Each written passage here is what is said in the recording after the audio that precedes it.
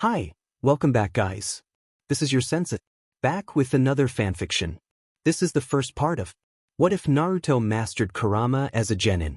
Now before starting, please give this video a like and subscribe to the channel if you want more videos like this. Now let's get into the fanfic. Sunrise was displaying a breathtaking panorama across the ocean's surface. This however went unnoticed by a lone figure sitting at the end of the pier. Dim in it. As if things weren't bad enough for me already, why can't I, just for once, get a break? Yesterday had been pretty bad, even if you took into consideration that they had pretty much accomplished their mission. No one had died, but Sasuke had been seriously injured by multiple sunbon needles that had hit his vital spots. Sakura, of course, flew off the handle and gave Naruto the worst tongue lashing ever. Seriously, only thing that kept the tongue lashing from becoming a real, and quite brutal, lashing was Sasuke, who in his incapacitated state diverted Sakura's attention from Naruto. It really SCKS to be me. And to think that I probably saved the whole team out there. But do I get any thanks? Hell no. I get viciously scolded by Sakura-chan because I somehow obviously held back her precious Sasuke-kun and thus caused his injuries. Well, it wasn't all that bad. Kakashi-sensei had actually asked if he was alright and after giving him a once-over had commended him on a job well done. Tazuna and his family had showered Naruto with thanks, something the boy was certainly not used to, for saving Tsunami and Inari. After they had settled in for the night, things had gone from bad to worse, which was exactly why he was sitting on the end of the pier, watching sunrise with unseeing eyes. These very interesting musings were cut short, however, by a hand that suddenly appeared on his shoulder, eliciting a loud scream of "Kaya!" from the startled youth. Naruto turned around in a rush while yelling, "Kakashi-sensei! Don't use your ninja stealth to sneak up on people." Kakashi's sweat dropped. "Naruto, I wasn't trying to sneak up on you. I even called out your name a couple of times." Kakashi peered at the boy who was still trying to control his erratic heartbeat.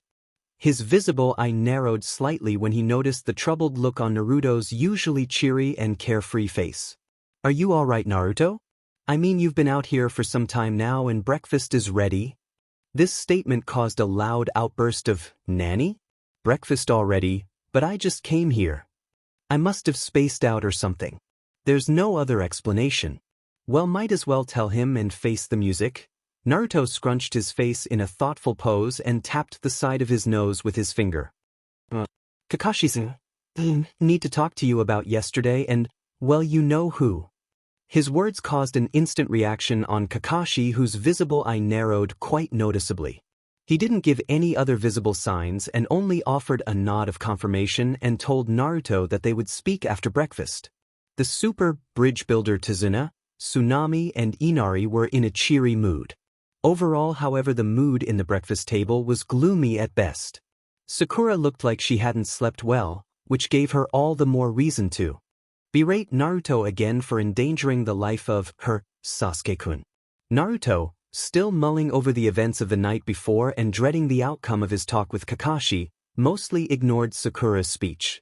Until it was accentuated by a light rap on the head by Sakura, who now was getting more sad because she was being completely ignored. "Naruto, you JRK. Don't you dare to ignore me when I'm talking to you." Naruto, wide-eyed, was trying to sputter out a defensive reply when he noticed that it was being ignored as Sakura was back in her rant. "Sleep a wink because I was so worried about Sasuke-kun." Shrugging his shoulders, Naruto tuned her out and was again immersed in his own problems. Kakashi, the Jounin instructor of Team 7, was thoughtful as well. He was going over possibilities as to what exactly did Naruto want to talk about. Certainly Kyuubi wasn't loose or in control of the boy. Best possible explanation he could come up was the same thing he wanted to talk to Naruto anyway. He had sensed Kyuubi's chakra on the bridge. It had been brief but still, and he was certain that the boy had felt the difference. Yes, that had to be it. Naruto knew that the Nine Tails was sealed in his belly and had felt, quite intensely he surmised, its chakra and now wanted someone to talk about it. There were of course other possibilities, but this was the most likely scenario.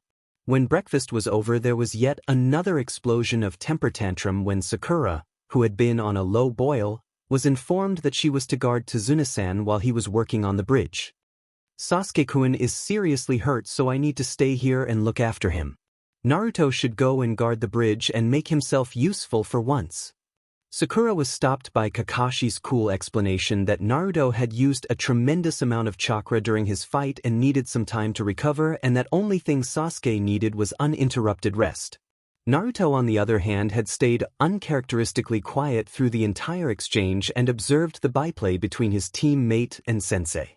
The result of his observations was disheartening. Sakura didn't even care whether he was hurt or not. Sheesh, she really doesn't seem to care whether or not I'm alright. Only that I'm somehow keeping her from Sasuke, and to think that I really had a crush on her too. Consciously voicing the thought brought forth a revelation. He really didn't have a crush on the pink-haired Kunoichi anymore. Not that he didn't like her or anything, but the infatuation was gone. He shrugged wistfully, probably that demon dream. Stupid dumbass fox, going through my entire life and taking me along for the ride. After Tazuna, with an irate Sakura in tow, had left to oversee the construction of the bridge, Kakashi led Naruto towards the area where Team 7 had learned chakra control in form of tree climbing. When they arrived, he motioned Naruto to sit on a nearby log and asked, "So Naruto, what was it that you wanted to talk about? Does it have something to do with?" He paused, searching a proper word when Naruto spoke up. "Fuzzy, yeah, I wanted to talk about Kyuubi, the seal, and a whole lot of things actually." There was a moment of silence, after which Kakashi, in almost apologetic tone of voice, asked if the seal was still intact. Naruto nodded in answer and then explained, "The seal is still intact and active. It's kinda hard to explain, but apparently this was supposed to happen." Seeing the unvoiced question in his sensei's eye, he continued in a tired tone, "The seal was activated, and now Kyuubi has woken from her long slumber."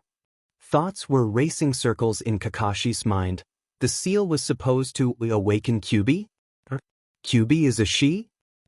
The seal was supposed to. Mustering his willpower, he snapped back into focus. His entire list of possibilities as to why Naruto had wanted to talk was blown to hell. Then again, he should have anticipated that, as Naruto certainly lived up to his name as the #1 ninja in surprising people. Focusing again on the matter at hand, Kakashi began to run a mental list of scenarios ranging from the best to the worst. At the best, Kyuubi was rapidly being absorbed by the seal and the whole ordeal would be over. At the worst, well, Kakashi shuddered. He really didn't want to think about the worst-case scenario. Calming himself, the Jounin reached for his Konoha Hitate, uncovering his single Sharingan eye. In an even voice, he ordered simply, "Tell me everything. Leave nothing out." Naruto was startled. He didn't know how Kakashi would react to his news. But to uncover his Sharingan, something that he only did when facing an enemy, was ominous to say the least. In a shaky voice, he began to recount the events that led to the seal's activation. "Then I saw Sasuke go down and that Haku guy started gloating, so I kinda snapped. I don't know exactly what I did, but I reached in to draw out every last drop of chakra so I could kill the BSTRD. That's when it happened, I guess." His voice dropped into a whisper. "Things went a little hazy, but then I could feel this enormous amount of power that surged through the seal and into my body. I could have ripped Haku apart piece by piece. And I almost did because I was so mad at him." Naruto hung his head in shame at this. He continued in a more subdued tone. "After I calmed down, the power seemed to flow back into the seal, but there was a small throbbing or well-prodding of sorts. I guess it was stupid not to say anything sooner, but everything was going on so fast that I didn't really have time. Besides, it stopped soon enough anyway. The thing is, I kept feeling something though, the presence of something alien but still familiar. It was weird. Anyway, after we turned in for the night, things went really weird." Kakashi had to squash a sudden urge to strangle the boy for stating something like that. As if using demonic chakra to defeat your enemy wasn't really weird. Then again, this was Naruto, the guy who carried around the most powerful demon ever, so maybe the usual standards didn't apply. Naruto stared off into the distance, looking effectively zoned out. Kakashi was about to prod him on when he continued his narrative. "Last night I dreamed. I saw my entire life go by in a flash, and I have to say it wasn't very pleasant." He frowned at the memory and the feelings that it brought up. The dream had been bad, all right. The cold stares, the hatred, the numerous beatings, rip-offs and other cruelties he had been forced to live with his entire life. He had watched as the other kids in the orphanage got birthday and Christmas presents when he got nothing, how other students in the academy received extra lessons, instead of punishment, from the teachers if they failed in something.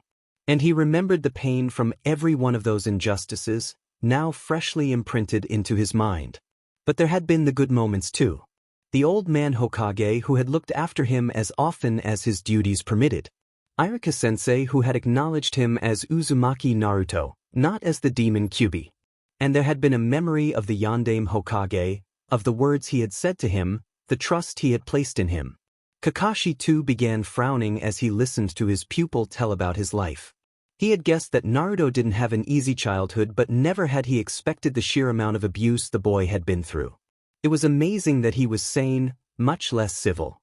It also explained his lack of ninja skills. No sparring partner to practice taijutsu, no one to instruct him on the finer points of molding chakra and so on. This was certainly something he had to bring up with the Hokage the next time he spoke with the old man. The dream ended on the moment I reached through the seal. After that I started to drift in a void or something. That's when she came to me, telling me that I had to wake up and then find my center so that we could speak. She stressed that it was important and that time was running out. Then I woke up. Naruto cleared his throat and glanced expectantly at Kakashi. He was not disappointed as the Jounin was completely immersed in the story. Afterwards I just laid there for a few moments trying to regain my bearings and then went outside and ended up sitting on the pier. And then I decided to do as Kyuubi told me and began my meditation exercises. Flashback. Naruto was trying hard. He tried to remember what they had said about meditating in the academy. Finally he gave up and decided just to relax and calm his mind, or something. And then suddenly he wasn't on the pier anymore. Instead he was sitting cross-legged in a dark, dank hallway. He stood up and surveyed his surroundings. It was desolate to say the least. There was at least an inch of murky water on the floor, and more water was dripping from broken pipes on the ceiling. In the distance there was an eerie glow and the alien presence that he had felt was coming from that general direction. After wandering in the corridors for a few minutes, Naruto finally arrived at what he surmised was his destination. He could only gape at the massive gates that had, he noted, a scrap of paper with the word seal written on it. But what really unnerved him was the enormous presence that loomed behind the said gates. Presence that was in a form of an animal with 9 swaying tails to be exact. There before him was Kyuubi, the most powerful demon ever to walk the surface of the world. Naruto struggled to compose himself, a task which came almost impossible as he suddenly became aware of 2 large eyes, crimson eyes with slit pupils, that were focused on him. Resolutely squashing thoughts of his own insignificance, he put up a brave face and called out in what he hoped was cool and Kakashi-like manner. "Yo, you Kyuubi? You wanted to see me." There was a moment of silence as the eyes seemed to bore holes into his skull. "What do you think, brat? Have any other resident demons in you that I don't know about?" The reply dripped with sarcasm.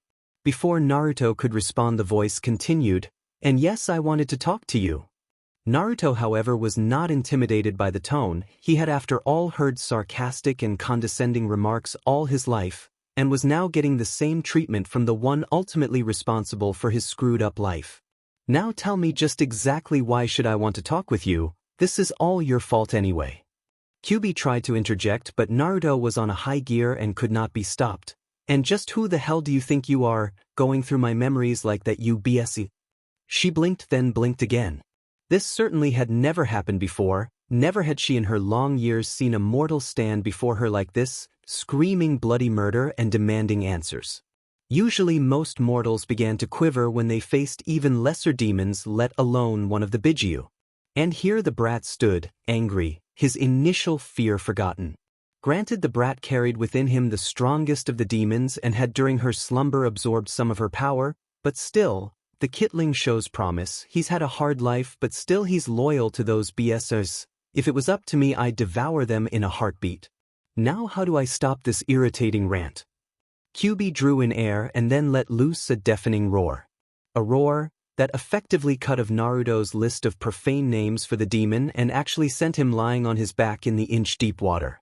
Kyuubi roared again, this time with less force, bringing the dazed boy out of his shock. "Now you listen to Kit, we don't have much time and you can berate me all you want after you get your facts straight. But right now we have business to attend to." Having Naruto's undivided attention, she proceeded to explain the inner workings of the seal to the bewildered boy. After about 15 minutes of explaining, arguing, and yet more explaining, they had reached an understanding. "So, basically you can't do jack about it then? The seal is now active and is draining you. You want revenge against the people who summoned you to this plane and attempted to possess your powers, then set you against Konoha where you were sealed in me? And in return for this revenge you surrender more of your body to the seal and tweak my body a bit, give me lessons and all that stuff." Naruto glared at the demon. "And you say that you could actually just do this tweaking anyway, so I really don't have a say in it? But you chose to warn me because you thought it was nice." Heartwarming concern coming from a demon. Kyuubi growled at the boy and slammed her claws against the gate. "I tell you, brat, it wasn't my choice to attack your Konoha. I actually considered Konoha to be one of the more decent ninja villages around. But as it is, I chose to warn you beforehand so you may warn that sensei of yours, so we, and I mean we as in you and me, won't get killed before you have time to explain it all to him.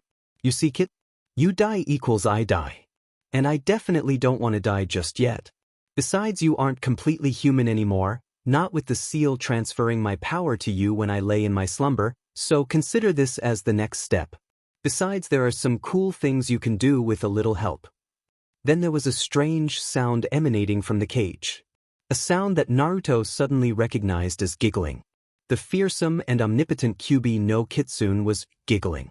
The blonde ninja sweat dropped. "Are you giggling?" The large eyes blinked at this. Then a vicious smile accentuated by a row of gleaming white teeth came visible. "Hiss. I was simply anticipating the fear those ignorant peasants that have mistreated you all your life will feel when they find out that you have the Queen of Foxes backing you up." Naruto began to tremble visibly. "The Queen of Foxes, that would imply that you are a girl?" The question was answered by another set of giggles and growl. Then there was a poof in the cage and suddenly by the gate stood a female, humanoid but not quite human. Naruto noticed several things at once. She had fox ears on top of her head, which he noted was covered with red hair. B. She had quite a voluptuous figure that was simply oozing seductiveness and well, section C, she was quite naked. D. He felt something warm trickling down his face. Now that has never happened before. Am I turning into a pervert like all the other adults? His nosebleed, as slight as it was, and his frantic expression didn't go unnoticed by Kyuubi, who, poof, fed back into her original form. Once again baring her fangs, she inquired in a stuck tone, "That answer your question? And don't worry, even though you are quite amazing a specimen, I wouldn't, even if it was possible, try to stuck you. It would be too much like MSTRBTN. But now get out of here and go find that sensei of yours." At the dismissal, Naruto suddenly found himself sitting at the pier and noticed to his amazement that it was dawn already. He began once more ponder about the events of the night and the problems of his life in general. Also, he did on occasion wonder what that MSTRBTN thing that Kyuubi had mentioned was. And flashback. Kakashi stared, he simply stared. Here he was listening to what could only be described as a product of an active imagination, with the exception that it wasn't. He shook his head to clear his thoughts. "Now Naruto, what exactly is Kyuubi going to do to you?" Naruto scratched the back of his head. "Well, she said that she'd let the seal to take some of her essence and transfer it into me, specifically in the eyes, ears and nose. She also said that she'd put some of her power into me in general, increasing my physical abilities, something that I already have experience in.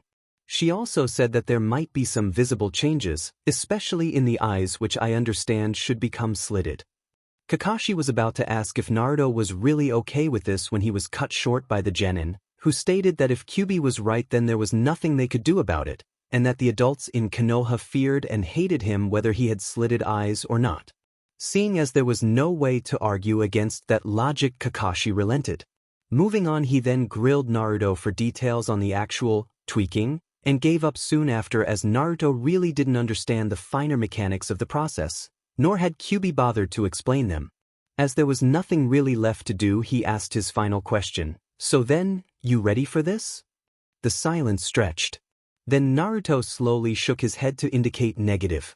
In answer to raised eyebrow, he said in a slow, almost fearful tone, Kakashi-sensei, there was something more in my dream that I didn't tell you about, something from the very beginning. I saw the yondaime and he gave me something and said some things and I just need some sort of confirmation. I mean, you were his student, so you knew him, right? Naruto drew a breath and then reached into his shirt, pulling out a golden chain with a locket attached. Kakashi's reaction to the sight was immediate. He inhaled sharply, then promptly fell to his butt. Blinking at the older man's reaction, Naruto began to fear the worst. Maybe the locket was a mark of a traitor or something. Kakashi was, however, fixated on the locket dangling from Naruto's hand. He then quickly reached into his own shirt and produced a similar locket. That locket belonged to the Yondaime Hokage. I had thought it was destroyed along with his body. Where did you get it? The question was delivered with a dosage of menace that promised instant pain if the answer was wrong. Naruto gulped and proceeded to explain, I've always had this. It's the only thing that really is my own. In the dream I saw Yondaime looming over me. He slipped the locket on me and then said some things.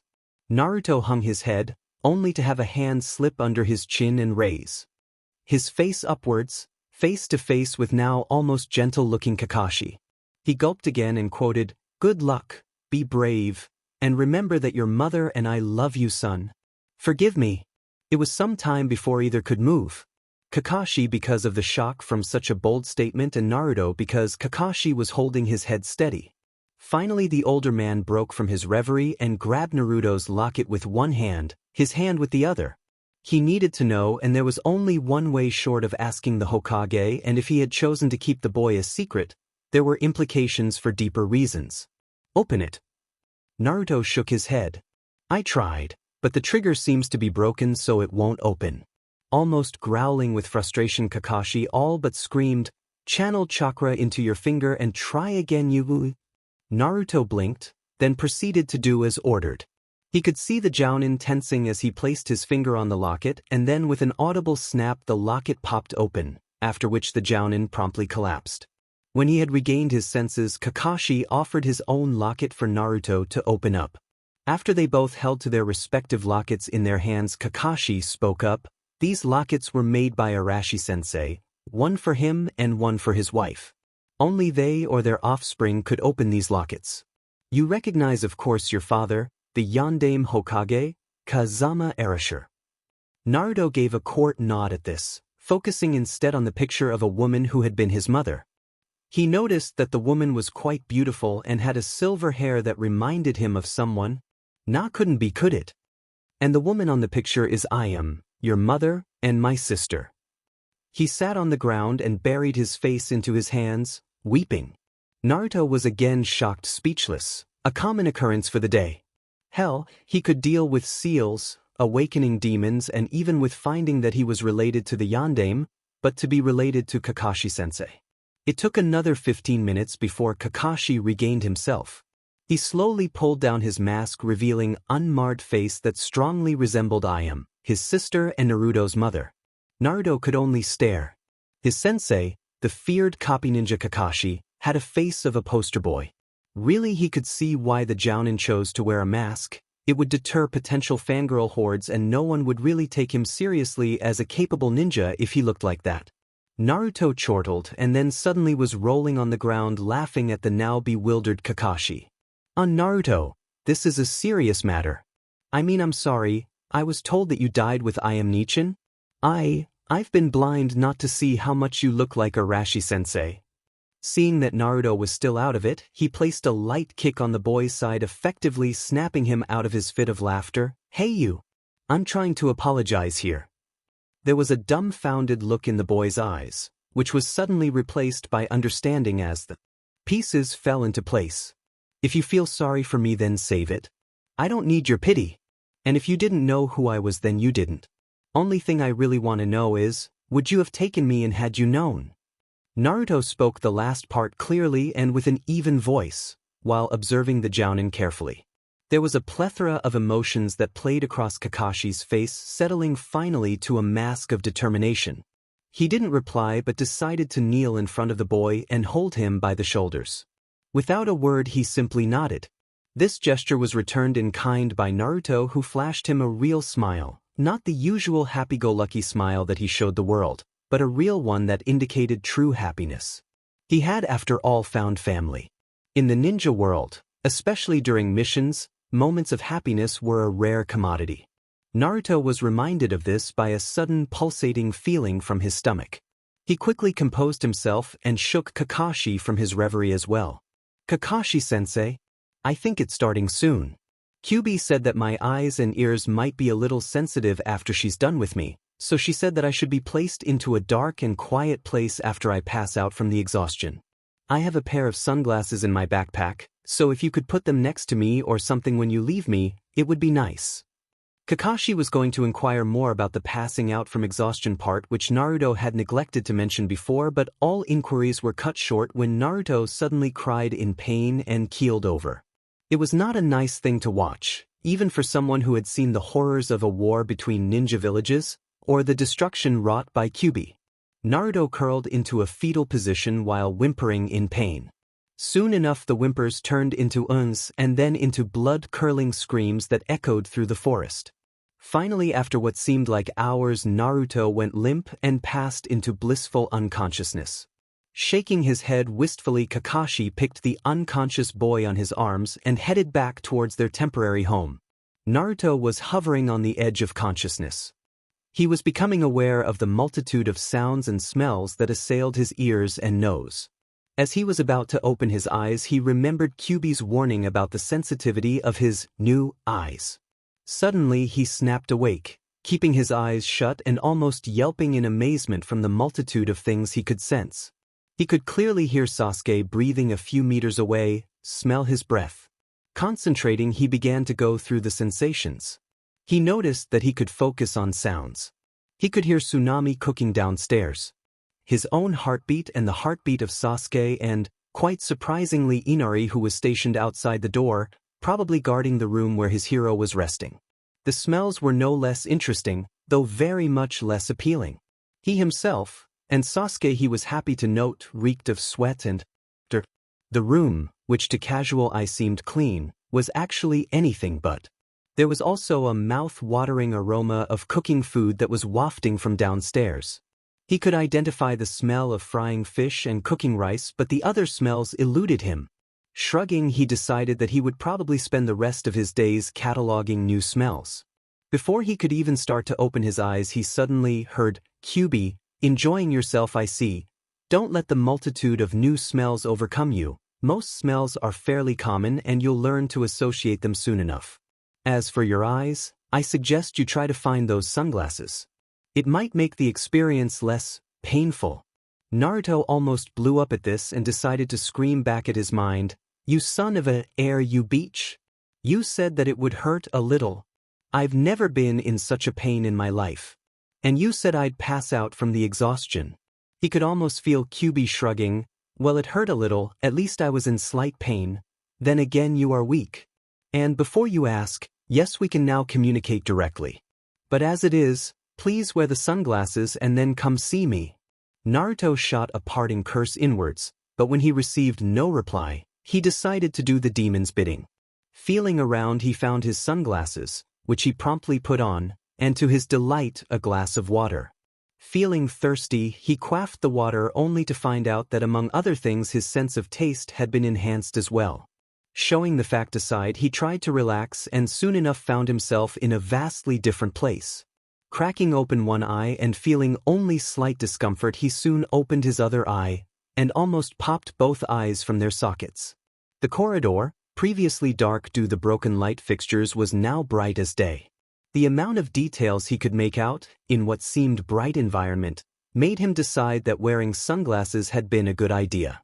He started towards Kyuubi's den in brisk pace and soon enough arrived at his destination. He felt Kyuubi's eyes on himself the moment he entered the room. There was something in the gaze that made him uneasy. It was as if he was being evaluated. Following instructions from the demon, he turned around once, then again. Naruto began to grow frustrated and was about to yell when Kyuubi simply stated, "Oops, oops. What the hell does she mean, oops?" Now Naruto was really getting sad and let it show by swishing his tails in agitation. Then it hit, "Tails? I have tails. You freaking bstrd. What the hell did you do to me? I have one, no two tails." Kyuubi was amazed. Now she really had made a mistake by letting the seal absorb a bit too much of her essence. Not that it mattered to her, but the boy might not be able to adjust if the pace was too demanding. And he already had two tails, quite the individual indeed.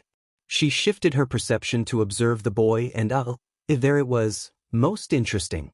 She decided to stop the boy who was in a full rant mode about villagers, lynch mobs and pitchforks. "Control yourself, Kitling. You really don't have tails. I did give you more than I intended, the seal you see. However, I seriously doubt you have tails in the real world. Not all the time anyway. If you haven't noticed, your hands sport a nice set of claws and you seem to have developed quite the fangs too."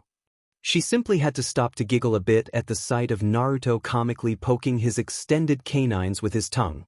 That and the befuddled look he had when he stared at his fingers. Getting over her mirth, she continued. "Now your claws, fangs, eyes and tails are all surging with my chakra. I think it's safe to assume that you normally retain your blue eyes and your normal, if insignificant, teeth and nails. And you will have no tails.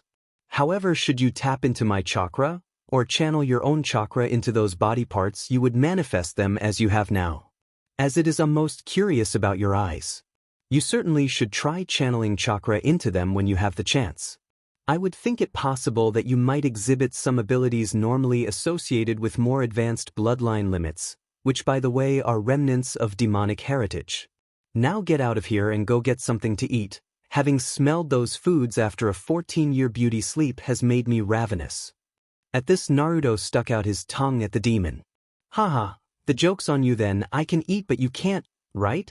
The last part was added in a more hesitant tone caused by a widening and quite toothy grin. "Kit, I can now touch the world just like you can. Maybe I can't do anything aside from watching, but still. I see, smell and hear what you do and I taste what you taste. You eat and I get nourished and so forth. The seal works both ways, you know. On that note, while I think ramen is tasty and everything, you really should expand your menu. It's not healthy.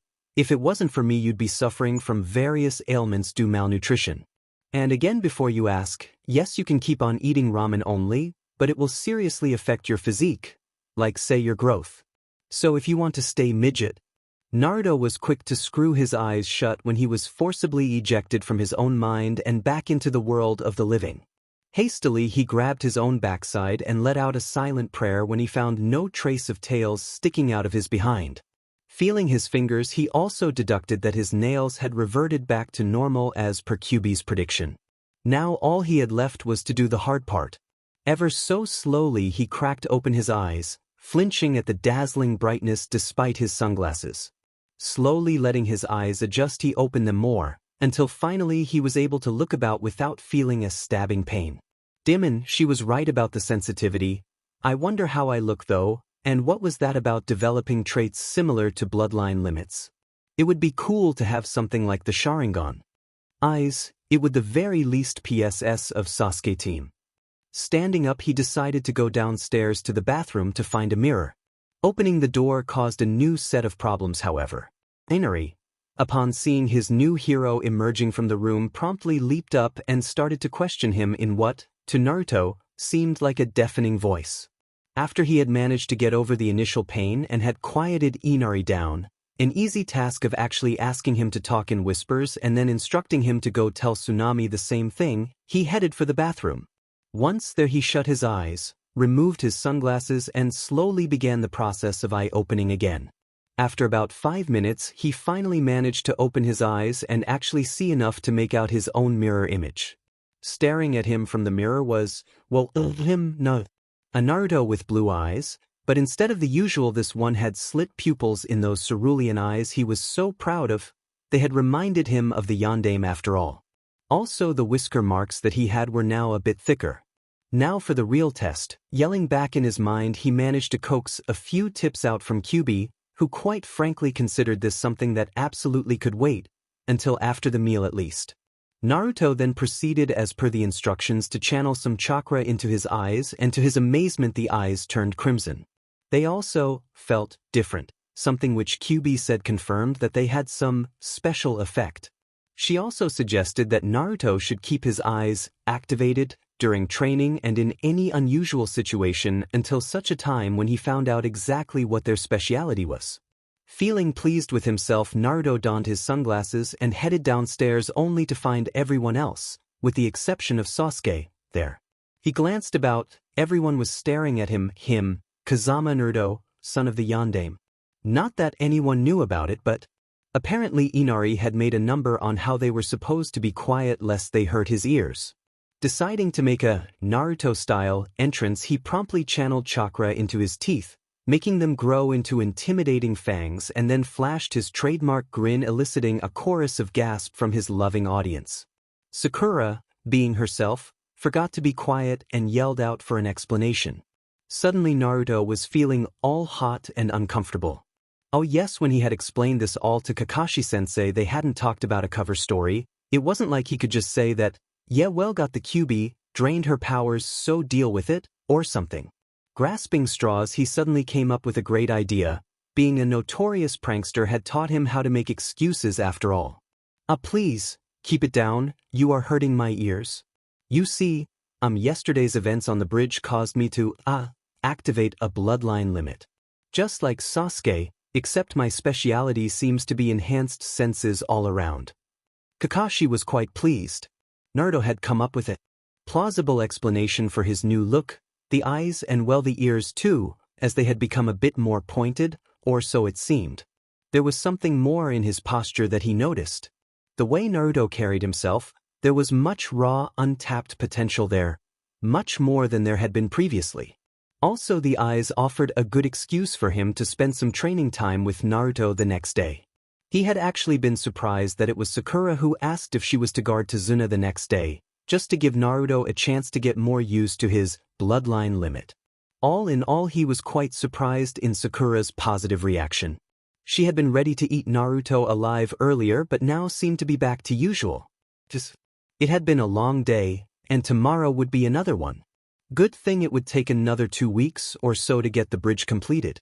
He still needed to formulate his report to the Hokage and make some plan to stop the villagers from lynching his newfound nephew. Maybe he should teach him the Chidori. That would make them think twice. Or maybe he should track down Jiraiya and make him teach the kid the Rasengan. The Jiraiya option sounded pretty good. He needed the newest Ika paradise anyway. With that final thought, Hatake Kakashi fell into a dreamless sleep. He was uneasy. There was an ominous feel to the air. Swishing his 9 tails in agitation, the mighty Kitsune decided to go for a walk. Then there was sudden feel of vertigo when a vortex of violent energy was formed, skinging the demon towards its gaping maw. He tried to fight, bringing forth all the power he had gathered during the long years of his life, but to no avail. When the vortex finally died down, the great beast noticed that he was no longer on his native plane. Instead, the place felt as if it was part of the human world. Growling in frustration, the demon took notice of a considerably strong sealing circle, a circle that would contain one such as him for a few moments. Most curious, to summon me here against my will, and try to trap me with such trifles. What are these humans hoping to accomplish?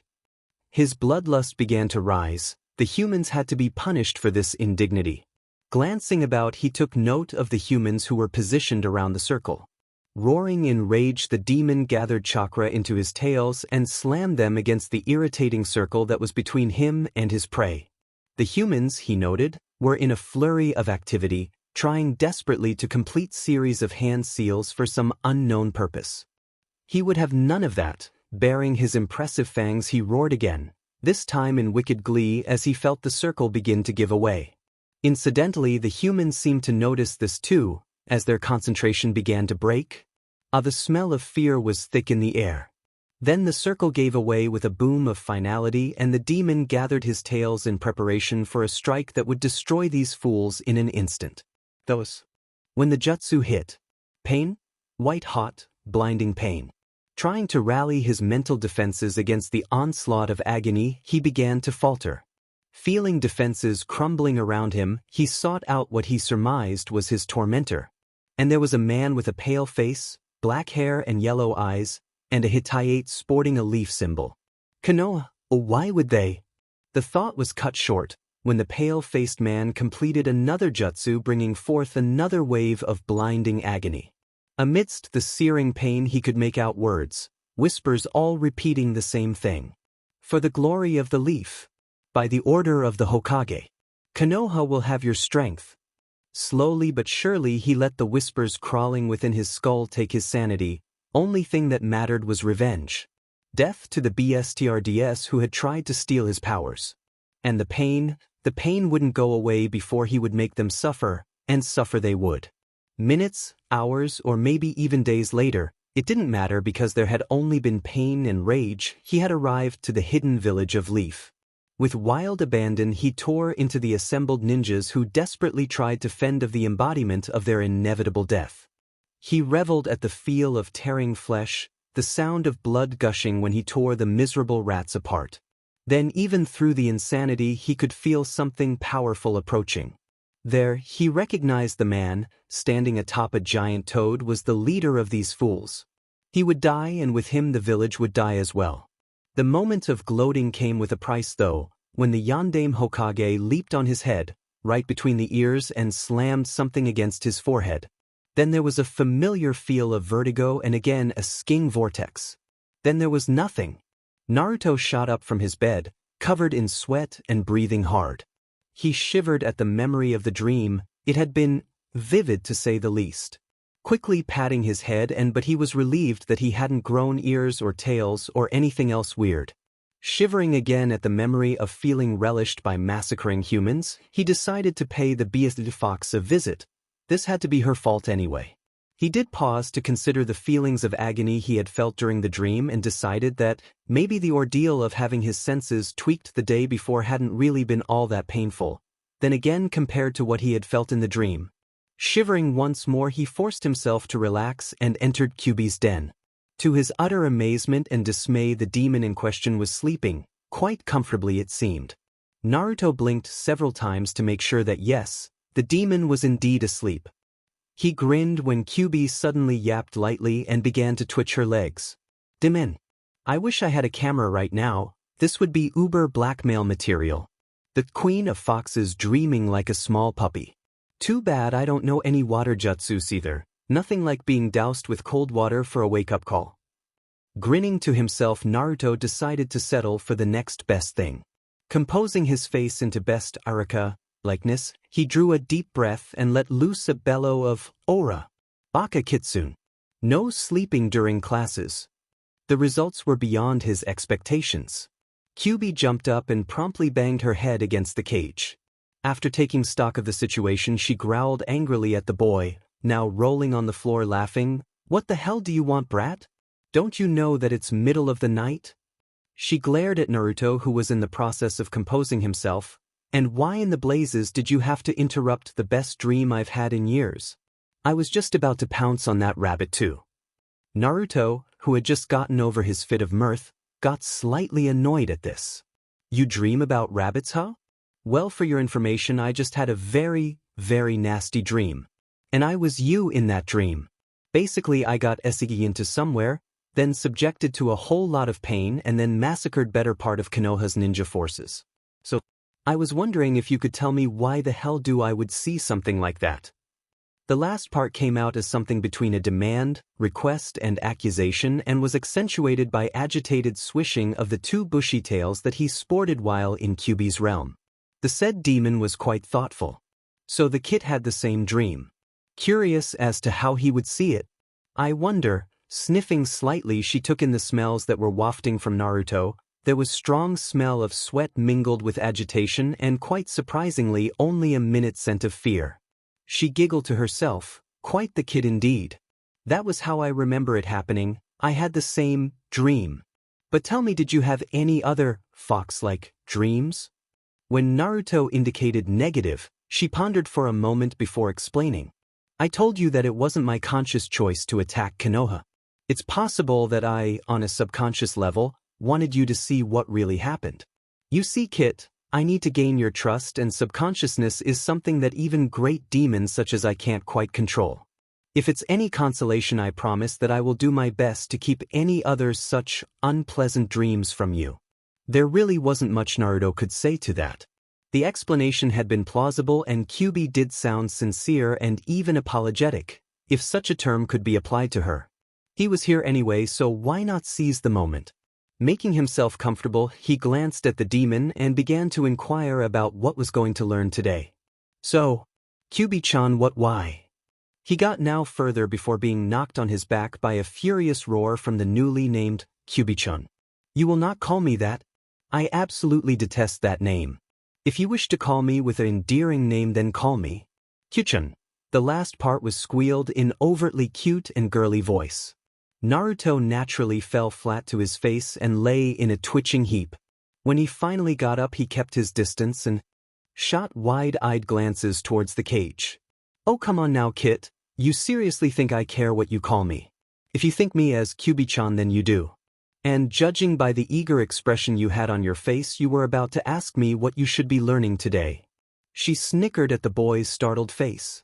So easy to read this one, he really should get some lessons in keeping a game face, or get a mask like his uncle. You have set of new senses, claws which will serve as efficient weapons if you learn to use them, and a pair of tails which can be used for similar purposes. Logically, one would start with them. Also, I would do some more chakra control exercises, as most kitsune abilities require quite precise control, and that control will greatly help you in learning new jutsus as well. Naruto opened his eyes to find himself back on his futon. Judging by the sound of breathing, Sasuke was still asleep, but Kakashi seemed to be awake, so he muttered a low greeting. Smelling food, he decided to get up and go see if Tsunami required any help in the kitchen. Kyuubi had been implying that he might stay short if he didn't start eating stuff besides ramen, and since he didn't know how to cook. After Naruto snuck out from the room and towards the stairs, Hatake Kakashi sat up. He had been awake for the past 2 hours, woken suddenly by Naruto, who bolted upright, then slumped back onto his futon, and then, just as suddenly, dressed and simply walked out. He really needed to find out what had happened, but that could wait until they could speak in private. Shrugging, he too got dressed and proceeded to shake Sasuke to see if he was feeling well enough to come downstairs for breakfast. Half an hour later, everyone had gathered downstairs to eat. Sasuke's attendance had brightened up the table, even if Sasuke himself was in a surly mood. He had immediately noticed Naruto's eyes and felt, quite frankly, annoyed. How dare the dope activate a bloodline limit, specifically something that looked like a jujutsu? It would be insufferable to have someone compare him, the Rookie of the Year, to the dead last of the academy. It got worse, however, when Sakura, seeing his weakened state, took it upon herself to feed him, causing him irritation to no end. And then, she began to babble about Naruto's new abilities, making sure that she stated, multiple times no less, that the vaunted Sharingan would definitely be stronger and that he was stronger. Naturally, this didn't sit well with Inari, to whom world now revolved around Naruto. He began to argue in loud voice that Naruto was super strong and not a pale, super wimp like Sasuke. This led to a cataclysmic disaster in the form of MT Sakura erupting. Naruto could only grin at the insult. That was something that he couldn't say without an instant and painful retaliation from Sakura, who, despite being sad at the brat who was slandering the love of her life, could not bring herself to beat up a small kid. Finishing his breakfast, he decided that it was time to leave, so he excused himself and raced out the door while donning his sunglasses. Back at the table, Kakashi was watching the argument between Sakura and Inari with interest. He also noted that Sasuke was trying to get his attention while he, feigning ignorance, concentrated on the bickering duo. Sasuke obviously wanted to know more about Naruto's bloodline, but simply could not bring himself to ask about it. Seriously, Kakashi thought, if he wants to know, then he should ask about it. He needs to open up more anyway, and making him talk would be a step towards the right direction. Finally, growing tired of not getting noticed, Sasuke all but growled at his sensei. Now, what is this all-new bloodline limit the dopes suddenly developed? What does it do exactly? Kakashi's eyelid drooped lazily until it covered about half of his visible eye and he let out a contemplative "Oh, we really don't know." Smirking behind his mask, he watched the Uchiha heir's countenance darken with barely held anger. Before the boy could speak up, Kakashi continued. "You saw some of the visible changes that have taken place. What basically happened is that when the bloodline limit kicked in, Naruto developed enhanced senses. Eyes, ears, nose and the like." Sasuke mulled over the information for a while, then proceeded to question further. "So basically he has developed senses of a cat or something? I mean, the eyes looked bit cat-like." Kakashi thanked the kami for his mask, which kept his relieved expressions safely hidden. He had been dreading that Sasuke would associate the eyes with a fox for some reason, while they did really resemble cat eyes more. He nodded in agreement with Sasuke's declaration and then pulled out his infamous orange book. He needed something familiar to fall back to. Sasuke, on the other hand, was contemplating this new information. So the dope had actually gotten a better nose? Big deal. I'll still kick the dope from here to Konoha. It's not like he's going to get stronger from smelling things. With this final though, which brought out a self-satisfied smirk, Sasuke decided that he still needed to rest a few days. Several hours later, Kakashi came to the clearing where Naruto was practicing. He noted several things at once. There was a broken tree that looked as if it had been hit extremely hard, and that there was another tree with a Naruto-shaped dent in it a good 20 yards away from the first tree. More interesting were the facts that Naruto was sporting quite menacing claws and bit disquieting crimson eyes. Also, there was an eerie shimmering or distortion that moved in the air behind the boy. Clearing his throat, he brought the blonde's attention to himself. He only raised an eyebrow when the claws, fangs and the distortion disappeared and the eyes turned back into blue. With curiosity barely held back, he sat on a rock and asked, "So Naruto, how's the new body coming along?" Finally, now he had someone to brag about all the cool senses he'd gotten. Not to mention the chakra boost, and, trembling with excitement, he proceeded to tell all he'd found out about himself so quickly that any listener would make out about quarter of the actual content. After a swift bonk to the head and a stern order to calm down and explain things, slowly, he began again. "It was awesome when I came out from the house and entered the forest. There were so many sounds, the leaves rustling, birds chirping, running water and the like. And the smells, I have identified 9 different woodland animals already." The last bit was exclaimed in proud tone. "Let's see, yeah, after I got the hang of being outdoors and actually could concentrate on my immediate surroundings without being overwhelmed by the sounds and smells, I started to experiment with my own body. The thing is, I got more than I bargained for. You saw the claws, fangs and eyes, and my tails." Naruto's grin widened, matching the widening eye of his sensei. There was a moment of silence, after which Kakashi managed to utter in a strained tone, "What tails?" This question was quite unexpected. What, was he blind? Surely he had seen the neat-looking tails he manifested when tapping into Kyuubi's chakra, or when he focused his own chakra into his rear. Doing just that, Naruto brought his newly formed tail to the fore. To his amazement, there was no tail there, only a slight distortion in the air. Dumbfounded, he grabbed a hold of the distortion and held on tight, while listening to Kyuubi's amused explanation in his mind. "It would seem that your tails are invisible to the normal eye, Kit. Perhaps your ability to see them was a result of using my chakra, or perhaps you simply need to activate your, what was it you called it, Shinkigen?"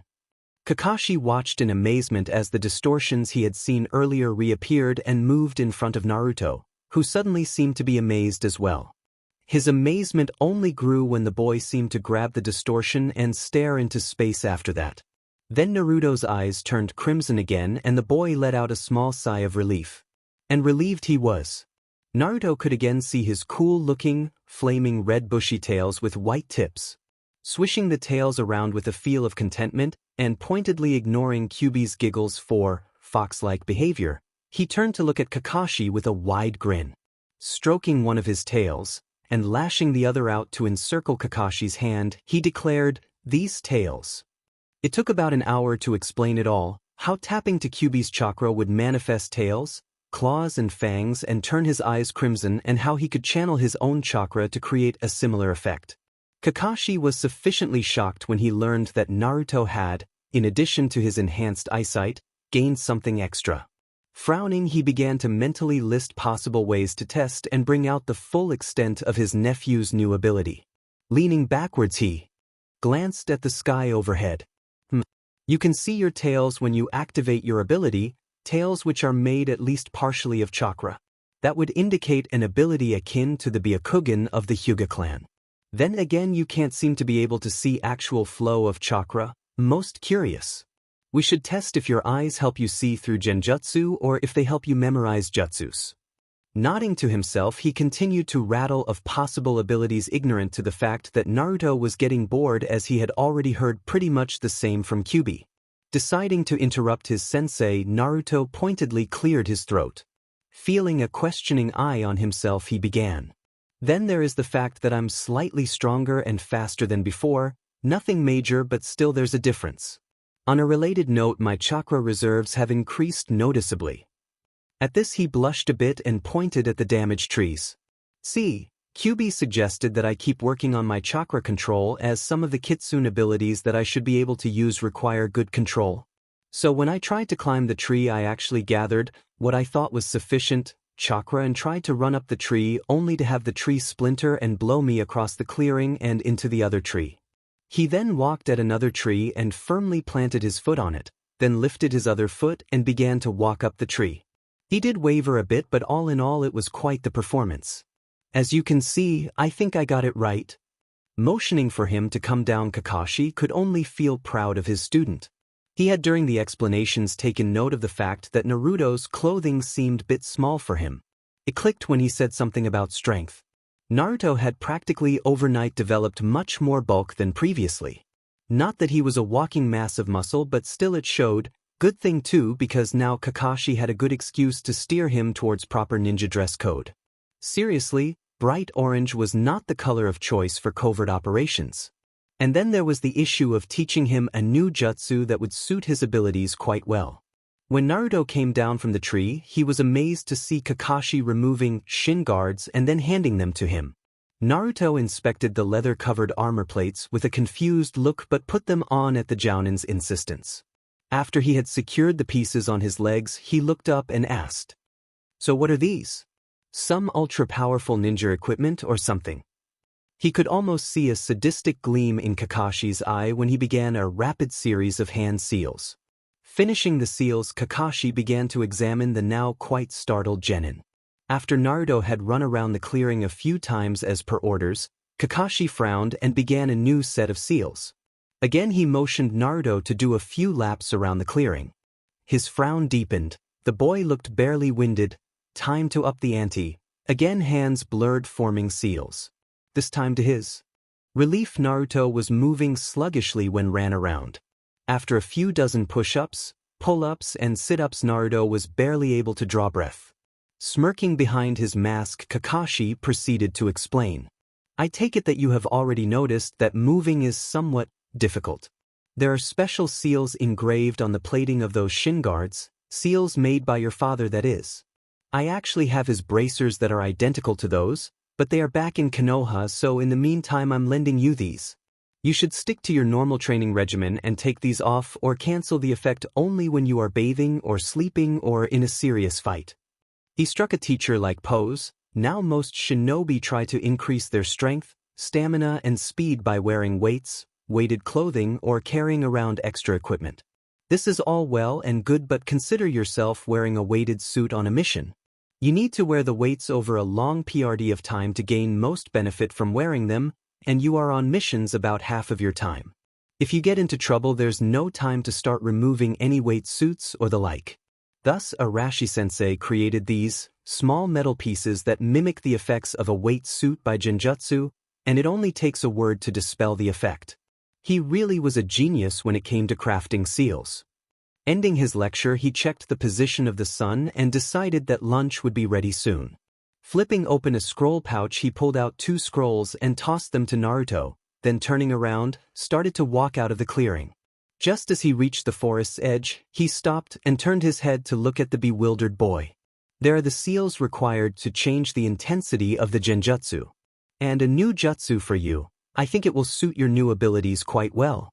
I'm sure you are familiar with it as it is the Kirigakure no Jutsu. He turned again but stopped and turned back for the last time. Oh, and if you want to advance your chakra control, try water walking. With that he vanished, leaving a stunned Naruto behind. Naruto had been startled when Kakashi began to flash through hand seals all of the sudden. Then he had grown initially bored when ordered to run around in circles. It was stupid. Or had been until he noticed that he had trouble walking, let alone running, with his usual bounce. The blonde had been somewhat reluctant for such a tremendous increase in his workload and was about to object until he heard few magic words like increase and speed. It annoyed him to no end that whatever he did Sasuke team was always faster. Not to mention that this training method was designed by his father, that fact alone made it worth trying. His objections now forgotten, Naruto was eager to get back to training when Kakashi tossed him 2 scrolls of all things. He had expected to get some instructions on how to cancel the genjutsu, but to get the whole set of instructions and a new jutsu scroll to boot. It was now ecstatic, but before he could flip open the Kirigakure scroll he was stopped cold by Kyuubi's commanding, "Not now, kid. Save the scroll for later. You have plenty of time to study it tomorrow when you are guarding the bridge.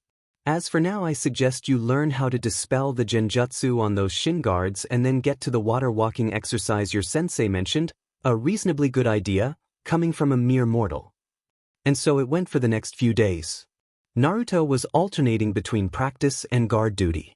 The practice consisting walking on water and climbing trees while trying to focus on different scents or sounds at the same time, something which he was getting better at.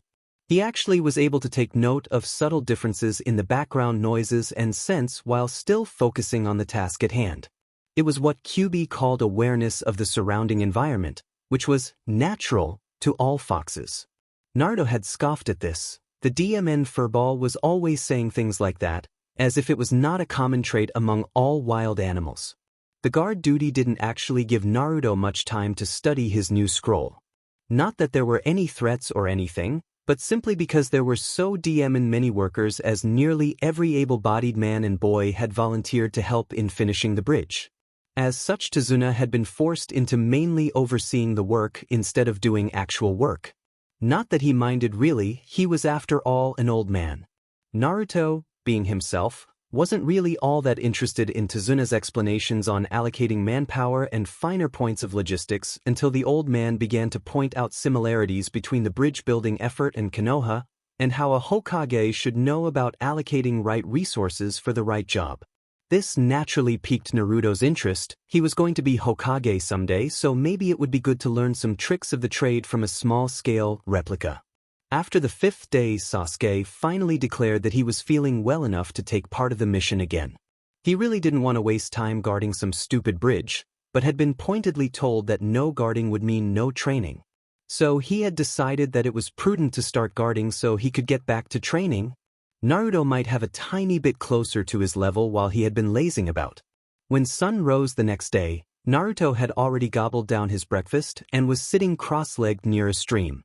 His face was a mask of intense concentration, with an elongated canine poking from his mouth indicating that he was channeling Kyuubi's chakra.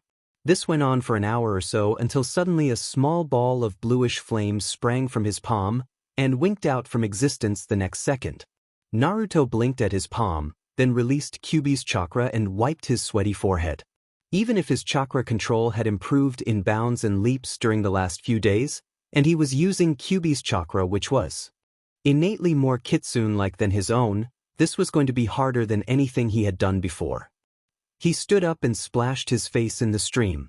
Good thing he had grabbed a few rice balls in case he'd stay out here over lunch because he was already feeling a bit hungry. He was munching on a rice ball when he heard a piteous sound that was a mixture of whimper and mewing. Cautiously following the sound to its origin, he found the most miserable sight of his life. There lay a thoroughly wet and obviously exhausted ball of reddish fur. To say that Naruto was amazed was an understatement. He immediately knew that the creature in front of him was a small fox, but still it was the first time he'd seen a real fox. That really wasn't the source of his amazement. It was rather the burst of maternal emotions that he felt coming from Kyuubi. The said demon was at the time giving instructions to her vessel. This kid is thoroughly exhausted and probably afraid. Tap into my chakra. It should give you more familiar feel and lessen the little one's fear. Then slowly take off your jacket and put her into it, then head back to the house. Soon after, Naruto was running towards the house carrying a sleeping kit that was wrapped in his coat. It had been surprisingly easy to gain the kit's trust. All it had taken was leaking out a little Kyuubi's chakra, something which the kit seemed to recognize instinctively, and a strategically placed rice ball. Running over the list of instructions from Kyuubi, Naruto tightened his grip on the nest he was carrying and opened the door only to meet the inquisitive eyes of both Tsunami and Kakashi. Shrugging, he motioned them to be quiet and continued to elaborate, "I found this poor thing in the forest, by the stream. She was wet and obviously exhausted, so I figured she could bunk with us till we find her parents." Needless to say, neither Kakashi, who was well aware of what was sealed in Naruto, nor Tsunami, who was instantly taken by the sheer cuteness of the small animal, objected. Tsunami went a step further and offered to get the poor little thing a plate of milk and some minced meat. As both items were on the approved foods list, Naruto readily agreed. Taking the milk and meat and collecting his new pet, Naruto made his way to the room where he set his jacket on the farthest corner. Then he, still tapped into Kyuubi's chakra, pulled out a futon and placed it near the fox and tried to recreate the bluish flame he had managed to form earlier. Sometime after lunch, which was delivered to him by a curious Tsunami, the kitsune cub woke up. She poked her head from the pile of orange jumpsuit and looked about. There was the weird, two-legged fox that shed its fur and had an odd feel about him. She decided that a small yap would bring about some attention. When he heard the yap, Naruto let his concentration slip. He had managed to recreate the flame several times and had managed to hold it together for almost 2 seconds this time. Focusing on the kit, he then realized that he had no means of communicating with the fox and decided to ask for help. A question of, "Hey Foxy, you wouldn't happen to have a trick that would make me understand Fox now, would you? Or better yet, a trick that would make her talk human," was promptly answered. "Yes and yes. Pick her on your lap and come to see me." "Baka Kitsune, I can't bring stuff over, can I?" There was a growl in his mind. "If you couldn't, then why the hell were you wearing that thing you call a nightcap when you were here after the nightmare? Just try it." Shrugging, Naruto slowly reached at the kit, who seemed to tense but allowed itself to be taken into his lap. Then, going through the now familiar process of relaxing his mind, he, and to his surprise, the small kit were in Kyuubi's den. The small kit looked about in stunned silence, then let out a yelp which translated itself as, "Wow, where are we?" in Naruto's mind. Without thinking, he answered with a "Court, Kyuubi's place," and was about to elaborate when he realized that he had actually understood the fox. His bewilderment was apparently obvious, judging by the multitude of giggles coming from Kyuubi's cage. Shaking herself out from the mirth, Kyuubi leaned closer to the gate and said, "Greetings, little one. As the other said, you are in my place now. I am Kyuubi, Queen of the Foxes." At the last part, Kyuubi glared at Naruto as if daring him to snicker at the title. The small kit was odd though. She was young, yes, barely 7 weeks of age, but still she had heard of Kyuubi. She had to wonder what had really happened. But that could wait. The revered Kyuubi was speaking again. "This kitling found and saved you. Now he would help you find your parents after you have recovered. It might be easier if you would be able to communicate on the outside world, as you can hear, so I'm going to activate some of your inheritance, something that happens to only a few and select kitsunes. This will help you to understand what he is saying, and in time will give you the ability to speak the language of men." She then turned her gaze from the awestruck kit towards now cautious Naruto. With a honeyed tone, she continued, "As for you, I'll surrender more of myself to the seal. Don't worry, I'll be careful this time, and it will only hurt a bit." With that last and, at least to Naruto, rather worrisome statement, red chakra began to ooze through the gates, quickly enveloping both Naruto and the fox cub. Moments later, Naruto opened his eyes only to regret it instantly. The pain hadn't really been all that bad, but what a headache. Feeling the pulsing pain diminish somewhat, he opened his eyes again and looked down only to meet a gaze of 2 golden brown eyes with slitted pupils. After a moment of mutual staring, Naruto decided to break the silence and asked, "So, did you really learn to speak, or was that old hag all talk?" Not really expecting an answer, he was surprised to see the kit opening her mouth and trying to voice something out. Then she tried again, and again, but the words simply wouldn't form. Noticing the effort, Naruto asked incredulously, "You can actually understand what I say but can't form the words to answer?" Seeing the kit bob her head, he whistled with appreciation. "So maybe I could understand you as well. Why don't you try yapping at me or something?" The little kitsune let out a long series of yaps, barks and growls which loosely translated as, "Who are you? Was that really Kyuubi-sama? Where am I? You smell funny." Sighing at the kit, Naruto proceeded to explain at length. By the time he had finished, Akai-chan, as the kit was named by her parents, was resting comfortably in a baby carrier that circled Naruto's shoulders and hung against his chest. The baby carrier had been provided by Tsunami, who on her way to get the dishes had spent a good 15 minutes petting the ecstatic kit.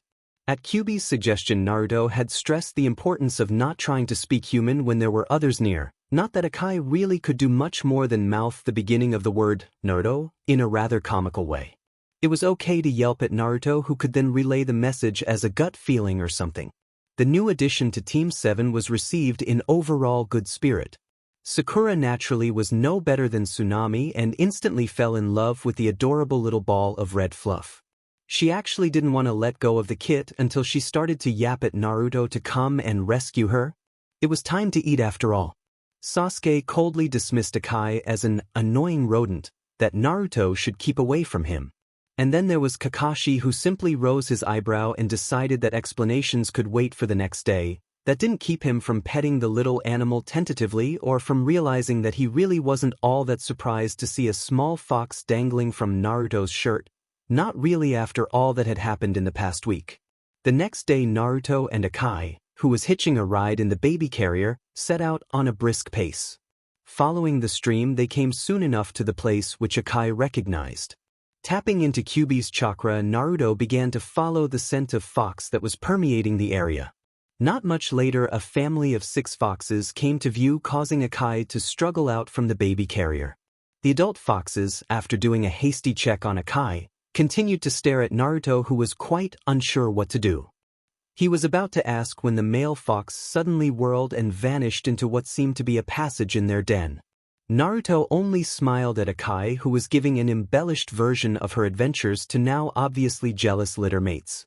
He was just about to ask Akai about her father when the said male returned, followed by an aged, almost silver-colored fox. Naruto instantly recognized the newcomer as important one when the cubs stopped their play and quieted down. The elderly fox then slowly and deliberately stepped in front of the boy and bowed respectfully. "How may we thank you for saving one of our own, mistress?" it asked in a clear voice. Naruto, after picking his jaw from the ground, proceeded, much to Kyuubi's amusement, vehemently deny being a mistress of any kind. He then began to explain the whole set of events that had led to him meeting Akai and so on. The story, which was translated into Fox by proudly grinning Akai, kept the entire fox family captivated. While the adults were still digesting the story, the cubs led by Akai pounced on the hapless Naruto, who soon fell laughing under the onslaught. After a while, the cubs calmed down and Naruto began to think of leaving. He had grown fond of the small kit, but still, this was her family. He thanked the old fox and was about to bid his farewell to Akai, only to find the kit safely tucked in her baby carrier. He petted the small animal and in a sad tone said, "Look, Akai, this is your home, your family." He was going to continue to explain about the prejudice and hatred he faced in Konoha and reasons as to why she couldn't possibly come with him, when the old fox, and to his surprise, Kyuubi interrupted. "She has made her choice, Kit. It's now up to you if you will take her with you.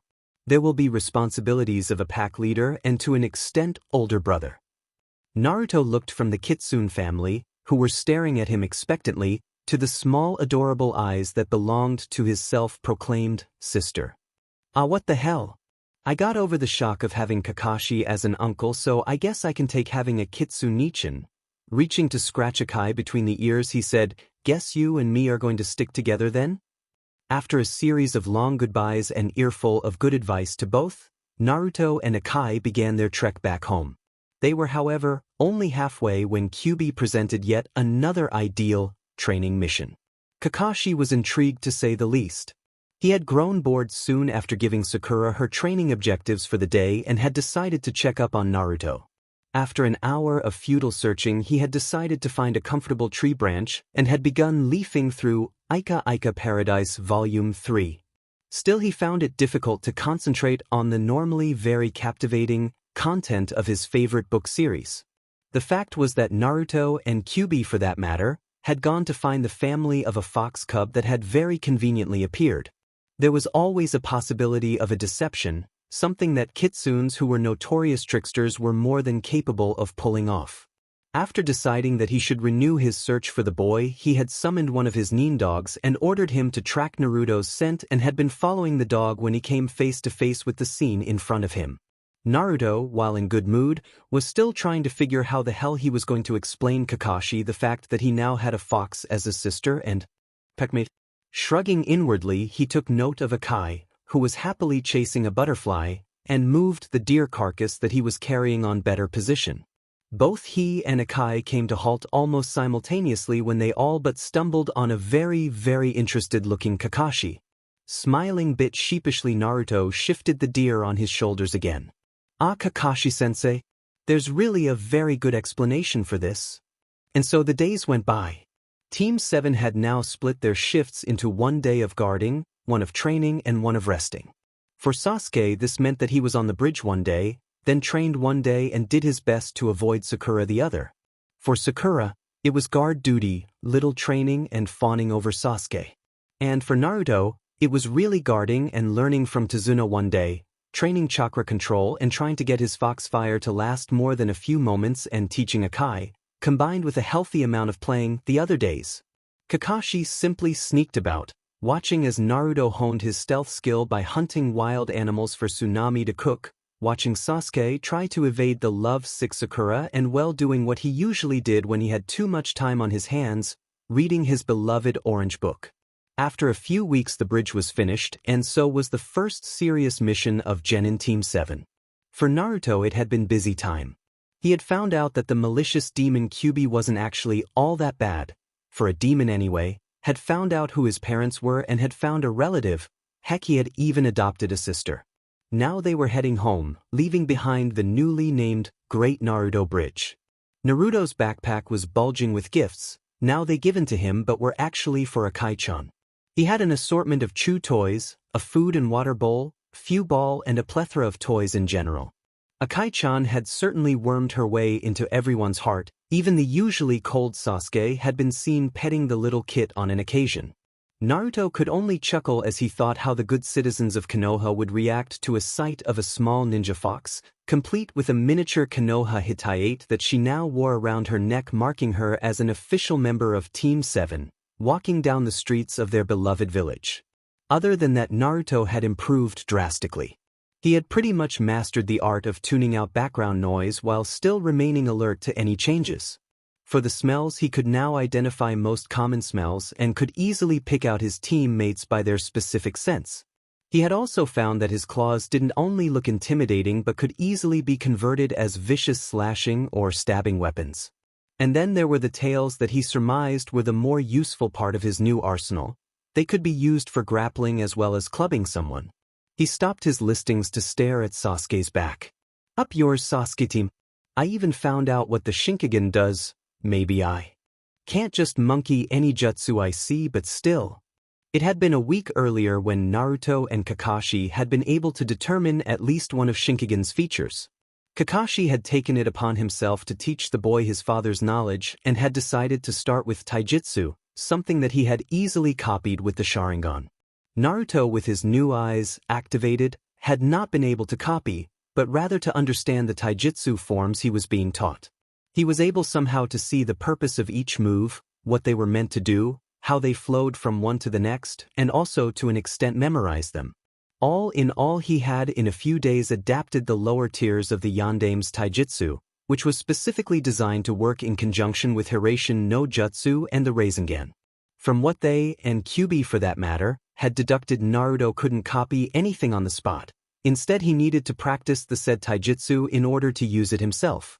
The ability to break down and analyze any given taijutsu move was a distinct advantage though. If you could see what the purpose of the move, or a series of moves was, you could easily formulate a proper defense or counterattack against it. This was shown in action when Kakashi had to admit that if Naruto would have had his claws extended, he would be suffering from a severely torn, if not totally ruined, hand. Besides all that, Naruto now had an extra set of ears and a sharp nose that were fiercely loyal to him. Akai-chan had become almost inseparable from him. The kid was still only a pup but had proven to be an asset. She was for one a very light sleeper and woke up at the slightest of sounds, unlike Naruto, who despite his keen ears could sleep through an all-out battle. Smirking to himself, Naruto picked up the said kit and placed her in the baby carrier. The gates of Konoha were just beyond the next bend, and foxes were not generally liked in the Leaf Village. He was really looking forward to seeing the villagers gape in impotent rage when he strolled around the streets carrying a fox in a baby carrier. At the least it would give them something to gossip about. Deep in his mind, Kyuubi was trying hard not burst out in uncontrollable fits of laughter. Kazama Naruto and Kazama Akai had returned. Naruto was tense. Despite the display of bravado shown earlier, he was somewhat afraid of the reaction he was going to get from the people of Konoha. Not that he was worried about being outright lynched or anything, but still. Stroking Akai absently between the ears, he steeled his resolve to overcome whatever the villagers would throw at him and his newly adopted Nachon, and strode purposefully towards the gates. When he got there, he noticed, to his relief, that he wasn't the only one who was feeling nervous. The two ANBU members who were assigned to guard the gate visibly tensed when they came face to face with a baby kitsune and the Kyuubi's carrier. A meaningful glare from Kakashi held back any comments from the ANBU, who only motioned a court acknowledgement to the returning Nins. As he had expected, the villagers immediately took note of Akai, who was curiously peeking about from her baby carrier, and began to whisper amongst themselves. Their reaction varied from fear to confusion and ultimately to anger. As they walked by, he could hear the whispers, "Evil fox, proves that he's a demon spawn," and the subsequent replies of, "She'll remember the law." As the Team 7 made their way towards the Hokage Tower to turn in their mission report, Naruto had to fight back surges of anger. He really didn't care if the villagers slandered him, but to call him a demon spawn was an insult directed towards his parents. Calming himself, he concentrated on watching the reactions of the shinobi populace. To his confusion, he received hardly any evil glares. Instead, most of the shinobi who passed only tensed slightly when they took note of Akai or met the gaze from Naruto's slitted blue eyes. Others looked him with regret, alarm, or a mixture of both. Some even seemed sympathetic of all things. Kakashi, who had been tense and ready to defend his student if need be, began to relax as he noted the absence of hostility from Konoha shinobi. The villagers were really only a minor nuisance and posed little, if any, threat to anyone who was above the second year as an academy student, let alone a genin. He had to wonder, though, what had caused such a drastic shift in their attitude. Certainly it wasn't his changed appearance or Akai-chan. After submitting their mission reports, Kakashi dismissed Sakura and Sasuke while ordering Naruto to stay behind on the pretense that he should personally inform the Hokage of his bloodline limit. Sasuke, who had activated his Sharingan, was also about to stay but was again dismissed by Kakashi, who stated that the Sharingan was a well-documented and thus really didn't need special attention. It went without saying that Sasuke was somewhat annoyed at Naruto hogging the spotlight. Grumbling to himself, he stalked out towards the Uchiha mansion. The clerk was feeling quite cooperative, especially after Naruto flashed him a fanged grin and narrowed his now crimson eyes, when Kakashi requested a private meeting with Hokage. After only a few minutes of waiting, they were shown in the Hokage's office. Moment of silence ensued, no one moved. Sandaime stared at Kakashi and Naruto, who stared back along with Akai, who was quickly growing bored at the silence. Deciding that it was prudent to show off, she jumped down from the carrier and padded deliberately across the floor towards the frozen old man. She stopped a few yards in front of the man and curiously tilted his head, then with great concentration very carefully uttered, "Konnichiwa Ajizan." Strutting proudly, she whirled around and scampered back into the baby carrier. The now properly greeted old man pinched himself under his robes. He had to be dreaming. No way had he just seen Uzumaki. Naruto and Hatake Kakashi walk into his office with a baby fox that had promptly jumped forward and greeted him. That simply couldn't happen. He pinched himself again and finally resigned himself to the realization that it really had happened. Rubbing his temples, the old man sat down with an audible sigh and spoke in his intercom, ordering that he was not to be disturbed. This was going to be a long day. After series of long-winded explanations about Kyuubi, seals, cubs, and so-called bloodlines, they finally got to the issue of Naruto's real family. Explaining just exactly why Naruto's lineage was kept a secret was surprisingly easy, the reasons being mostly what Kakashi had expected them to be. Naruto's father had made plenty of enemies, especially during the Third Shinobi War when he had single-handedly eliminated a great number of enemy ninjas, and the families of those enemies might seek revenge on the survivor of the Kazama clan. There was also the fact that other ninja countries, while being allied to Konoha, were not above trying to gain power by any means necessary. If they were to learn that Yondaime, who was considered to have been a genius, had a son who incidentally also held the Kyuubi sealed within him, the temptation for gaining such a powerful tool could be overwhelming. Naruto, flinching visibly at the word tool as it reminded him of Zabuza and how he had regarded Haku, almost missed the question that was directed to him. So Naruto, now that you know, do you think you could keep this as a secret until such time that you are ready to assume your father's name? He began to nod vigorously. Sure thing, Hokage-san, I've managed to get by on my own since I was kicked out from the orphanage. Well, I did get that allowance from you, but... He began to scratch the back of his head in embarrassment. I was just wondering. Kakashi-sensei told me that father had developed few neat jutsus, so maybe they would still be written down on some scrolls or something. Both of the older men could only smile when the embarrassment faded away to an eager expression that came from anticipation of learning new jutsus. The chuckling Sandaime shook his head. Well, there certainly are matters pertaining onto your father's estate. The estate would consist of your father's house and the surrounding grounds, a reasonable amount of wealth, and an assortment of scrolls, books, and other effects. Seeing as you are a minor, you would need. He pointed at Kakashi. Your legal guardians, who at the moment is your uncle Hatake Kakashi, consent to take possession of any of the said items. The way things are, I would suggest you don't move to your father's house until you become at least a chunin, or we come up with a plausible explanation as to why Erasure chose to leave his house to you. As for the scrolls and books, they range from academy level to Hokage level jutsus, so please be patient and let me and Kakashi hand them to you when we feel you are ready to learn them.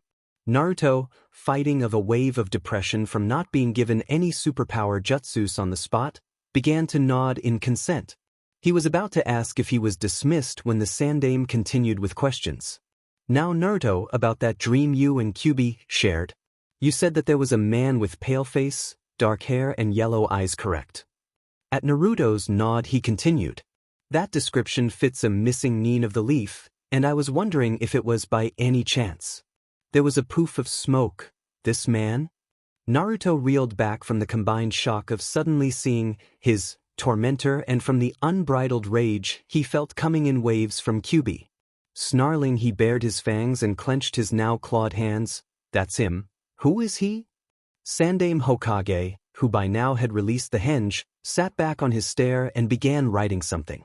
Peering up from the document, he said, that would have been the likeness of Orochimaru, a former student of mine and one of the Sannin, a S-class missing Nin. Most probably the others with him were members of a group called Akatsuki, which we sadly know very little of. Turning back to the document at hand, he soon finished it. Naruto, you are on this date ordered to seek out and eliminate Orochimaru and the Akatsuki for their crimes against Konoha. You will also fulfill your bargain with Kyuubi. So is ordered by the Hokage, and information of this mission will be stored in the village archives. Smiling gently at the boy, he continued. By no means do I expect you to rush after Orochimaru anytime soon. He is way beyond the reach of our average jounin, and a brat, albeit a strong brat, would be only a minor irritation to him. This is an S-class mission without time limits, so consider yourself under orders to grow stronger. Also, the mission is highly confidential, so don't go bragging about it. Naruto, who was about to burst from excitement from receiving his first S-class mission, was about to object when called a brat but conceded that the old man was probably right. Besides, he had just been ordered to get stronger, so maybe he could cajole more of his father's jutsu from Kakashi. Shrugging, he decided that it was about time for lunch, a decision that was hastened by a loud growl from his belly. He grabbed his backpack and requested a permission to leave. After a dismissive wave of hand and a suggestion that should he hurry he might find his former teacher before he began his lunch break. Eager to get some free ramen out from Irika, he hastily departed, leaving the two adults behind. When the boy had vanished in a speed bordering supernatural, Kakashi chuckled. Seriously, that kid, he just learned that he's got a nice inheritance and still he's eager for free ramen. His good mood diminished considerably as he noticed the Sandame's troubled expression. Raising an eyebrow at the old man, he asked, "So there's more trouble in the paradise?" Rubbing his eyebrows, the old man sighed. "Some things were brought to my attention and made me feel my age." Yumino Irika noted a discrepancy in Naruto's academy records. During his first year he was actually one of the better students, yet he had a punitive record that outstripped the rest of the class put together. He was punished repeatedly for failing tests, not knowing things and the like. The interesting thing was that his grades fell from top 3 to the dead last position, yet his punitive record remained, only it went from failing things to disciplinary punishments. He sighed again. It would seem that some teachers deliberately picked on him, asking questions that no first-year student should know and punishing him hard for any shortcomings. As it was, Irika began to wonder exactly how badly Naruto was being treated by the villagers and suggested an experiment. Irika and Kinomaru's tutor Ebisu spent the next day under henge posing as Naruto. They reported that they were driven out from most shops and from the shinobi library of all places. The old man stared at his desk. Sometimes it was really hard to believe that the village was worth fighting for. I launched a subsequent investigation into Naruto's life after this and found out some disturbing things. For one, the boy has only been receiving his base genin pay, no mission bonuses or anything, something that has now been dealt with harshly. Naturally, the accountants responsible only said something about an unfortunate oversight but changed their minds, confessed and began fervent repenting after spending some quality time with Marino Ibiki. Tapping his lip thoughtfully, he continued. Actually, this bloodline limit might be a blessing in disguise, especially with the evidence, true or not, that would indicate Orochimaru's involvement in the whole Kyuubi attack. Seeing as I ordered a select few jounins, who consider Naruto as a hero for keeping Kyuubi safely sealed away, ask questions along the lines of, what if Naruto is driven to despair by his maltreatment and decides to unleash Kyuubi? The old man took a moment to fill his pipe before continuing. There was a noticeable shift in attitudes in only a few days' time, probably mainly due to the fact that those who have feared and hated him now fear the possible repercussions of their own actions more. And then those who have been neutral towards him or have not stood up on his behalf from the fear of being labeled as demon lovers are now considering that it might be prudent to show some friendliness towards the boy. Kakashi felt somewhat angered again by the sheer stupidity of the villagers, until he too realized that he had not taken any particular interest in his life, aside from trying to get him eat more fruit and the like. Sighing, he vowed to himself that he would make it up for his nephew. Well, if he's not been allowed in the shinobi library, I suppose suggesting that he study the basic jutsus that the library offers for genins would be a good way to begin his training? Expecting an agreement and subsequent dismissal, he was mildly surprised when the Hokage rose up and began to move towards the far wall. Kakashi, your orders to focus on the Uchiha survivors stand as they were. I understand that you would want to personally oversee the training of your nephew, but you are the only one who can instruct Sasuke in the use of his Sharingan. Glancing at the Jounin to make sure his Sharingan was covered, he began to furiously roll through combinations that would unlock the now revealed wall safe. Not that he doubted Kakashi's loyalty to the village, but he had stashed his precious, author-signed, originals of Ika Ika Paradise in the said safe. Of course, you may continue to instruct him on your own time.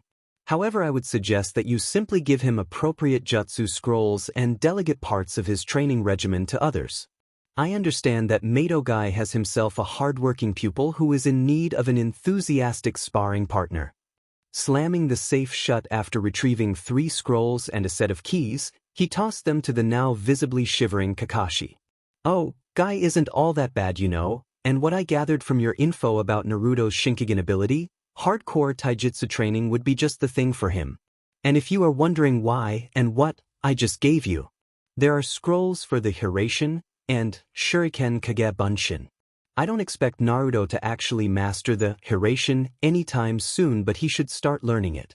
As for the special Shuriken and Kunai Erasure used to get the Hiraishin to work, that 3rd scroll contains the information to create the necessary seal on Shuriken and Kunai.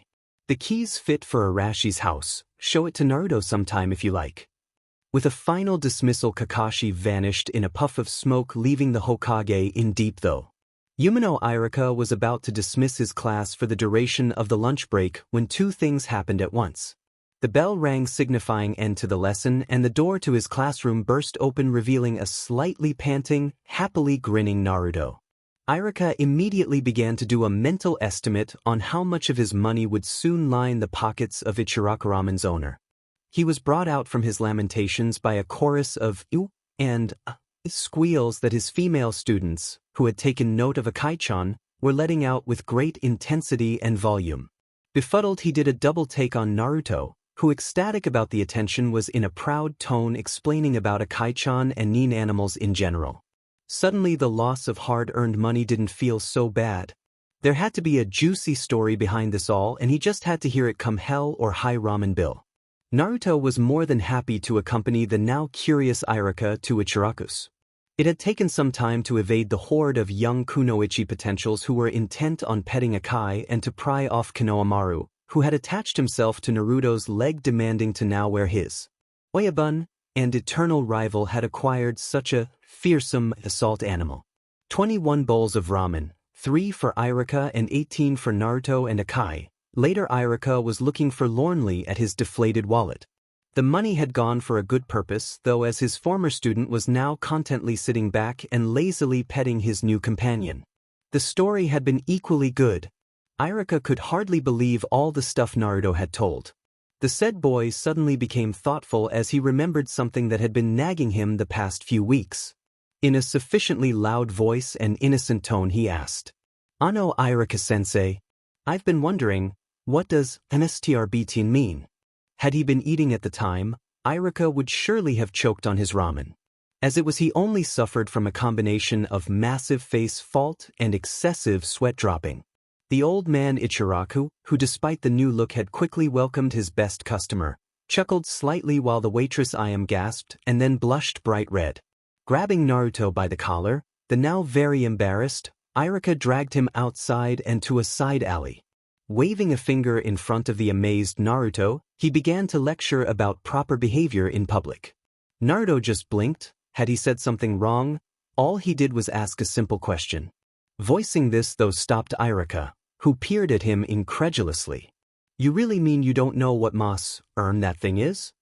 After indicating negative, Naruto was again dragged away by Irika, this time by hand, to a nearby bookstore.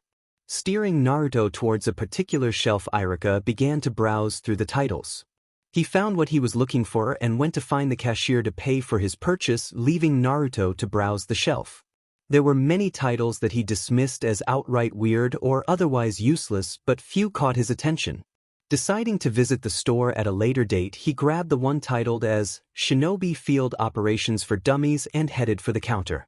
Irika, having waited for Naruto to pay for his purchase, handed him a book labeled T.Ed for Dummies.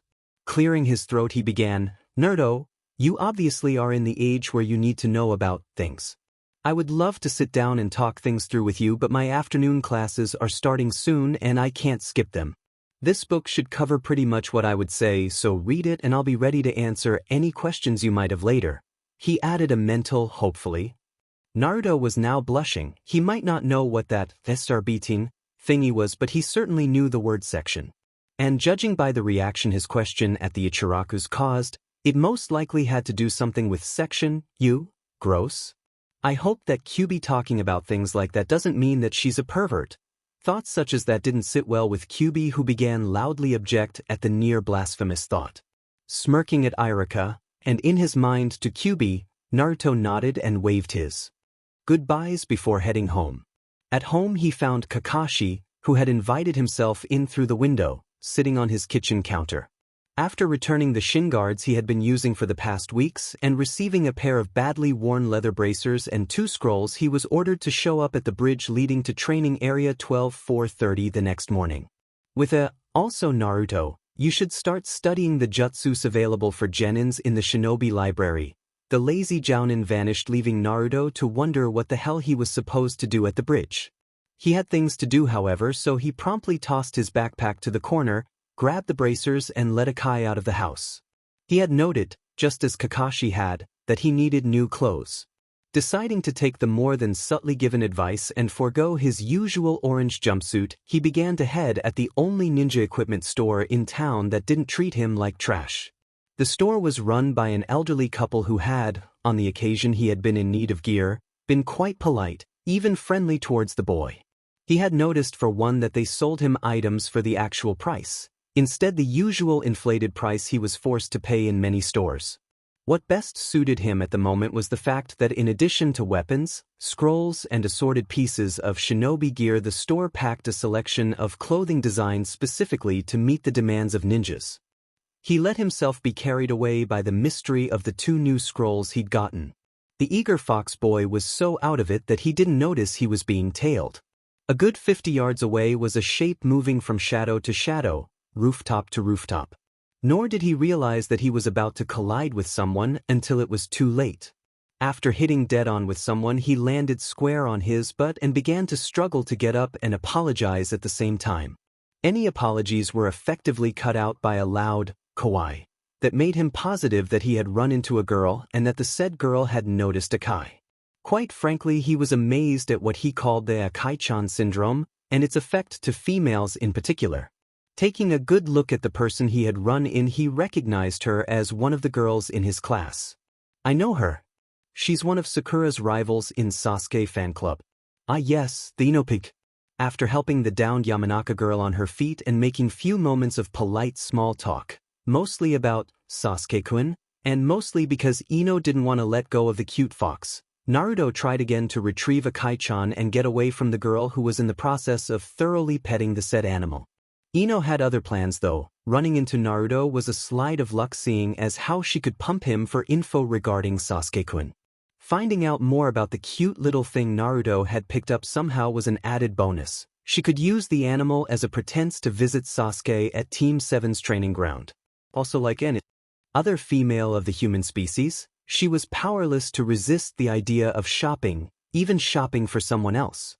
She grabbed Naruto by the arm and dragged him towards the store, blissfully unaware of the mysterious person hiding on the rooftop, glaring kunais at her back. Almost 2 hours later, a thoroughly exhausted Naruto, burdened by several bags, exited the shop. Ino had been almost as scary as Sakura-chan when she'd been selecting clothing for him. Seriously, the girl was tyrant, though Naruto had to admit that his new wardrobe wasn't all that bad.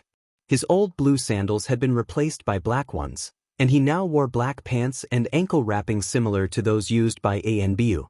The fishnet shirt with elbow-length sleeves was something that, according to Ino, showed off his well-toned arms. He had been dubious about that but had relented in the fear that opposing Ino too much could be as hazardous to his health as riling up Sakura. Covering his chest, he had a sleeveless, dark gray vest that had, as the owners of the shop were proud to show, steel mesh woven into the fabric for additional protection, and a collar that could be opened up to form a hood that would cover his entire head and face, effectively hiding his blonde hair. On his arms he wore dark brown, almost black bracers that now held the seal-engraved training plates within them. More curious was the contraption the store owner had made for Akai-chan. It was designed after the baby carrier, which while useful was still too bulky and colorful to be used on missions. Now Akai was being carried around in a modified fox carrier. Basically, it was a long, padded bag that was semi-rigid on one side and could, depending on the situation, easily and comfortably, for both Naruto and Akai, be positioned on any side of the carrier's body. In addition to the 2 only slightly varied sets of clothing, another vest, selected at Ino's insistence, that was similar to one worn by her teammate Shikamaru, and a set of underwear. Naruto also bought a light gray jacket, complete with steel meshing. He did, when Ino was not looking, also slip a set of dark blue clothing that was the identical to the ones worn by Kakashi and Irika into the growing pile of purchases. Finally having it all packed, he politely refused any further offers of help, including ominous offer to redo his hairstyle, from Ino, who seemed to be in a shopping-induced frenzy. Standing on the street outside the Shinobiara store and watching Ino bounce away humming a happy tune, Naruto came to the conclusion that he would never ever understand girls, no females in general, and their weird fascination for shopping. He shuddered at the memory of the feelings of glee and the multiple orders to pose in front of a mirror while trying on different clothes that had come from Kyuubi, in Naruto's mind a serious blow to her image as a demon. Curiously, though he didn't notice it, the person who had been tailing him had vanished during his shopping spree. Also there was, though he didn't notice that either, a small pool of coagulating blood on a nearby rooftop. Unaware of these odd happenings, he squared his shoulders and began to lug the rather heavy bags home.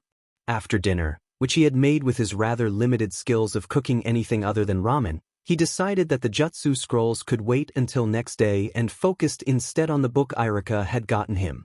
After only a few minutes, Naruto, now sweating and with a radiant blush, was thankfully interrupted by Akai, who wanted her after-dinner play.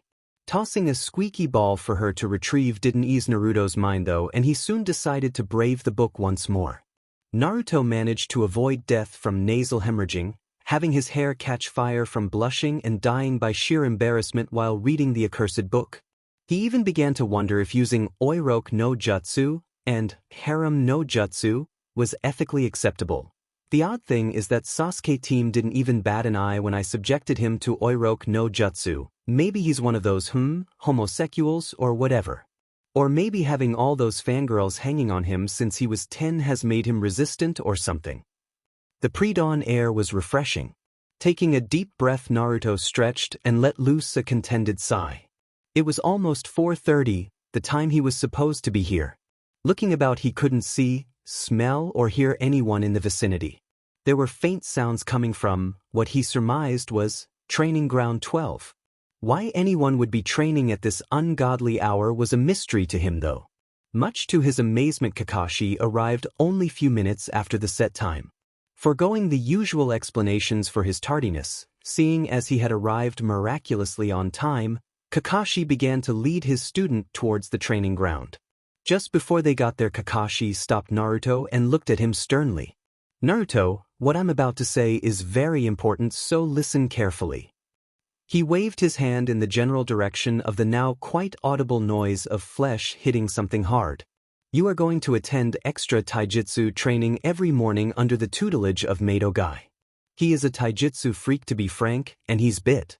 Kakashi cleared his throat before continuing. "Anyway, he knows a lot about different taijutsu styles and has a student who's in need of sparring partner. Now I want to stress out two very, very important things. First, he considers me as his eternal rival and is always challenging me to these ridiculous contests, so do your best there and don't give him any reason to challenge me more often. Second, now this is the most important thing I'm going to tell you. Even if he insists, it's not okay to wear green spandex. On that note, nice to see you looking like a real ninja, by the way. Green spandex? What the hell has Kakashi gotten me into now? Though I admit the part about this dude being a taijutsu freak sounds promising, even if a bit intimidating. Feeling Kyuubi think along the same lines, he finally got the answer to his unvoiced question. He had found the green beast of Konoha. His reaction of, "Holy crap, it wasn't a joke," was supplemented by a rather disturbing, "Nice but," from Kyuubi that forced him to suppress the urge to GG. Loud yell of, "Kakashi, my eternal rival," was the beginning of bizarre, at least in Naruto's mind, events. After series of loud, "Have you come to join the magnificent Rock Lee and myself in our quest for youthful passion?" and the fire of youth," and the like, Guy finally calmed down enough to notice Naruto, who had the look of a cornered animal in his eyes. Casting a questioning glance at Kakashi, who replied with intricate hand gestures, he turned towards Lee. "Lee, to better understand your youthful passion, run 2 laps around Konoha." The said Genin struck his nice guy pose, complete with the glittering teeth, and then became a green blur as he vanished from sight. Focusing on Naruto, the green-clad Jounin became suddenly serious and businesslike. Short, Uzumaki Naruto-san was more statement than question, not like there were many blonde demon vessels in the greater Konoha area. Turning his eyes to Kakashi, he asked, "I take it that there is a reason you have brought this epitome of youthful passion, who is only rivaled by my very own Rock Lee, here this day. Perhaps you and he would like to join us in our pursuit of perfection?" Kakashi nodded slightly. "Guy, the Hokage has requested that you offer your assistance in bringing out the youthful potential of my most excellent pupil." Cringing beneath his mask, he went on. "Naruto has an incredible potential in taijutsu because of his unique destiny. I believe that with a little coaching he could advance rapidly and in turn offer your Lee a worthy sparring partner. I would note that you have my permission to run him to the ground if you can." Seeing Guy nodding in joy, he turned to the now horrified Naruto and said, "Well, Naruto, it would seem that you will be training every day from 4:30 to 7 with Guy and Lee. Oh, and Team 7 will meet for training tomorrow at 7:30 at the usual spot. Don't be late now." The last part went unnoticed by Naruto, who was going through a mantra of, "Sheet, this isn't happening over and over in his mind. He soon realized that Guy, or Guy-sensei as he came to call him soon enough, was talking to him. At the mention of training weights, he showed his bracers and explained that they were a gift from the yondaime, who felt that he should get them as a compensation for his sacrifice. Soon after this they were joined by Lee, who immediately upon hearing that Naruto was to train with them began to greet his new training partner. After that they got down to business. Naruto noted that Guy-sensei, while being eccentric, was by no means stupid and knew his business. 500 kicks and punches. Later they had a break, after which Lee and Guy began to demonstrate basic taijutsu stances. Naruto was about to activate his Shinkigen but refrained from doing so by a sudden sting of guilt.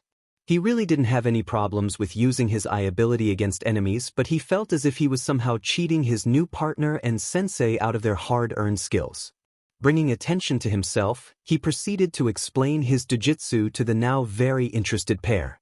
When he had reached the end of his explanation, both Guy and Lee were in tears and bawling about how the truthfulness of youth was glorious and the like.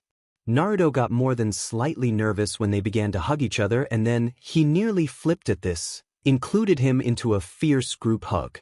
After they had calmed, both of them vehemently insisted that he keep his eye ability activated, as it would still require flames of passion and hard work to gain any advantage. And then they trained. Naruto's schedule remained pretty much constant after that. His rigorous sparring sessions with Guy and Lee in the morning were followed by a quick shower and hasty sprint to Team 7's meeting place, after which they would either practice for several hours or do a mission, or possibly both. He had also read the Shinobi Field Operations Guide and had subsequently purchased more books suggested by the author. He also spent time trying to understand Hiraishin no Jutsu, but made little progress. He did discern that some special seals or marking were imperative to the process. When asked about this, Kakashi produced a set of shuriken and kunai engraved with the necessary seal and gave what precious few bits of advice he had regarding the jutsu. He made more progress with the shuriken kagebunshin, that was really nothing more than an extension to his favorite jutsu. He was at the point where he could impress even Kakashi with the sheer number of shuriken clones he could create. Naruto also spent some of his time studying some basic genin-level jutsus. He really didn't bother learning them, but rather tried to focus on knowing and identifying them. Another positive development was his fast-building friendship with Lee, who, despite patterning himself after Mato Guy, was an overall nice guy. They had a lot in common actually. Both were considered dropouts and were dead set on proving their nindo. They both worked hard and, in an interesting note, had similar experiences of being teamed with the Rookie of the Year of their respective groups. They also compared their training weights, Naruto trying to walk around wearing the insane leg weights that Lee used without any discomfort, and Lee testing out Naruto's bracers. He was impressed with them and promptly asked if Naruto knew where to get more such magnificent items. Naruto promised to look into the matter but couldn't guarantee that he would be able to procure another pair for Lee. Getting to know Lee better also led into another Development. Within the week, Naruto noticed that he was spending another 3 hours every evening sparring with the ever-energetic taijutsu expert, and it paid off too, big time. He could literally feel himself growing stronger and faster, forcing him, much to Kakashi's amazement, up his weights again. And then there was the fact that his taijutsu was improving so fast that Lee had to actually stop holding back slightly. Naruto was feeling cheery. He was full of delicious ramen that he had devoured in vast quantities after returning from yet another successful and exciting mission. It had been the visit the beach day for Konoha's preschoolers, and the lucky Team 7 had been selected for lifeguard duty. It had been moderately fun to watch Sasuke brag about his swimming skills and then leave him to pick his jaw from the ground when Naruto had swiftly run across the water's surface to rescue the one and only potential victim of the day. Because it had been such a good day, Naruto was feeling playful and decided to notice Konohamaru, who had been shadowing him for the last few days. Not that Naruto really minded playing with Konohamaru and this trio of terror, but things had really been busy. This didn't really matter to Konohamaru, who beyond excited about the cool eyes and the fierce and powerful assault animal his Yobun had acquired. Sighing inwardly, he promised that he would play ninja the following day, and decided to actually spill the beans to Konohamaru, motioning the eager kid to follow him to their special training site. After a few moments of tense silence, Naruto asked his loyal follower what he knew about the Kyuubi. He quickly received the patented tale of Yandame's heroic battle with the demon and subsequent victory and death. Lifting Konohamaru by the neck, he placed the kid on the ground before himself and while staring him in the eyes said in a low voice, "That's not the whole truth.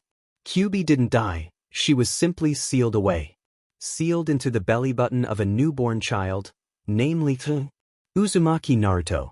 Konohamaru was gaping at Naruto. The silence continued unbroken until slowly he turned his eyes towards Akai, who was currently asleep in her pouch, then back to Naruto's face. He repeated this process several times and then began to shake. With a loud yell of "No!" he turned and ran from the clearing, leaving behind a heartbroken Naruto. Maybe it's true, maybe I'll never be accepted. What Naruto didn't know was that the person who had been stalking him on several different occasions had also cried out in denial for the confession before wheeling around and running. He didn't know because the said person had been a good 100 yards away from Naruto and Konohamaru, and because Naruto was so immersed in his own misery that he didn't notice another person approaching until he heard a warning yap from Akai. Instincts kicking in, he rolled forward and turned around in mid-roll, ending in a loose ready position, ready to attack, defend, or retreat as required. He relaxed when he noticed that the only person on the clearing was Ebisu, the closet pervert and Konohamaru's tutor. He failed to notice, however, that instead of the cold, glaring eyes he'd been sporting before, there was now a healthy dose of admiration in those eyes. Clearing his throat, Ebisu spoke. "He's young, you know. Give him some time to think it over, and I'm sure he'll be back to begging you to play ninja as usual." When Naruto only shook his head sadly, the elite Jounin walked forward and ruffled the blonde's hair. This caused the boy look up in amazement. Was this really the same stuck-up closet pervert who'd stated that spending time with the likes of Naruto only served to make you dumber? It was a brave thing, Naruto-kun. You really should hint that maybe Kyuubi wasn't on her right mind when she attacked. That would help too. But right now the little whelp needs time to sort out his feelings. He then walked to the nearby vending machines and popped out 2 cans of soda. Tossing one to Naruto, he sat on the nearby log. "Seriously, Konohamaru has changed after he met you. Before it was hard to get him to train, and now it's hard to get him stop training. He used to idolize the Yandame, now it's you. And then you go and drop a bomb like that on his lap without any warning." Smiling again, the closet pervert shook his head. "I'll talk to him tonight, or Hokage-sama will, and by tomorrow he'll be pestering you about your assault animal." Finishing his soda, he turned to leave. "So don't worry, Naruto-kun. You will prove that you are not the monster fox, and people will change and believe you." "I know I did." With that he vanished, presumably to track down his wayward student. Akai-chan decided that her Naruhina needed some comforting and began softly nuzzle her head against Naruto's cheek. The act had the desired effect, as it brought out a bitter laugh followed by a slight smile. "I'm really pathetic, aren't I, Nei-chan? Me, the one person who should know better than to hold prejudice against others, expecting a small kid to instantly process something that would probably cause brain overload on most adults. I owe him at least the benefit of a doubt, right? He was only responded by a more resolute head-butting, which meant that playtime was about to begin. He was happily surprised when, come next day, he was again being shadowed by a suspicious-looking, square rock that moved on its own. Whispering few choice instructions to Akai, he let the small kitsune ambush the rock in question. After being surprised by a sudden pounce of the fierce Akai, the infamous Kanomaru Corps made their appearance. Namely, they crawled out from underneath the box. Their loud demands about playing ninja made Sakura wonder exactly how, and why would a ninja go about playing ninja? She was in a bad mood anyway. Sasuke had turned down yet another offer for a date, and what was worse stated said that he considered Naruto to be more capable a ninja than her. She didn't even realize that she was staring at Naruto while thinking, I'm below him, the whole time. This caused Kanomaru, who was at the time whispering his apologies to Naruto, draw several wrong conclusions. Tapping Naruto on the hand, he whispered, not bad bro, is your this? And whipped out a pinky. The chain of events that followed was only natural when dealing with something as volatile as Sakura's temper.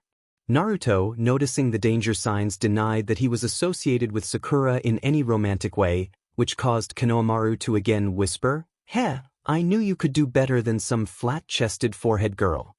Slowly, as if moving away from a snake that was ready to strike, Naruto began backing away from a very scary-looking Sakura, and then bolted along with the whole Kanomaru Corps. Naruto knew by instinct that no excuse would save him from a severe beating, even if he was innocent. Sakura would only say something along the lines that he'd influenced the brats or whatever. And they ran, until Kanomaru bumped into someone, a boy wearing makeup and a sand Hittite, who quickly grabbed the startled kid by his long scarf and pulled him into air. Naruto, upon seeing the struggling Kanomaru, quickly flashed his signature hand seal and charged, yelling, Hey fattest! Let go of him. He didn't make it to the stranger when suddenly something, guided by the makeup boy's finger movements, tripped him. Smiling conceitedly, he exclaimed, Konoha genins are weak. His smile faltered though, when Kanomaru opened his mouth to display impressive fangs, which he promptly sunk into the offending weirdo's hand. Yelling in pain, the weirdo dropped the brat and swiftly placed a kick on his midsection, causing a poof of smoke from a vanishing clone. Looking about, he saw the small brat, the blonde brat, a pink-haired brat, and two other brats standing some distance from him. Basically, he hated brats, especially the blonde, who was grinning widely, so it was prudent to teach them a lesson. Not listening to the companion's objections, he whipped out the strange package he was carrying and was about to do something when he was interrupted by yet another stranger. A red-haired boy, who was hanging from a nearby tree, instantly brought out the scent of fear from the two other Sannins. Naruto could also feel hair rising at the back of his head. There was something about this guy. These thoughts were mirrored by Kyuubi, who was pacing nervously about in her cage. Kid, activate the Shinkigen. There's a familiar and repulsive feel about this one, and be careful. Now quite cautious, Naruto channeled chakra into his eyes and instantly saw something wrong with the boy. The gourd that was on the boy's back was alive. It moved constantly, forming shapes of what looked like, well, he really didn't know what they looked like. He deactivated and reactivated his eyes just to make sure he wasn't seeing things. He wasn't. Kyuubi's growling was a sure sign of that. Ah, that mad raccoon, beware that one, kid.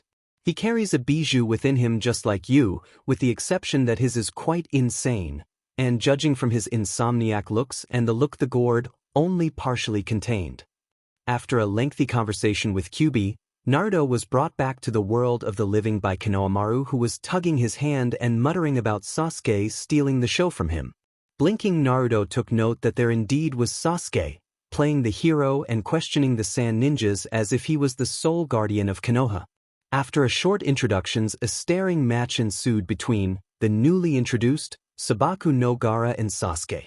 Few moments of mutual staring passed until Gaara whirled around and turned to leave, only to be interrupted by a yell of, Hey! What about me? From Naruto.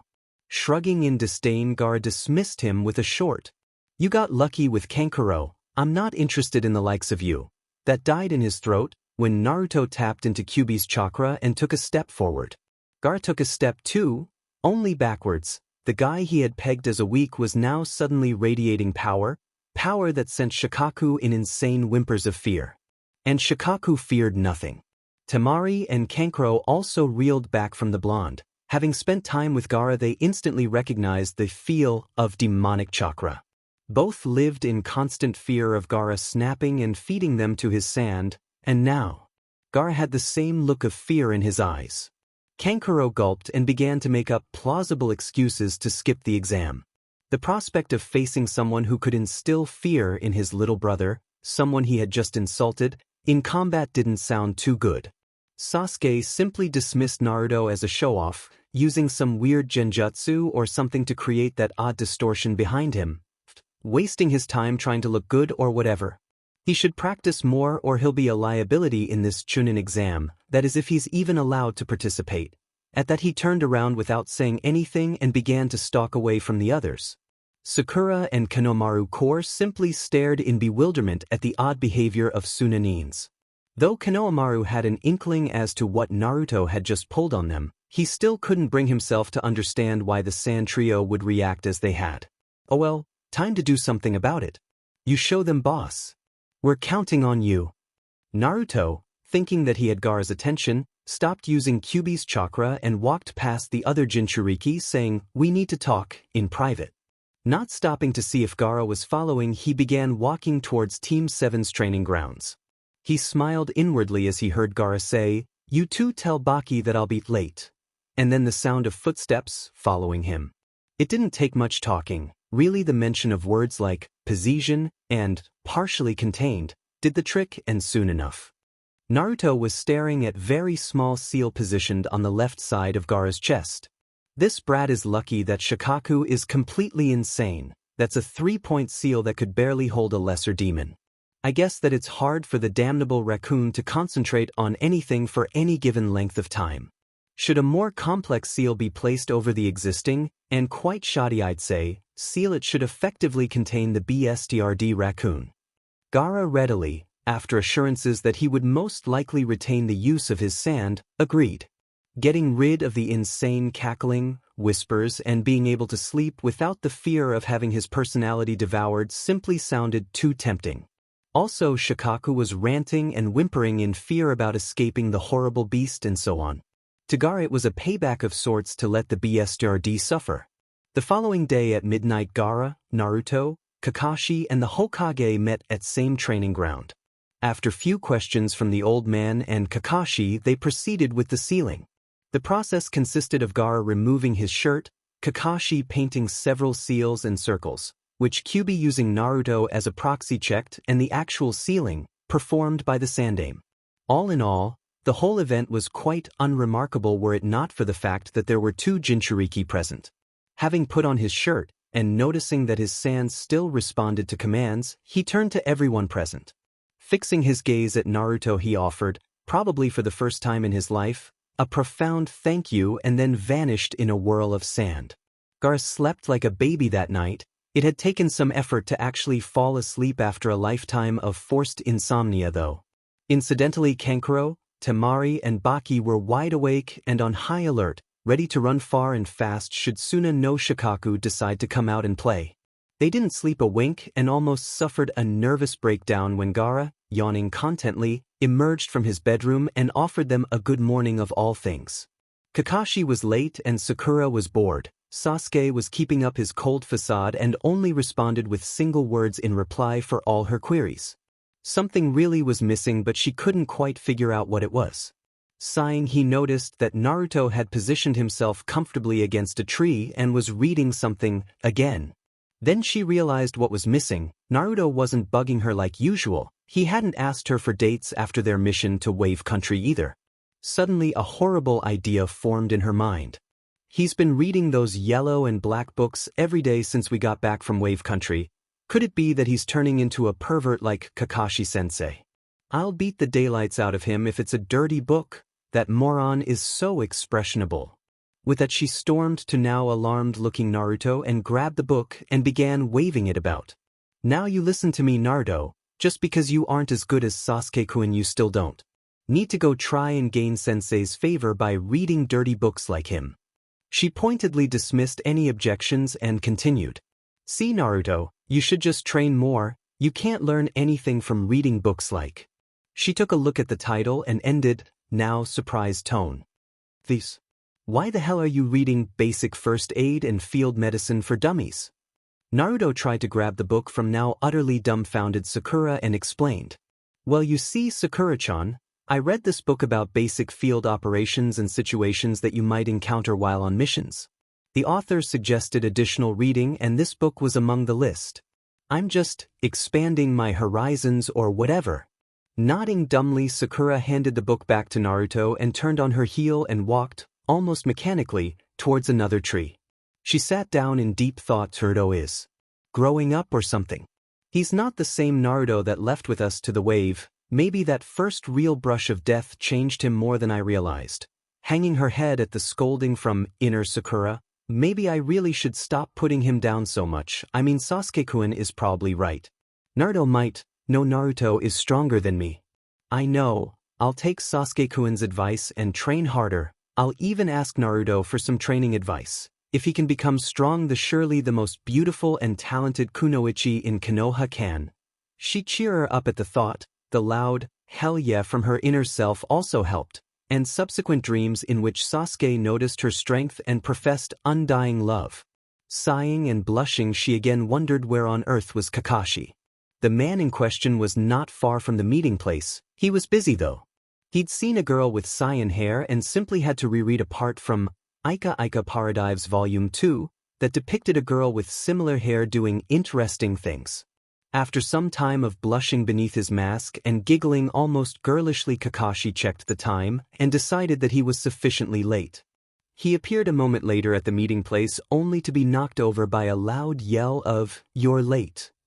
After making his patent excuses of cats, old ladies and the road of life in general, he handed his students some papers.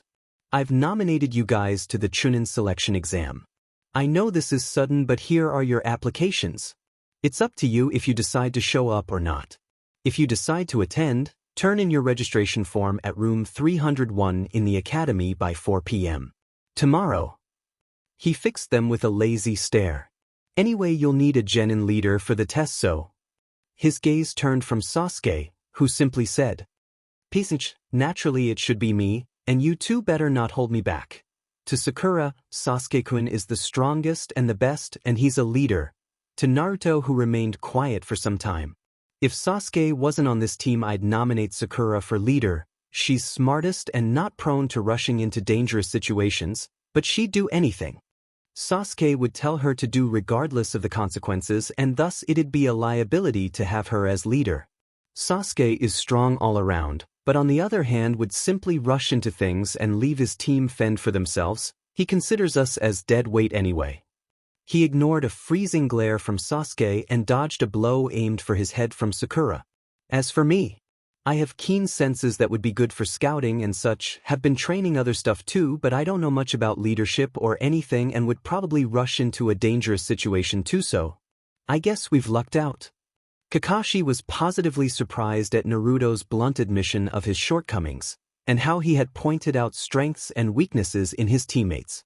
He called for a vote, and not surprisingly the vote was Naruto, 1, Sasuke, 2, until he, much to Sakura's objection, decided to give his vote to Naruto.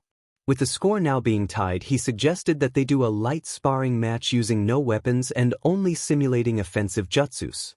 It was time to see if Naruto had actually learned anything fancy after receiving his gifts from Kyuubi.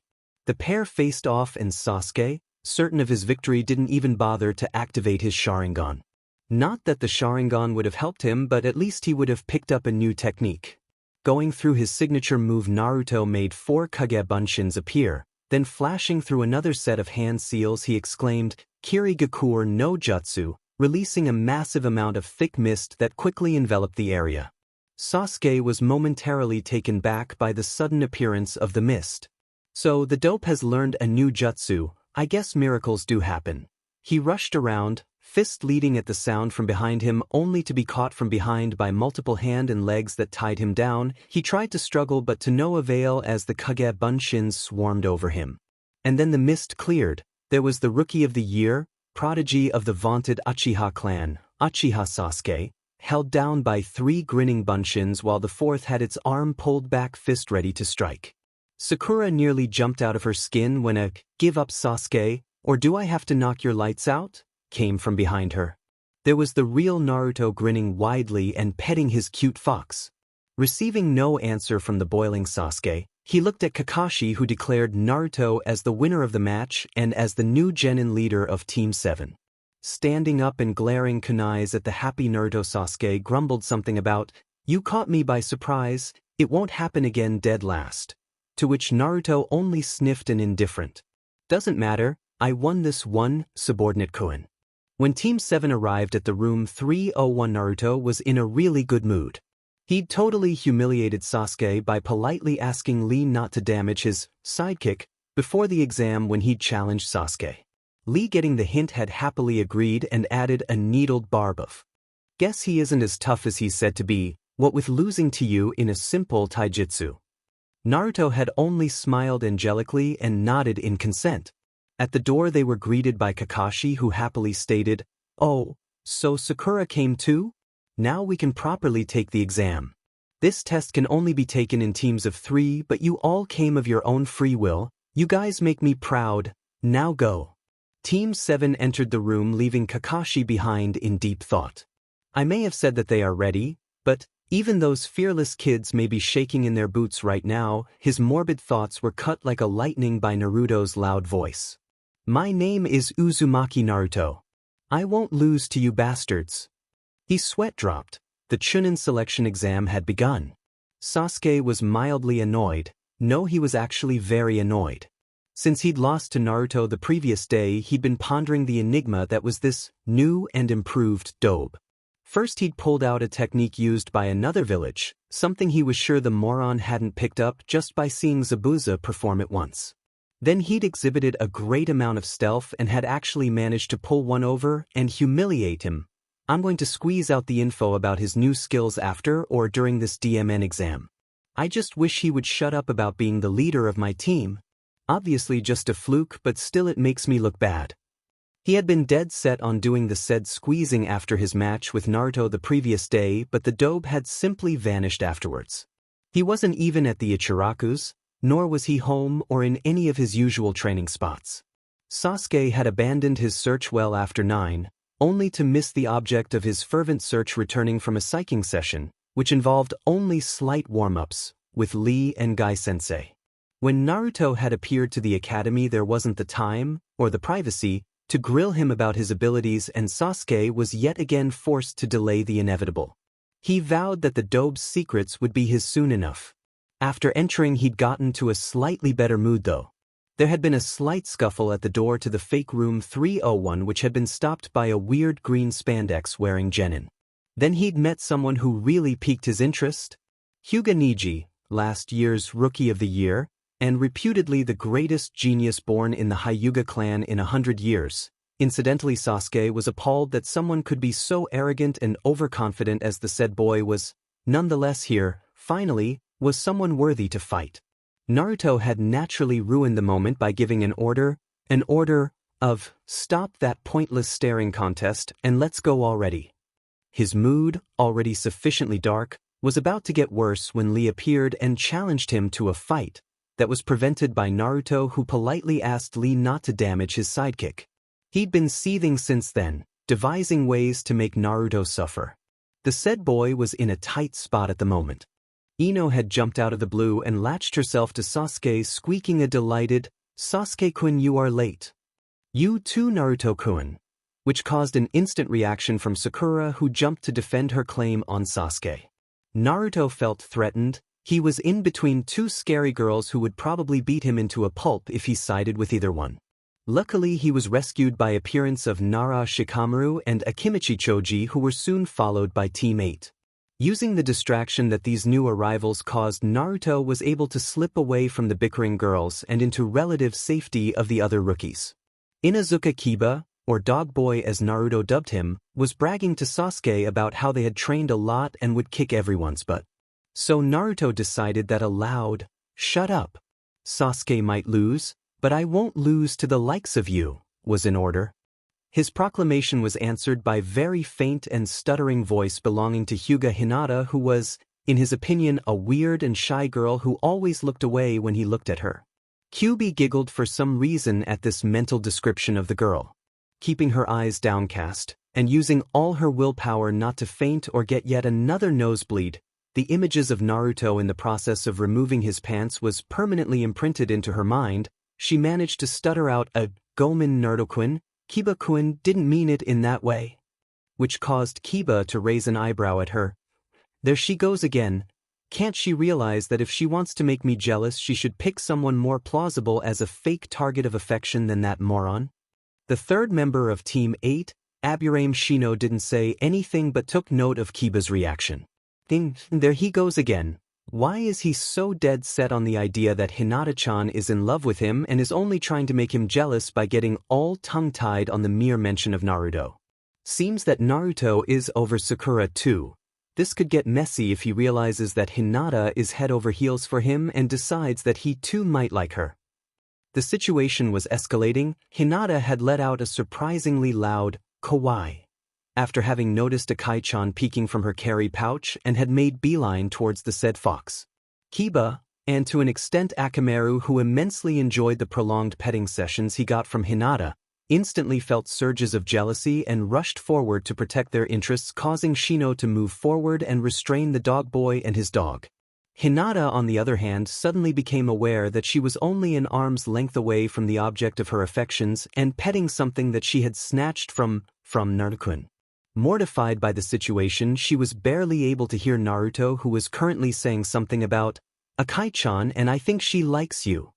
Promptly handed the fox back to Naruto while sputtering out apologies and then quickly hid behind Shino's back. This volatile situation was defused by the arrival of a silver-haired genin who introduced himself as Kabuto and warned them against attracting too much attention. He then proceeded to explain how he was a 7th-time veteran and volunteered to give a few tips to the rookies of the bunch. He then flashed out a deck of cards and began to explain how his Nin info cards worked. Soon enough Sasuke was hooked and asked, "Do you have individual info cards? And if so, would you happen to have info on Sabaku no Gaara of the Sand, Rock Lee, and Uzumaki Naruto of the Leaf?" Kabuto nodded and said, "You have their names, should be easy then." Whipping out cards on Lee and Gaara, he explained the basics on them. When he was about to turn over Naruto's card, the fox boy in question decided to cut in, "You know, Sasuke team, if you want to know about me, you could just ask." Kabuto raised an eyebrow over his glasses. "You are Naruto-kun?" Seeing him nod, he quickly scanned the contents of the card and looked over at the boy again. "There's some interesting stuff in this card." He nodded towards the other rookies. "Is it okay for me to show it to them?" Naruto pondered for a moment. There could be stuff about Kyuubi there, though he doubted that. "Can I see it first?" he asked, and was immediately given the card. Looking it over, he handed it back to Kabuto and shrugged. "Yeah, sure. Though I think that bit about my academy graduation is supposed to be classified or something. But then again, maybe not." This conversation had naturally piqued everyone's curiosity, and they were now dying to see the card. Especially Sasuke, who was ready to make a grab for the said card had Naruto declined to show it. Whipping the card around, Kabuto held it up for everyone to see. Uzumaki Naruto, worst in his class in every subject. His graduation from the academy was rather unusual as well. After failing to produce a viable bunshin during the exam, he was tricked by a teacher to break into the Hokage Tower and steal a forbidden scroll of seals. He then saved another teacher and defeated the traitor using Kaibunshin no Jutsu, a Jounin-level technique that he'd mastered in space of few hours. Checking the card again for more info, he continued. After graduating, was placed into Genin Team 7. Mission record is D rank 19, B rank 1, E rank. Wow, successfully completed A and B rank missions as a Genin. That's fairly unusual. He stopped for a moment. According to my info, his taijutsu and ninjutsu are average at best and genjutsu below that. He hasn't been rated for those recently though, so it's hard to say.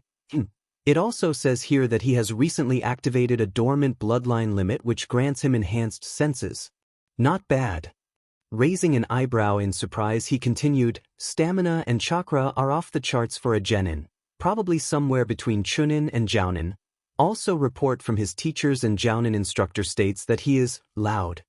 Flipping Naruto's card back into the deck, he looked back at the rookies who were more or less intimidated by the realization that they were in a serious situation and would be competing against the best the other villages would have to offer.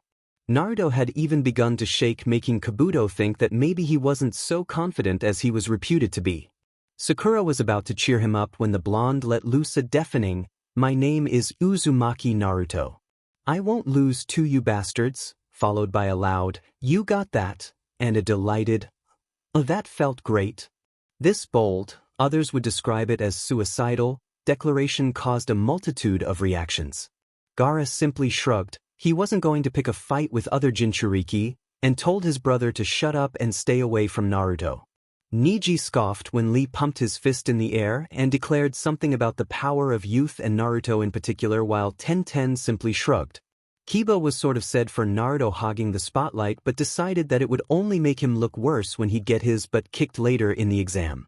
As for the rest, Ino bonked Sakura on the head after she stated that Naruto is too stupid to be intimidated, and Hinata was simply blushing and twiddling her fingers while repeating Naruto-kun.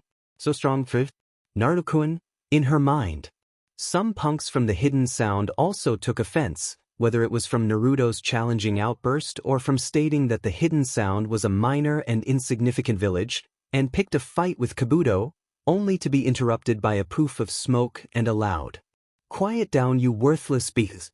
The smoke soon cleared, revealing a group of Chunins led by a large, scarred man who introduced himself as Marino Ibiki, the head examiner for the first test. After everyone was seated, Naruto heard a faint, he probably would have missed it was it not for his enhanced hearing, "Naruto-kun?" That caused him to turn to see a blushing Hinata, something which confused him to no end. The girl was acting like lovesick, albeit shy fangirl, and that just didn't make any sense. "Let's do our best," came out in a stuttering voice, to which Naruto replied with an absent nod. He was at the time trying to badger Kyuubi into helping with the test. Continuing his argument with the demon fox, he, in an effort to get more comfortable as it was somewhat hot in the classroom, removed his vest, causing, much to Kyuubi's amusement, a stifled gasp from blushing Hinata, who quickly covered her nose with a handkerchief. On a related note, there were similar reactions from several other females who got a good view of Naruto in a revealing fishnet shirt. Not soon after, Ibiki had explained the rules of the exam, making Naruto sweat lightly from the intense killer intent that was flowing towards him from two distinct sources, namely his teammates. After the exam begun, Naruto quickly scanned the questions with Kyuubi, who after some coaxing had agreed to help, although Naruto couldn't for the life of him understand why Kyuubi would want to be called Kyuchan, the greatest scientific genius in the universe. Before agreeing to help, he shrugged it off as a probable girl thing. The questions were hard, too hard for most Genin, and there was something weird about the 10th question. There's a catch here, Kit. There's something about that 10th question. Most curious. Anyway, you could just take a nap and we'll answer that last question correctly. Saves us the trouble of writing all sorts of complicated equations on the small amount of space allotted. With that and a small giggle, Kyuubi was again immersed in her plan to make Naruto realize that Hinata had a crush on him, and dreaming about the power of grandchildren, with a combination of Byakugan and Naruto's demonic blood, she let out loose another barrage of giggles, causing Naruto to wonder just what the hell was the DMN fox plotting. He soon got bored though. Napping just wasn't an option when there was so much tension in the air. Not to mention that the killer intent he'd felt earlier had intensified when he had tried to take a nice nap. Deciding to be creative, he began to doodle on the answer boxes, blissfully unaware that Hinata could see what he was doing with her Byakugan and was mortified by this carefree attitude. A soft whisper of "Naruto-kun, you can look at my test" from his right side interrupted his doodling. Quickly glancing over, he noticed a blushing, as per usual, Hinata, who was holding out her test paper for him to see and whispering, "You can look at my answers, Naruto-kun." He quickly declined, hastened by the scratching of pens he heard from the watchdogs, explaining that he was just passing time until he got the last question and pointing out that she might get into trouble from helping him. He was confused by Hinata again though. No one had ever offered to do something like this for him. More he thought about it, the louder Kyuubi's giggles, snorts, and outright laughter got. The BSRD fox obviously knew but didn't volunteer info. He went through a myriad of reasons but none of them seemed to fit. Maybe she was trying to set me up with false info or something, but that doesn't seem to me like something Hinata would do. Maybe she's in love with me or something. Shaking his head in amusement, he dismissed the idea as absurd and continued his artistic work. Some time and several abstract pieces of art later, the head examiner Marino Ibiki announced his do-or-die rule for the 10th question. Naruto tensed initially but soon relaxed as Kyuubi explained her theory of the question. Quite clever, this human. I bet he's using this as a trick question to see who's willing to risk it all to continue. It might be enjoyable to talk with this one someday. He seems well versed in psychology. The now reassured Naruto raised his hand and then slammed it into the table, yelling, "Don't underestimate me. I will not run, and even if I will remain Genin forever, I'll still become Hokage somehow. I'm not afraid." This caused the tension to deflate instantly and made Ibiki cringe as the few who had been teetering on the edge of giving up apparently grew a spine after Naruto's outburst.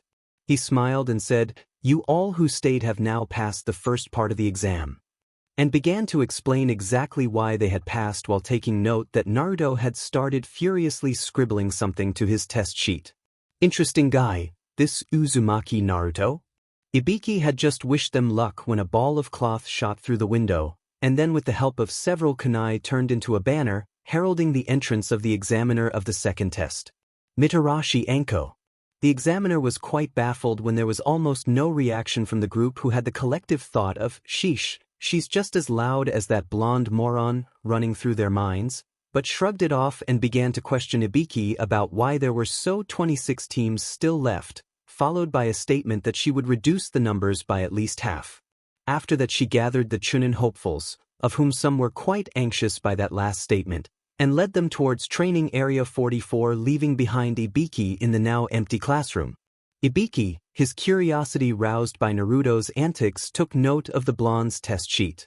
To his amusement, the answer boxes had been turned into cartoon screens that depicted someone, who apparently was Naruto, beating up others participants of the exam. On the bottom left box was a surprise though. A doodle of a fox with 9 tails was drawn there with a word balloon that said, "Nice work on the test, Ibiki-san. For a human, though you could have upped the pressure a bit. If you want tips on making it nastier for the future takers, do pay the boy a visit." He didn't move a muscle for a long time until he, all the while chuckling, folded the sheet and went to look for the Hokage. Interesting guy indeed.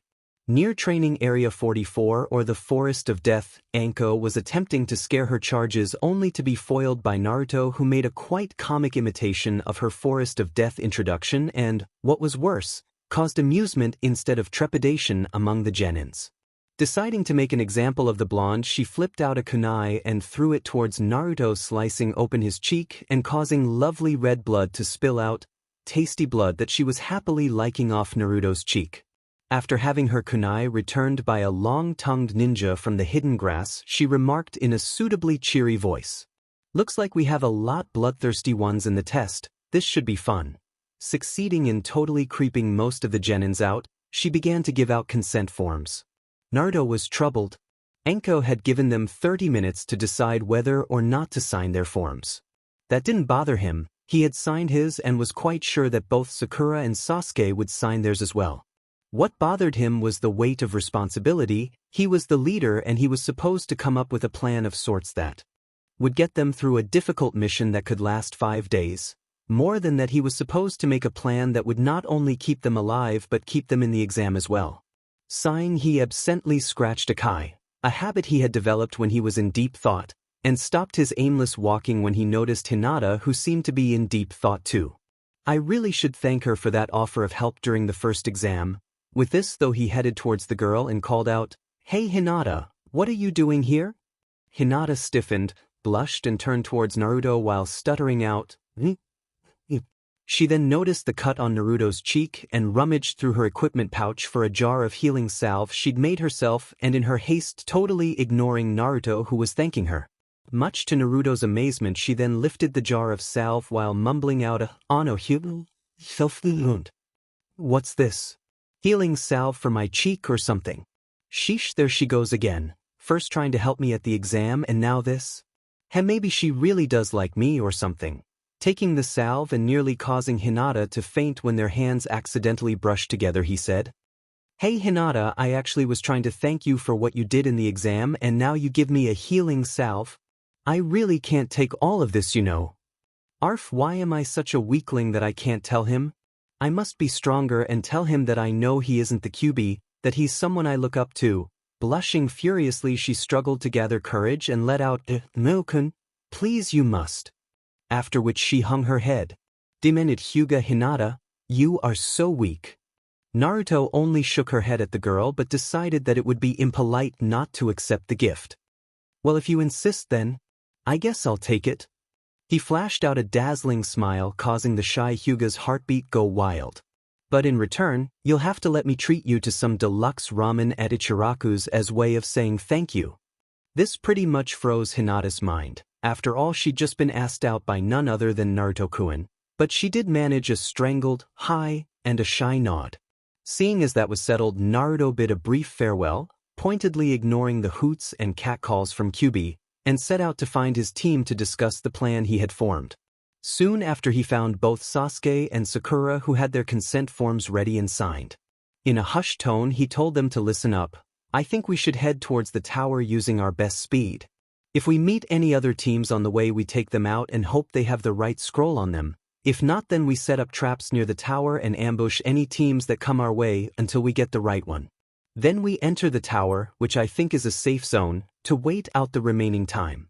After explaining his plan, he asked for opinions. Sakura and Sasuke both agreed, as they had been thinking on the same lines themselves, though Sasuke wanted to stay near the tower and ambush more teams, an idea that Naruto and, surprisingly, Sakura both opposed. Not soon later, Team 7 was heading towards the tower. Naruto was running point, carrying a kai and keeping a keen eye, ear and nose to the surrounding. They were followed by Sakura, while Sasuke, carrying their heaven scroll, was bringing up the rear some 25 meters behind Naruto. After about 20 or so minutes later, Naruto, on Sakura's request, called for a break. Deciding that it was a good time to answer the call of nature, he let a kai out of her pouch and went, again on Sakura's request, some distance away to do his business, only to be ambushed by a trio of mist nines.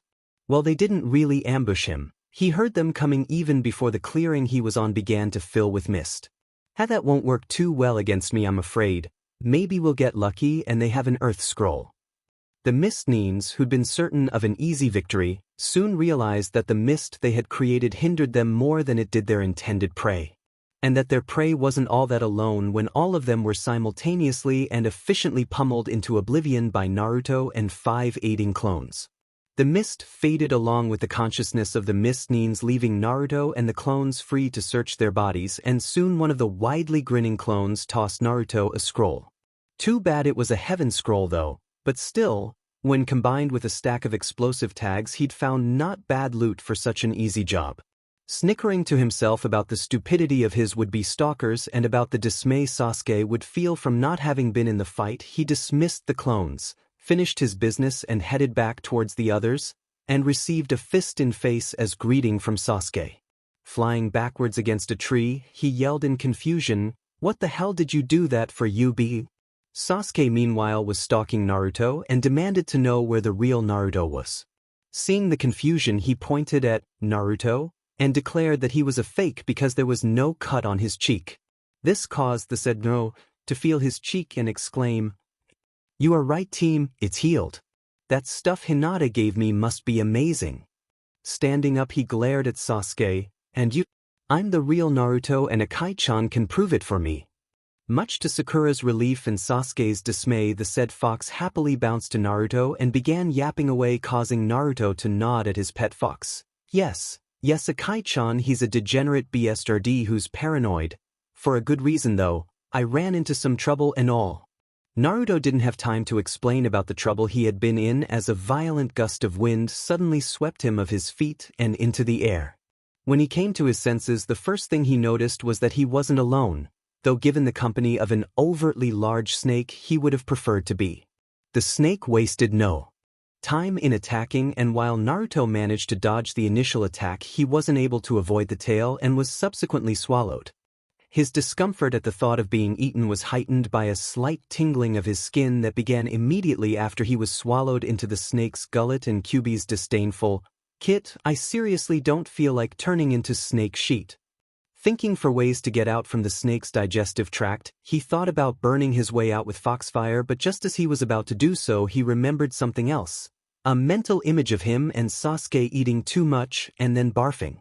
Several moments of silence followed before a muffled, "Take this, Kage Bunshin no Jutsu," was heard, followed by the snake suffering a lethal overdose of Uzumaki Naruto. Sniffing himself in disgust, Naruto performed a set of hand seals to activate a low-level water jutsu that he used to douse himself with water. Sniffing himself again, he decided that the stench was bearable until he found his team or a stream, whichever came first. Meanwhile, Sakura and Akai-chan, who had found Sakura only minutes after the wind had hit, met with Sasuke, who was, judging from Akai's behavior, the real deal. They were at the moment following Akai towards the direction where Naruto had flown off to when they came face to face with the boy in question, only to go defensive when Akai began to growl furiously at the imposter. The dispelling henge revealed none other than the long-tongued ninja from the hidden grass. Annoying pet you got there. Belongs to the blonde loudmouth, does it not? Well, no matter, this only makes it more fun. The creepy ninja then pulled out an earth scroll, wrapped his freakish tongue around it, and of all things swallowed the scroll whole. Now, let's begin the battle for each other's scrolls, with our lives. They were struck down mercilessly, kunais stabbed into their skulls as they watched helplessly. Sasuke lost the contents of his stomach at the overwhelming fear. Struggling against it, he managed to pull out a kunai and, in a final act of desperation, plunge it into his own leg to distract himself from the fear. The last-ditch attempt worked too. He was able to pull Sakura out of harm's way. Pulling out the kunai that was still in his thigh, he silenced Sakura. Sakura, however, managed to free herself and scream out, "Sasuke-kun, snake!" just in time for them to evade the attacking reptile. Peppering the offending animal with shuriken, Sasuke landed panting, only to see its skin crack to reveal the, now even creepier, grass ninja, who instantly began to slither around a tree branch, only to be stopped by a few well-placed shurikens.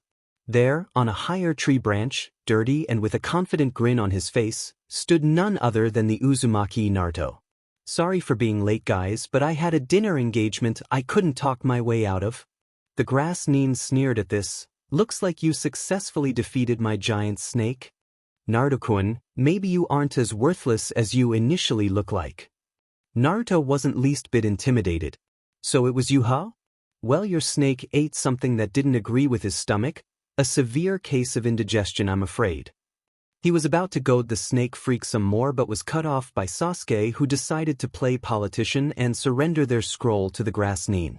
This didn't sit well with Naruto though, and he jumped to grab the scroll and punch Sasuke. "What the hell are you doing, you cowardly bastard? Just because you are too scared to fight doesn't mean you can do what the hell you want, and there's no guarantee that this freak would let us go even if you gave him the scroll." Sasuke was about to retort but was cut short from a chilling cackle that came from the grass nin. "You are correct, Naruto-kun. I have no need to let you go, seeing as I can easily kill you for the scroll." He began to leak out killing intent from his eyes again in an attempt to paralyze his victims, an attempt that worked on Sakura, Sasuke, and apparently Naruto, then again maybe not. Naruto was frozen, yes, but not because of fear. He was frozen because the eyes that stared him from the face of this grass nin were the same eyes that he'd seen in his dream. Eyes he'd seen when the Sandaime had used a henge to transform into a likeness of Orochimaru.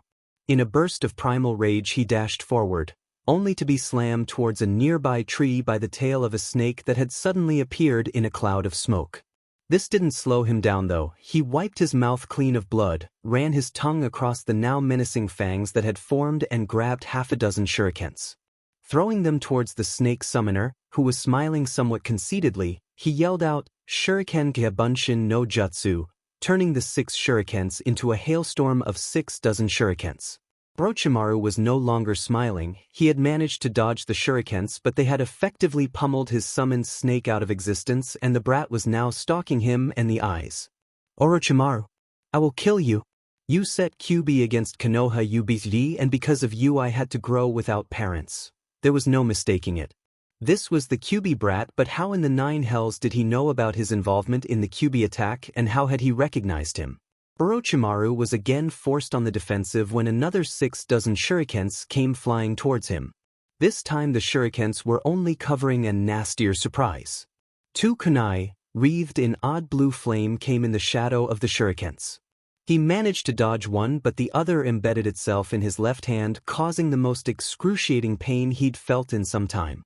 The wound began to bleed out bluish flames as Naruto's foxfire spread outwards from the kunai. This was one of his better tricks, though he could only maintain it for a few moments. The foxfire suddenly blinked out of existence, leaving dumbfounded Orochimaru staring at his blackened hand, and more specifically the kunai itself, and a familiar seal that was engraved into it. With an evil grin he turned towards the cubified Naruto and said, "Ku." So he sealed it inside his own whelp. This almost too deliciously ironic to be true. Had you not caused me so much pain, I would be inclined to invite to join me, Naruto-kun. But alas, you may have cost me a hand so in return. With that he shot out with speed that was beyond anything Naruto had seen and appeared before the startled boy. He then produced his freakish tongue and wrapped it around Naruto, uncovering his stomach at the same time. "Kokoku, so the seal is transferring energy to you, Naruto-kun? We'll have none of that now. Gogyo Fuin." With that he slammed his right hand onto the existing seal, causing Naruto to yell out in pain. Then, after grabbing the heaven scroll, with a disdainful flick of his tongue he hurled the boy away and turned to the 2 remaining members of Team 7. Sakura, who had shaken herself from the fear, saw Naruto fall and threw a kunai which pinned the blonde into a tree. She began to yell to Sasuke and managed to spark some response from the petrified boy. Sasuke then began a furious battle with the miffed Orochimaru and was doing rather well against him, seeing how he was almost unable to use his left hand. He managed to trap Orochimaru with chakra strings and then burn off his face, only to be again immobilized by him. Before leaving he bit Sasuke on the neck and said, "Sasuke-kun will seek me out, to seek power and to become strong like Naruto-kun. It's not like he can otherwise." With that he sunk into the tree branch and vanished, leaving a collapsing Sasuke and panicking Sakura behind. Naruto was feeling like crap. He hadn't passed out when that BSD Orochimaru did something to his seal, but it had been a close call. He'd managed, with help from Sakura, drag himself into a nearby cave where he promptly collapsed and fell asleep. When he woke up it was nearly dawn and he wasn't feeling any better either. He was feeling crippled, actually, as if something that had always been part of him was missing. Pulling up his vest he stared at his stomach, and there it was. The seal had now additional markings. Few tests later he realized that not only did the additional seal block him off from Kyuubi's chakra, it also pretty much crippled or unbalanced his own chakra system. Frowning, Naruto sat up and motioned for Sakura. "Sakura-chan, that BS dirty Orochimaru did something really weird to me and totally messed up my chakra system. I'm going to try and see if I can fix it, but it'll take some time, so could you please stand guard a bit longer, or would you like to rest right away?" Sakura, who was relieved beyond words, quickly nodded. "It's my turn to be useful, so try and fix yourself up if you can, but don't take too long though, it's been a long night." She practically beamed at Naruto, who flashed a foxy smile in return and then lied back, closing his. Naruto concentrated and then found himself in the corner of his mind that he dubbed as Kyuubi's realm. Earlier he had, following a request and instructions from Kyuubi, modified the surroundings from dank sewer into a sunny forest meadow with a small pond and a lively stream, and turned the cage that bound Kyuubi into a cutesy collar. Looking about he saw no sign of Kyuubi, but there was a dome of red and black energy near the stream. Making his way to the dome he could see Kyuubi frantically pacing inside the dome. She stopped her pacing on the instant that she noticed Naruto and obviously tried to yell at the boy. Naruto was relieved too, she wasn't dead at least, but soon grew frustrated when they couldn't communicate. No sound passed through the dome and he really couldn't make out Kyuubi's weird sign language, so he only pointed at the new seal and then signed something he hoped Kyuubi would understand as, "I'll try and get help," and turned to leave. Naruto snapped back into the real world only to see Sasuke, covered with what appeared to be moving flame-like tattoos and feeling really off, brutally breaking the arms of a sound nin. He really didn't quite understand what the hell was happening. This wasn't Sasuke, was it? He also took note of Team 10 and Lee, who was laying sprawled on the ground. What the hell happened? Why is thick brows hurt and what's wrong with Sasuke team? He stood up groaning while warily watching the Sound Nin leader leave an earth scroll on the ground. Oh, what the hell is going on here? He immediately regretted asking when Sakura and Ino both launched into a heated explanation about Sasuke-kun's heroics. Sighing, he leaned over to Shikamaru, who in a low tone summed up the events for him. So basically, those Sound guys beat up Lee and then you guys and then Sasuke did his thing? He scratched his head. Well, now that we have both scrolls, we'll just head out to the tower. It shouldn't be too far. He checked the position of the sun. We should be there before midday. Sasuke scoffed at this. Dobe, we only have one scroll. He then tossed a calculative glance at the Ino Shikacho trio, making them sweat slightly. Before he could even suggest that they take the scroll from Team 10, Naruto fished out another heaven scroll and said, "We have both scrolls, Sasuke, though not thanks to you. What the hell were you thinking anyway, trying to give our scroll away to that bastard Orochimaru? Luckily, I ran into 3 mist Nins that had a heaven scroll when I was meeting nature's call, so to speak." Walking over Sakura, he began to bandage her wounds. "You could have at least tried fighting before chickening out and trying to buy your way out of the situation. Well, no matter, he won't be using that hand of his for some time now." He finished his ministrations and again marveled the efficiency of Hinata's salve. It had visibly relieved the pain and had begun to slightly mend the wounds before he even could cover them with bandages. Standing up, he looked about again. "Right, now let's go. I want to be in that tower before lunch." And so they left, leaving behind Shikamaru and Chuji, who were eyeing the starry-eyed Ino rather nervously. They recognized the danger signs. Ino was quickly fixating on yet another idol. Though they had to admit that it had been rather unnerving to see the dead last casually mention that he'd run into 3 mist Nins and that he had managed to hurt the infamous Orochimaru. Nudging his friend, Chuji whispered, "Do you think we should warn him? I mean, he's not a close friend or anything, but it would be the humane thing to do." He received no answer as they both suddenly felt the pressure of barely controlled killer intent that was radiating from Ino. Oblivious to their predicament, Naruto and the rest of Team 7 made it towards the tower with good speed despite their injuries. Other than a giant centipede, they didn't meet any nasty surprises on the way and made good time, arriving some time before midday. Wasting no time, they puzzled out the mystery of the scrolls and used them to summon none other than Iruka-sensei, who profusely congratulated them on passing the second exam. Naruto, suppressing his urge to jump up and down in excitement, requested that they be allowed to see the Hokage. "We ran into little trouble on our way here. Orochimaru made an appearance, so..." The name Orochimaru had almost magic-like effect. Iruka quickly ordered them to follow and led them to the upper levels of the tower and then ordered them to stay there and wait before disappearing through a door. Sasuke was seething as he listened to Naruto's debriefing. "I'll kill him. I'll hurt him. I specifically told him not to mention the bite that I got from Orochimaru, and what does the dope do? Blabs it all out, even describes how my chakra felt evil when I transformed. If he's just jealous and is now acting all high and mighty leader." He then glared at Sakura, who was nodding timidly to confirm what Naruto was saying. "They're holding me back. That's what they're doing. I felt that strength and I needed to kill Itachi. Nothing else matters, and if that dobe is trying to stand in my way..." The Sandaime and Kakashi were both looking troubled as they listened to Naruto's debriefing.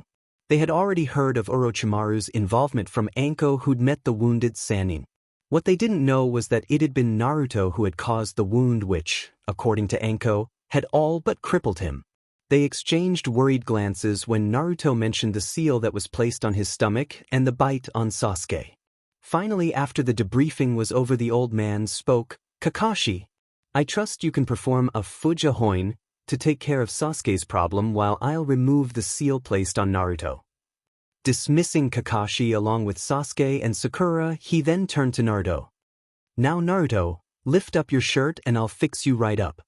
Naruto was again feeling great. He had a belly full of food, and what was best, the quarters they were given came with complete bathing facilities. He'd immediately, earning multitude of curses from Sakura, called the first bathing turn. After a nice long shower, he'd enjoyed even longer soak in the tub with Akai, who despite her initial reluctance towards bathing had quickly learned to enjoy nice warm soaks. He had washed his clothing too and was now wearing clean and thanks to clever use of foxfire, mostly dry clothing. Only thing that was bugging him was the sulking Sasuke who kept glaring at him with murder in his eyes. He shrugged and decided that it was time to go for a walk. Let Sakura-chan deal with that grouch. He was happy to note that the area meant for the participants of the exams was large, not to mention a strict, no-fighting zone, with open-air balconies that gave a good view of the forest and a multitude of rooms with training equipment ranging from dumbbells to training dummies. Feeling still bit worn out from the whole Forest of Death episode, he decided that a nice relaxing napping session on one of the balconies would be a good idea. I won't be caught making fun of that name again though. Forest of Death indeed. So he headed to one of the balconies. 1 hour later, he was still resting comfortably on a chair with Akai-chan curled up in a ball on top of his chest. He was currently idly fingering the jar of salve he'd gotten from Hinata. Man, this stuff was great. I wonder if Hinata even realizes how much this helped me. Hope she makes it through the forest though. Even without Orochimaru it was though going. Seeing her Naruto-niken looking thoughtful and fingering the jar given to him by that nice girl, Akai decided to start a conversation. Hinata was walking around the tower hoping to find Naruto. She really didn't know if she would have the courage to say anything again, but maybe Naruto would at least notice her and confirm that she hadn't dreamed the part where he'd asked her out on a date. Well, not a date really, we'll just be eating ramen together. Oh my god, that sounds so much like a date. She was suddenly snapped out of fantasy where her Furukuin dropped on his knees and, when she heard a soft, cutesy voice say, "Nanaren, are you really going to take that girl out for ramen?" She almost suffered a heart attack there and then. Some floozy was trying to dissuade her Naruto-kun from taking her out. The veins surrounding her eyes bulged as she activated her Byakugan to find Naruto-kun and the beach that was obviously pestering him. Maybe it was that Ino girl who had been dragging him to the clothing store. What she saw stole her breath away. Naruto was lounging on a chair with Akai sitting on his chest, and there was no sign of the tramp. But who was speaking then? I'm sure I heard. With her Byakugan she saw Akai's mouth move. "Nanaren, do you like her? It's obvious that she likes you. Are you going to ask her to bear your pups?" She didn't even see. Naruto blushed. She was so shocked that someone would have noticed her secret crush, and a fox no less. She gasped, "Wait a minute, that fox can speak?" She considered running away. It had worked before, but then noticed that Naruto and Akai were both staring at the balcony entrance with look that clearly said busted. Stealing her courage, she decided that it was time to tell Naruto-kun things. Naruto was indeed staring at the doorway with a feeling of dread, all the while berating himself for not paying more attention to his surroundings. Then he heard someone moving in the hallway, and soon the said someone entered the balcony. Both Naruto and Hinata were blushing badly. Naruto because he was sure that Hinata had heard Akai bluntly asking if he was going to ask her to bear his pups, and Hinata for well, she really blushed whenever she came to 100 yards of Naruto. They both spoke at the same time. "Na Hinata." "Ano Nutkin," Naruto motioned furiously and blurted out, "Ladies first." Twiddling her fingers and fighting the urge to run, Hinata began to stutter. Naruto-kun, did Akai-chan speak?" "Gomen, it's so silly, couldn't happen." Her eyes widened when Akai hopped off Naruto's lap and softly walked next to her and jumped up to her arms. She still began to pet the adorable little kit who yapped softly to Naruto, who began to nod his head. Hinata almost dropped the kit when she heard the same soft voice from her arms say, "Please don't tell anyone that I can speak." And Naruto continue, "Akai-chan is somewhat special, as am I for that matter. Now this is an official secret of Konoha, so you can't tell anyone about it, but, well, you see, the thing is that..." He was interrupted by Hinata's almost inaudible whisper of, "Kyuubi is sealed in you," which she breathed out clearly, if very quietly. Naruto almost fell from his chair. He was to say the least amazed and let it show too. So comical was his face that Hinata actually let loose a small giggle and blushed scarlet right afterwards. Regaining his senses, or at least some of them, the foxboy of Konoha managed to gasp out question as to exactly how had Hinata found out. This brought yet another session of finger twiddling and blushing from the girl. "How can I tell Naruto-kun that I've been following him around? I'd sound like some weirdo stalker or something." Finally Naruto grew tired with the blushing and finger twiddling and firmly grabbed Hinata's hands, causing the shy Hyuga to swoon. Startled, he grabbed her before she hit the ground and quickly deposited her on the vacant chair. When Hinata regained her breathing, she tried to twiddle her fingers but found out that her hands were still being held by Naruto, who was peering at her face with a worried expression. "Please, Hinata, don't faint on me now, and if you don't want to talk about it, you don't have to. And I can understand if you don't want to go for that ramen after the exam either." "Oh no. Now Naruto-kun thinks I don't love him anymore, not that I blame him for such fears. Poor Naruto-kun." She, yet again, noticed that she couldn't poke her fingers together, so gathering her courage she stuttered, "Gomen Naruto-kun, I mean I don't care and I'd like to be your friend." Now she really would have liked to say, girlfriend, instead of just friend, but as always her courage failed her. "At least I'll be his friend and maybe, just maybe," she suddenly saw it in her mind's eye. They were practicing together and she tripped and Naruto-kun was there to catch her, their faces almost touching. She could almost hear him saying, "Hinata, hey Hinata." She snapped out of the daydream to see Naruto waving one hand before her face. She blinked, then mournfully realized that Naruto had let go of her hand. "Gomen Naruto-kun." I spaced out. She blushed again, realizing how close Naruto was and how confused he looked. I saw you telling the Hokage's grandson about the thing, and Kurinai-sensei has been teaching me how to lip read, so I found out. And then I ran away because I was shocked." "Gomen?" She hung her head at yet another admission of her weakness. Naruto didn't know what to do or say. Obviously Hinata felt bad for being shocked when she found out. To further add to his confusion, he was now face to face with the only person of his own age group that knew his secret, and yet she didn't want to scream or hate him but to be his friend. He decided to do as Kyuubi instructed and gently lifted Hinata's chin upwards till she was looking him in the eyes. He then flashed his wide smile at her and said, "Hey, don't worry about that, Hinata. It's not like being shocked over something like that is bad or anything, and you aren't running away screaming either. But I have tons to tell you if you have the time." Badly blushing Hinata could only nod, and so Naruto launched into a long and amazing tale. Before Naruto, who was eagerly explaining everything that had happened since Wave Country, or Hinata, who was just as eager to hear about the exploits of her one and only love interest, noticed it was getting dark and Hinata's teammates, at Kiba's insistence, had come looking for her. Kiba naturally was furious when he saw what he considered his girl, and the stupid moron Naruto in such an empty setting. It actually looked somewhat suspicious. A boy and a girl sitting side by side on a balcony that was facing a forest, and there was a sunset too. Luckily Shino, who said he wanted to stay outside for a moment, was there to prevent any bloodshed. Shyly waving goodbye, Hinata followed Kiba back inside with a happy bounce. Her Naruto-kun had been eagerly talking to her of all people. She blushed again and shot a last parting glance towards Naruto, who was still standing outside with Shino. Shino simply stood there watching. He didn't move or speak, and soon Naruto became uncomfortable under the silent eyes. He was just about to leave when Shino spoke up. "So it was because of Kyuubi that we were all told to stay away from you. Sometimes we do stupid things out of fear. Did you know that I too grew up without friends because I'm of the Aburame clan? No one wanted to play with the icky bug boy.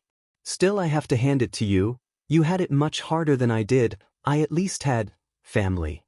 For the second time today, Naruto was not believing his ears. How many DMN people know already? I mean, do I carry a sign that says, "Kyuubi is sealed inside, please be quiet," or something? Sighing, he sat down and asked, "And just how did you find out? And why are you telling me this?" The bug user just shrugged. "I have a bug placed on both of my teammates, and that bug just relayed it all to me. And I'm telling you because I don't think that you are a monster either." He turned to leave. "Oh, and Kiba is in love with Hinata, who is in love with you, so watch your step. I'll try to keep him on a leash, so to speak, but you probably should avoid letting him see the two of you like he did today. It looked rather NTMT. And if you are not going to act on this information, please let Hinata down easily. She really cares about you." With that, he left a stunned Naruto on the balcony. When he saw Hinata the next day, he made no mention of what Shino had told him. Hell, he wasn't even sure about how he felt about something like that himself. It wasn't unpleasant to think that someone loved you, but still, Oh well, his ramen date with Hinata was still on, so he had plenty of time to think about it, and right now he needed to focus on the exam. Instead of talking about any romantic stuff, Naruto managed to coax Hinata into a nice sparring session, and was surprised with the level of skill she exhibited, and even more so when she apologized for not being better. For the next few days he regularly sparred with Hinata, and at her insistence, after she finally mustered the courage, told her more about his life. They'd gotten into a point where Hinata actually managed to speak without much of a stutter, albeit in a very tiny voice, and only blushed, stuttered noticeably, or poked her fingers when her eyes met Naruto's. They were often joined by Lee, who had arrived at the tower on the third day. They were also watched by Kiba and Akamaru, who, to Kiba's dismay, really didn't watch Naruto but instead played around with Akai and generally spent time bonding with the fox when they were both petted profusely by Hinata.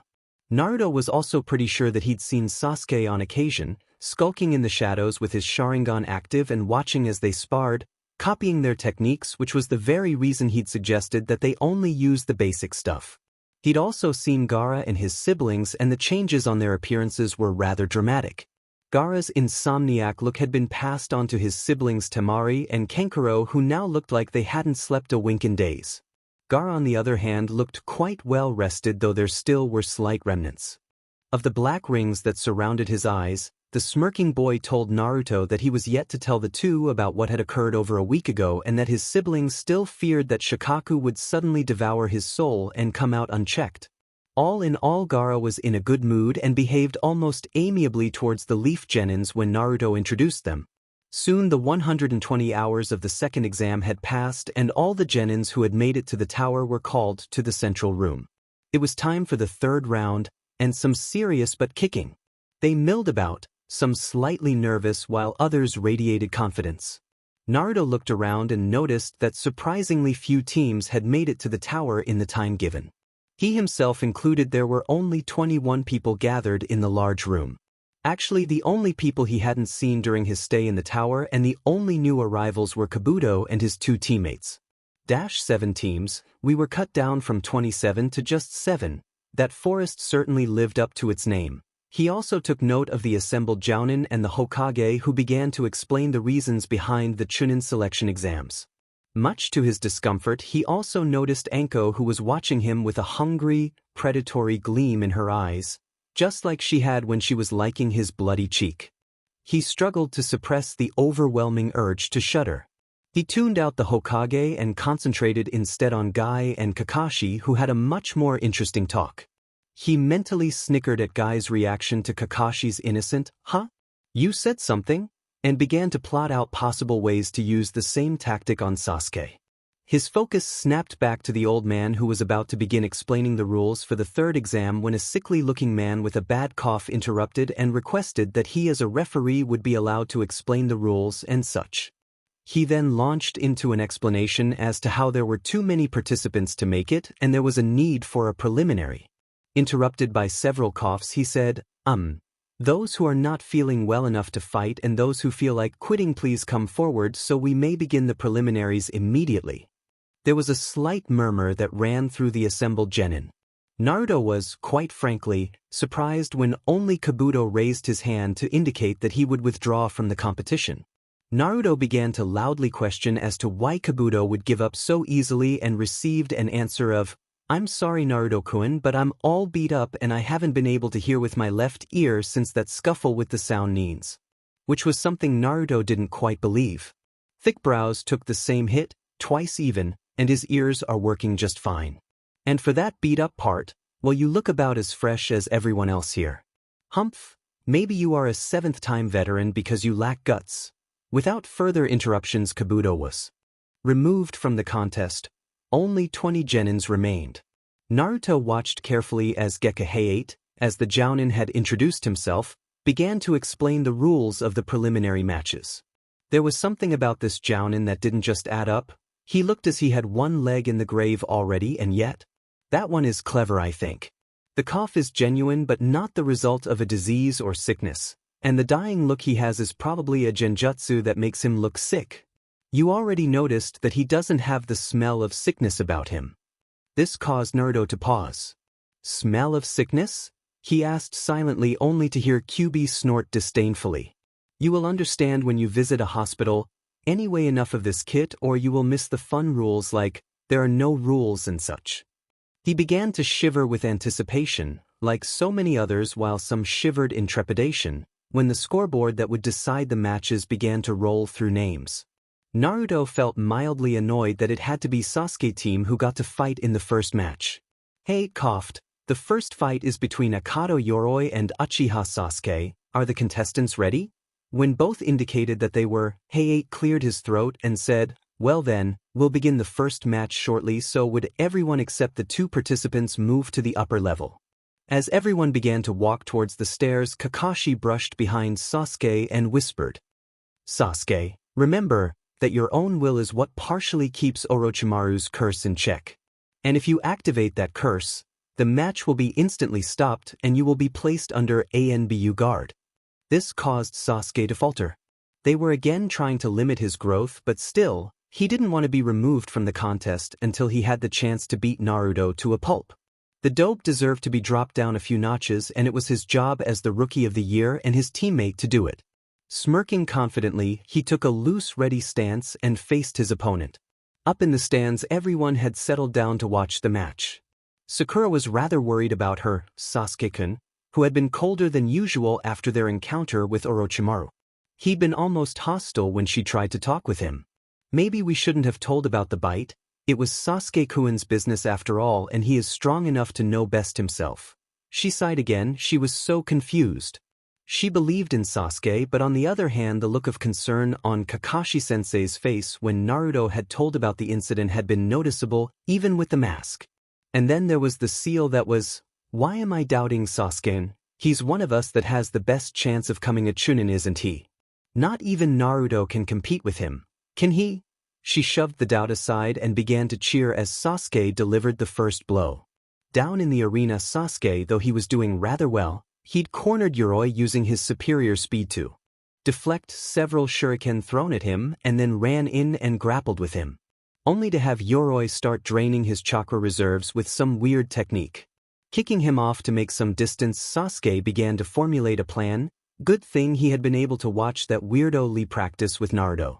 Flashing through several hand seals, he performed Genin, Hozenka no Jutsu, fire style, phoenix flower technique, and tossed in a few shurikens while blowing the small ball of flame towards Yoroi. Using the opportunity to attack the now distracted man, he quickly ducked under his guard and sent him flying with a swift kick to the chin. He then pushed himself up into air and under Yoroi's shadow and delivered a swift spin kick that Yoroi was able to block. Undaunted, he spun again and this time punched Yoroi and then punched him again, launching the genin towards the floor below. Just as they were about to land, Sasuke delivered a final spin kick and yelled out the name of his new attack, Shurshur Rendan. Lion combo. Blood spurted from Yoroi's mouth as Sasuke stood up and dusted himself off and turned to flash a satisfied smirk towards Naruto. Chew on that, dobe. The power of the Sharingan is something you definitely can't beat. It was quite amusing how you tried to keep me from gaining power after you noticed that I was watching your little training sessions. You should feel privileged that I would use you to gain power. He smirked again when he heard Hayate declare him as the winner of the first match and the first one to pass the prelims. Feeling satisfied, he headed towards the stairs to watch the rest of the matches. I just hope the dope draws someone weak so he'll win. I so want to put him to his place in front of a large audience. Up in the stands, Naruto was seething. So Sasuke team had been able to copy Lee's prize technique before Naruto had noticed him skulking about. He really didn't mind using Sharingan or his own Shinkigan to break down and copy techniques from the enemy, but somehow it just felt wrong that Sasuke would sneak in and steal a technique that had taken Lee countless of hours of hard work to achieve. He shook his head in disgust at Sasuke's self-satisfied look and the way several unnamed fangirls fawned at him as if he'd done something marvelous. I just hope I get to fight him in the third exam. He needs to be dropped down a few pegs. No, strike that few dozen pegs. Lee was having similar thoughts. He felt himself somehow slighted, not because Sasuke had copied the initial stage of his technique, but because the way he'd done it. Lee knew that Naruto was able to perform Konoha Senpu perfectly because of his bloodline limit, but he didn't care. Naruto had worked hard to achieve that level of skill, maybe not hard as he had himself, but still. He sighed in a tired tone. Uchiha Sasuke, your Sharingan is truly fearsome, but the way you use it is an affront to those who work hard. To copy your enemy's techniques is one thing, to spy on your comrades is another. Their musings and the squeals of delight from Sasuke fanclub, namely Ino and Sakura, were cut short when the names of the next contestants appeared on the scoreboard: Zaku Abumi vs Aburame Shino. Naruto watched as Shino made his way down the stairs towards the arena and pondered the mystery that was this silent boy. Shino was the second person on his own age group that knew about the Kyuubi, but still, he was friendly enough but about as silent as a grave. Seriously, he'd said more on their initial meeting than he'd said during the rest of the time they'd spent together. Naruto sighed as he remembered all that the bug user had said to him on the balcony and again became keenly aware of the slight scent of jasmine that had haunted him the past 3 days. Shaking his head clear of any thoughts not concerning the preliminaries, he tried, with partial success, to focus on the fights. Down on the arena, Shino had already began his match with Zaku and had managed to corner him with a swarm of Kikai bugs and forced Zaku to uncover his second arm. Shino's expression didn't change when Zaku's other arm blew off and the other was torn apart when he tried to use his Zanku, decapitating air wave, to blow away the bugs and Shino. When the boy was declared winner and made his way up to the stands, Naruto could only gape at what he surmised was the most collected person he'd ever seen. He even shivered slightly at the thought of being surrounded by a large swarm of chakra-eating bugs, but was reassured by Kyuubi, who was certain that the bugs would stand no chance against their foxfire. The next match was called, and it was to be between Gaara's brother Kankuro and Kabuto's teammate Tsurugi Misumi. The match seemed to end before it even got properly started when the stretchy leaf Genin broke Kankuro's neck. Kankuro, in response, turned his head completely around and was revealed to be a puppet that proceeded to squeeze the consciousness out of other contestant. After being declared winner, he collected his puppet Karasu and joined the rest of his team on the balcony. Naruto's hopes of getting to fight on the next round were dashed when the scoreboard announced the next matchup. He raised an eyebrow when he read the names of Haruno Sakura and Yamanaka Ino on the board. Two of the scariest girls I know. I wonder if Sakura-chan is able to win against Ino. The girls in question were descending the stairs together, all the while staring lightning bolts at each other. The fight was a long one. They exchanged blow for blow, insult for insult, until finally Ino caught Sakura with her Shintenshin no Jutsu, mind-body switch technique, only to be foiled by the raging inner Sakura, who, because of Naruto's cheers, reared her very scary head and forced Ino, to everyone's amazement, out from Sakura's mind. By now both Sakura and Ino were exhausted and both decided to make a last-ditch attempt to beat the other down. Both succeeded in quite a dramatic double KO. While Naruto and Team 10 were making checkups on Sakura and Ino, Lee was pumping his fists in the air, cheering wildly at 10-10, who was matched up against Temari. Despite the sheer volume of both cheers and throwing weapons summoned, 10-10 was losing badly against the blonde Kunoichi from Sunagakure. After a spectacular shower of sharp projectiles got yet again deflected, Temari seemed simply to vanish, only to reappear and create a miniature tornado that trapped poor 10-10 in it. The fight ended when Temari caught the falling girl with her folded fan, making her back arch into an unhealthy angle. After she was declared winner, Temari threw 10-10 towards to a wall, only to have her caught by Lee, who jumped to grab his fallen teammate. Temari's tough girl exterior crumbled slightly when Naruto jumped down to restrain Lee from attacking her, while staring her with those damnable red eyes. She shivered when she remembered Gaara's reaction to the loud blonde. He seems to care about his fellow Genins. Maybe I shouldn't PSS him off. The consequences might be unpleasant if I have to face him in the third exam. Shrugging to himself, Hayate announced the next match. Will Nara Shikamaru and Kin Tsuchi please step down so that we can begin the sixth match? Naruto yawned as he watched Shikamaru and the sound girl make their way down to the arena. He was quite frankly bored by all this waiting, and none of Kyuubi's "patience is a virtue" kit comments really helped. Sasuke was boring too. He kept his eyes on the arena and only scoffed at the level of skill that these inferior ones exhibited. Only people he was looking forward to seeing were Lee, Gaara and Niji, and the way things were going, one of them would fight, and when he predicted, against Naruto, thusly robbing him the chance to humiliate the dope himself. Naruto didn't really care anymore. All his previous boredom had been blown away when Shikamaru used his Kagemain no Jutsu, Shadowbind technique, and knocked Kin out by smashing her head to the wall. Well, that really didn't affect his boredom but the subsequent announcement of the 7th match. It was his turn to fight. Yosh. Finally, it's my turn to fight. I'll be facing Kiba. This might get interesting if what Shino said about him is true, and it is judging by how he's been acting when I'm around Hinata. Smiling to himself, he decided to aggravate the dog boy further and walked right to Hinata, where he stopped for a moment before going down. Hey Hinata, hold a Kai-chan for a while would you? I don't want to take her down to the fight because she's still so young. He then handed the irate kit to the now blushing Hinata and cast a meaningful glance at Kiba before heading down to the arena. When he got down to the arena, Kiba was already waiting and positively brimming with confidence. His gloating comment of, "Lucky aren't we Akamaru, with that loser as our opponent it's like we've already won," was met with a slightly hesitant bark from Akamaru, who had actually smelled the lingering remnants of Naruto's other chakra from when he'd been demonstrating it to Hinata in private. Despite of his pet's lack of enthusiasm, Kiba continued gloating over his easy victory only to be interrupted by the now fuming Naruto. "Shut the hell up. And don't bring that puppy of yours to the fight. He'll just get in the way." Now it was Kiba's turn to fume. "You idiot, Akamaru is going to fight with me. He's a fully trained ninja animal after all." This comment only made Naruto to smile, then point an accusing finger at Kiba. "Yeah well, a loser like you would need all the help he can get so." Kiba was now beyond furious. Here was the guy who'd been the laughing stock of the academy, standing before him acting all though. And to add to the incentive to beat him up real bad was the fact that he'd begun to suspect that his Hinata-chan might actually like the dork for real. He ordered Akamaru to stand down and said, "Huh, acting all though are you? I'll fight you alone, and because I feel bad for you I'll even end it with one hit."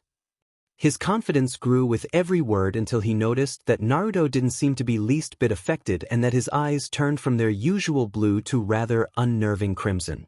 Shrugging it off as some weird intimidation trick or whatever, he made a few hand seals and whispered, "Gijia Ninpu, Shikyaku no Jutsu.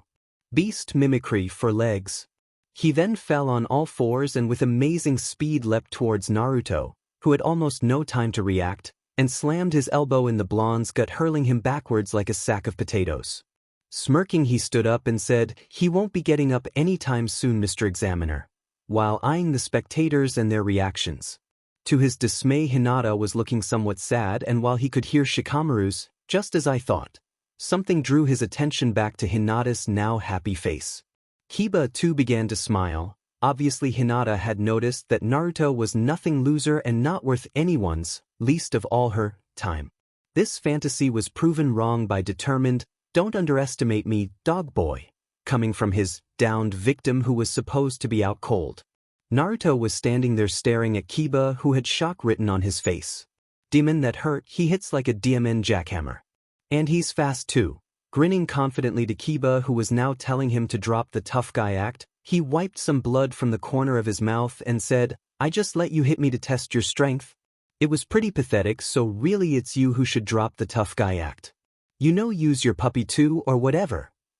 Naruto watched as his words hit home, making Kiba quiver with rage, and then fell into a defensive stance. Kiba held the speed advantage unless he were to drop the genjutsu from his bracers, and that was something he wanted to keep a secret as long as possible. Kiba meanwhile had formulated a plan, grabbing few smoke bombs. He yelled at Akamaru and charged. Naruto watched the approaching pair carefully. Smoke bombs?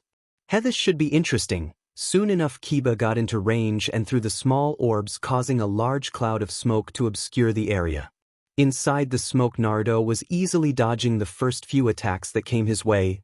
"This is too easy. I would be beaten up badly if it wasn't for my senses though, but still, where's that demon mutt?"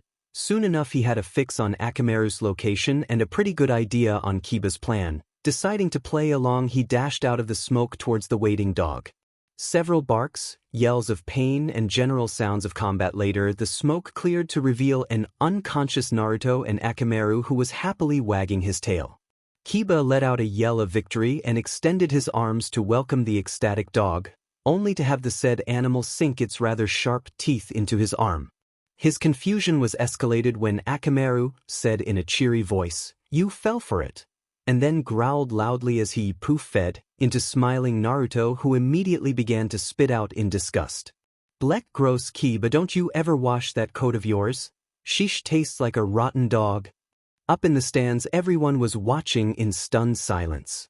Asuma and Kurinai, the Jounin instructors of teams 8 and 10, were both thinking, "What the hell did you do to that boy, the dead last of the academy, Kakashi?" The Jounins weren't the only ones impressed though, and their thoughts were best summarized by Hinata's very quiet, "Naru-kun, you're great." Even though it was all buried under Sakura's very loud, "You're great, Naruto." Sasuke just scoffed at the cheap tricks Naruto was pulling, while Neji found it mildly amusing that Naruto had the gall to complain about taste after biting someone. Back at the arena, Kiba tossed a soldier pill to Akamaru, who was being held by Naruto's clone. The small, white and harmless-looking dog suddenly turned into a red and definitely lot less harmless-looking beast that, after effectively destroying the clone holding him, jumped on Kiba's back. Several hand seals later, Kiba yelled, "Gijyu Ninpu Jujin Bunshin."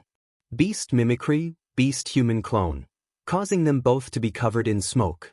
Naruto's eyes narrowed and he pulled into even tighter defensive stance, when the smoke cleared, revealing two identical beast Kibas that immediately charged forward. He was in a tight spot and he knew it, dodging and parrying blows that rained from Kiba and the Kiba-like Akamaru. Naruto was forced into a position where he was vulnerable. Smelling victory, Kiba and Akamaru charged forward while Kiba yelled, "Getsuga," double piercing Fong, and both of them turned into veritable drills that both hit Naruto dead on. The blonde in question fell to the ground with an audible thud. "You always go on and on about becoming the Hokage. Well, I'll tell you something, a loser like you can never be Hokage, but hey, don't feel bad. I'll become the Hokage for you." Turning towards the referee, he continued, "He's finished, no way in hell." He never got the chance to finish what he was about to say when Naruto, who was sprawled on the floor, stood up shakily and flashed a confident grin. "If you are going to compete with me for the title of the Hokage, you should know that you'll be the underdog." Pulling himself to yet another defensive stance, he dodged the Getsuga again. "He's getting careless. There was no preparation this time, and now that I've seen that one, I won't fall for it again. I'm still at a disadvantage though. I need to get rid of the diamond mutt, but how?" He smiled deviously while dodging yet another Getsuga attack and formed a few hand seals to perform a henge that made him an exact Kiba look-alike. Kiba sniffed the air tentatively. There were two exact copies of himself, but he still had the advantage. There, that one smelled strongly of fox. He swung his fist with all his might and connected squarely at the fake, causing him to fly backwards and land in a roll. There was a puff of smoke that revealed Akamaru. Eyes widening, he turned around in a rush and smashed his fist into what had to be Naruto, only to see the Jujin Bunshin dissolve into an unconscious Akamaru.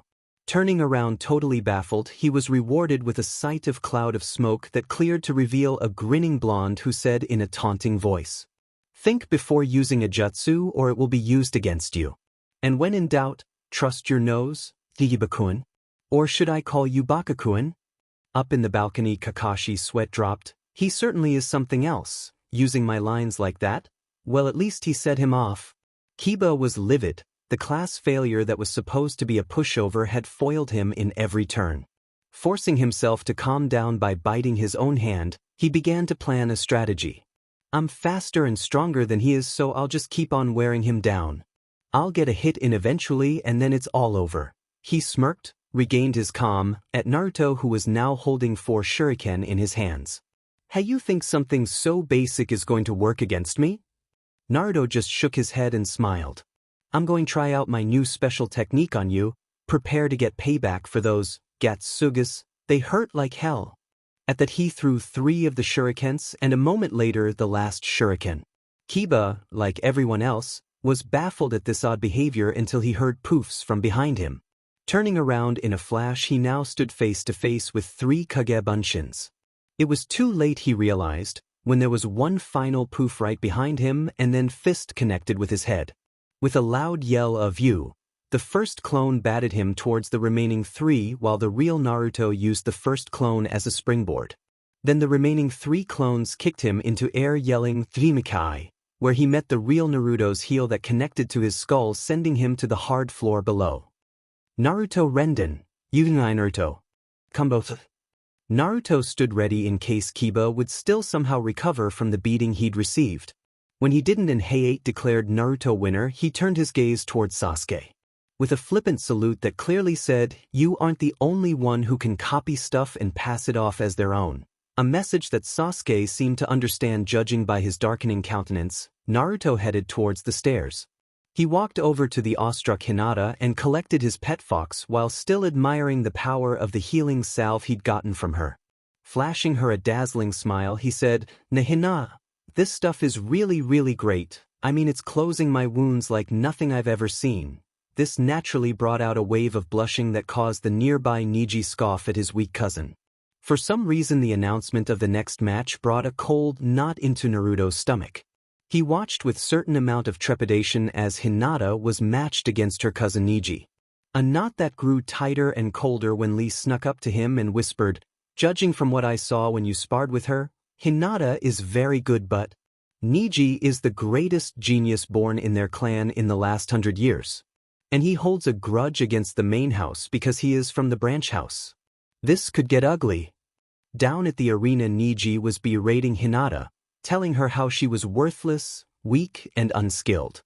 That didn't quite bury the knot in Naruto's stomach, but it certainly made him feel angry. He'd used his Shinkigen to analyze Hinata's Juken form and had found out that her form was nearly flawless without any major gaps in the defense or in the offense. Hinata only had problems with her confidence, and that BSRD Neji was attacking just that. He narrowed his eyes and bellowed, "Stop pretending like you know something, Yubi. Hinata, don't listen to that moron. Just beat the shit out of him and shove that superior smirk of his so far up his butt that he can observe it whenever he opens his mouth in front of a mirror." Deep in his mind, Kyuubi giggled. "So much for the subtleties. Seems to have worked though. I swear being sealed in the Kitling doesn't get boring." And indeed it had worked. Hinata collected herself after the loud encouragement from her personal idol, activated her Byakugan and dropped into a Juken stance. "Come Neji Nizen, let us fight." Neji was somewhere between pleased and annoyed because his weak cousin hadn't given up. It would have been delightful to humiliate a member of the main house by scaring her into forfeiting, but it would be almost as delightful to beat one into hospital, preferably into the morgue. He too took a Juken stance and the battle was joined. Up on the balcony, Naruto was watching with growing concern. While it did seem that Hinata was holding the upper hand after her determination had been lit by little encouragement, his eyes told him that Neji was actually toying with Hinata. He winced when Neji landed 2 hits on Hinata's chest, causing her to spit out blood. Hinata then tried to strike Neji only to be stuck in the arm for her efforts. Neji then slammed his hand into her chest again with enough force to send her sprawling on the ground. He looked down at his weak cousin who was coughing blood on the ground and said in a scornful tone, "Hinata-sama, this is the difference in our strength, the difference between elite and loser. Forfeit." Neji smiled to himself. This was indeed quite pleasurable. He narrowed his eyes slightly at the sight of Hinata, who was slowly standing up, and wetted his lips in anticipation to hear a espinen from a member of the main house. His eyes narrowed even more and his face turned into a scowl when Hinata finally stood up and said, "No. I don't go back on my word, it's my Nindo." Hinata, her eyes once more pulsing with the Byakugan, charged forward and challenged Neji in combat again, only to be hit repeatedly by Neji. Naruto, whose anger was beginning to spike, began to inch closer to Hinata's sensei. There was a pattern behind those hits. He's trying to kill or at least severely wound Hinata. You have put an end to this. Those strikes are all aimed to non-vital organs, but the combined effect of the damages could be fatal. As he said the words, he could feel Kyuubi's anger growing as well. The seal in his stomach began to slowly leak out bits of Kyuubi's chakra, alerting most of the Jounins and incidentally the smirking Neji. On the arena, Neji was happily smirking at Hinata, who was struggling to get back on her feet. He'd hit multiple organs with the Juken. None of the hits were lethal, but accidents did happen.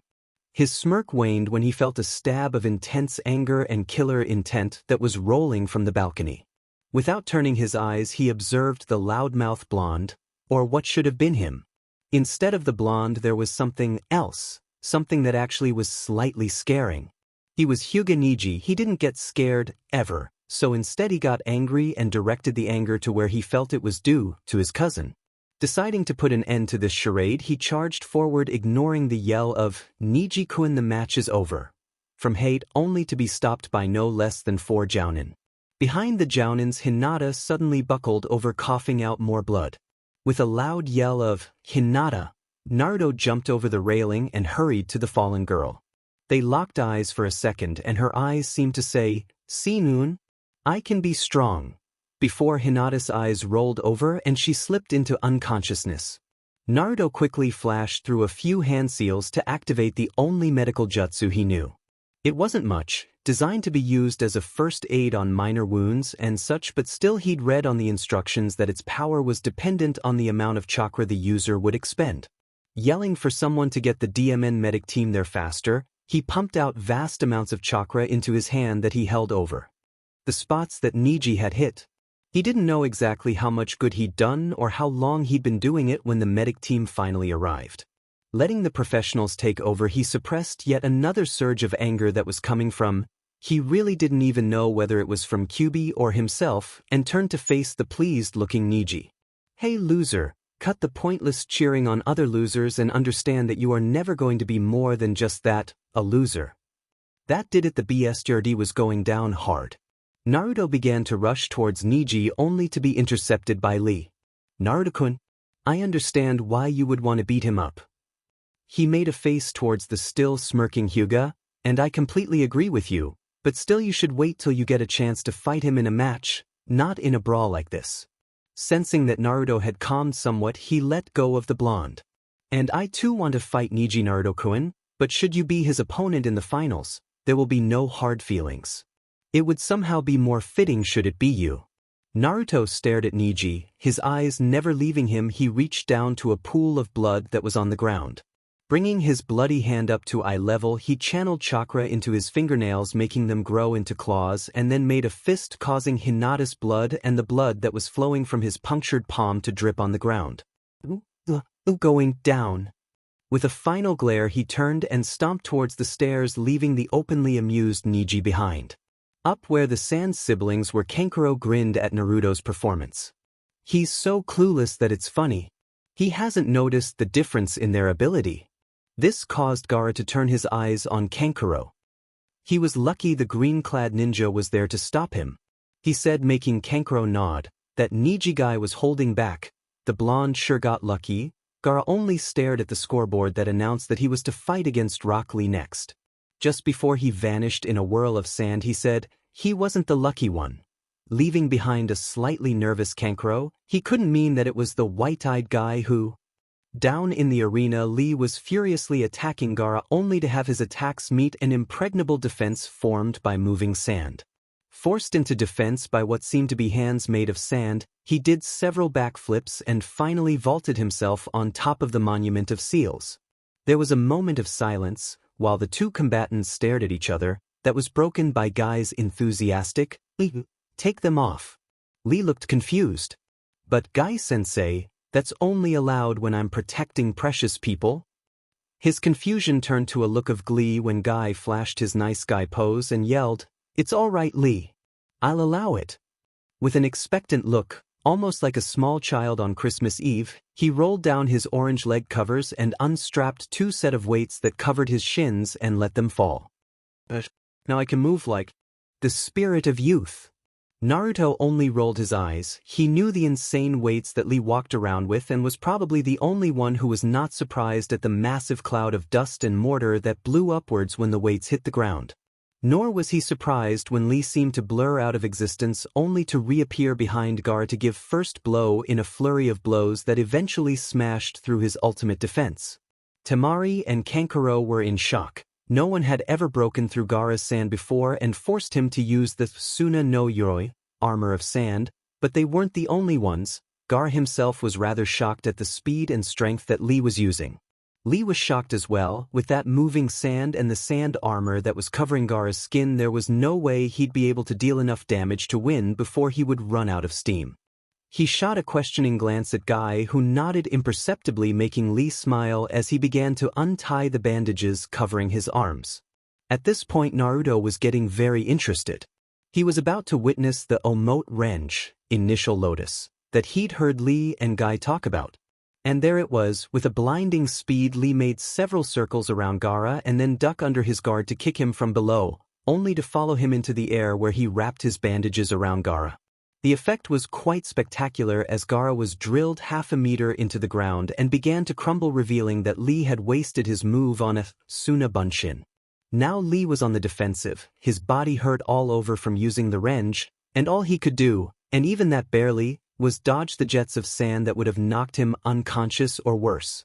Gaara, on the other hand, tasted victory and was preparing for a final strike that would make him win when Lee suddenly rolled away without the slightest hint of pain. Up in the balcony, Kakashi and Guy were in a heated conversation about the 8 celestial gates, something that Naruto decided he would ask about later. Lee grew stronger by the moment, small pebbles starting to rise from the ground around him, and then he was off. Faster than the eye could follow, he kicked Gaara into air again, then jumped after him. To a casual observer, it seemed as if Gaara was bounced around by invisible hands. Hit after hit rained on him from the furious Lee, who was preparing for a final strike. Just as the muscles in his hands ceased to function, ignoring the pain, he forced the 5th gate to open and delivered a jarring blow to Gaara, propelling him downwards. Lee then pulled on his bandages to pull Gaara upwards like a yo-yo while preparing to perform the Yura Renge, Extreme Lotus. His fist made contact with Gaara and smashed him to the ground and sending Lee hurling to the other end of the arena. Much to the dismay of Guy and to amazement of most everyone else, Gaara wasn't finished yet. His sand began to creep towards Lee and then suddenly wrapped itself around his spandex-covered arm and leg. It stopped there though as Gaara paused. Images of his painful past flashed through his mind and the sand moved forward again, then stopped. Gaara dismissed the memories of Shikaku's insane whispers that demanded he feed his opponents to the sand. There were no whispers anymore, no need to kill to silence the unquenchable thirst that was in Shikaku.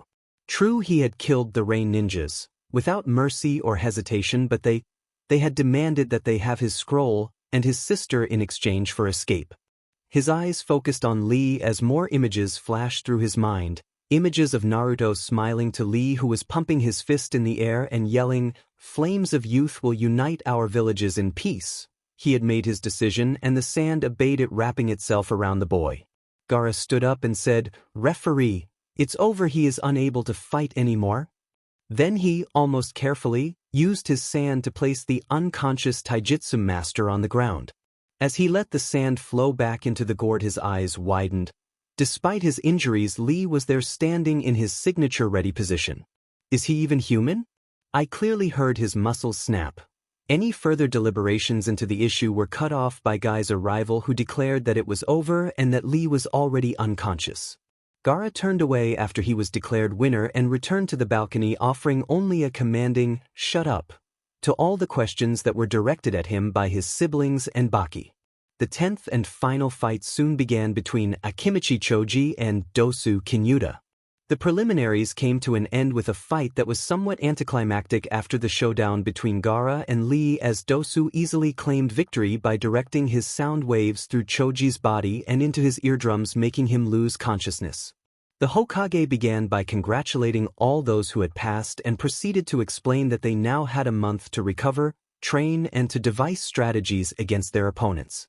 As for the opponents, after a series of drawing lots, the fight schedule was established. To his delight, Naruto drew 1 while Neji drew 2, meaning that they had the first fight. Other pairs were Sasuke and Gaara, Kankuro and Shino, Shikamaru and Dosu, with Temari fighting against the winner of that match. With that and an explanation as to how they could all become Chunin, or that maybe none of them would become Chunin, the Hokage dismissed them for a month's time. Before he could even ask, Kakashi approached Naruto as they stood outside training area. "So Naruto, congratulations on passing the prelims. I'm going to leave several scrolls for you to study during this month." That caused Naruto's smile to falter. He'd really been hoping that Kakashi, whom he considered to be about the best ninja around, would have taken charge of his training.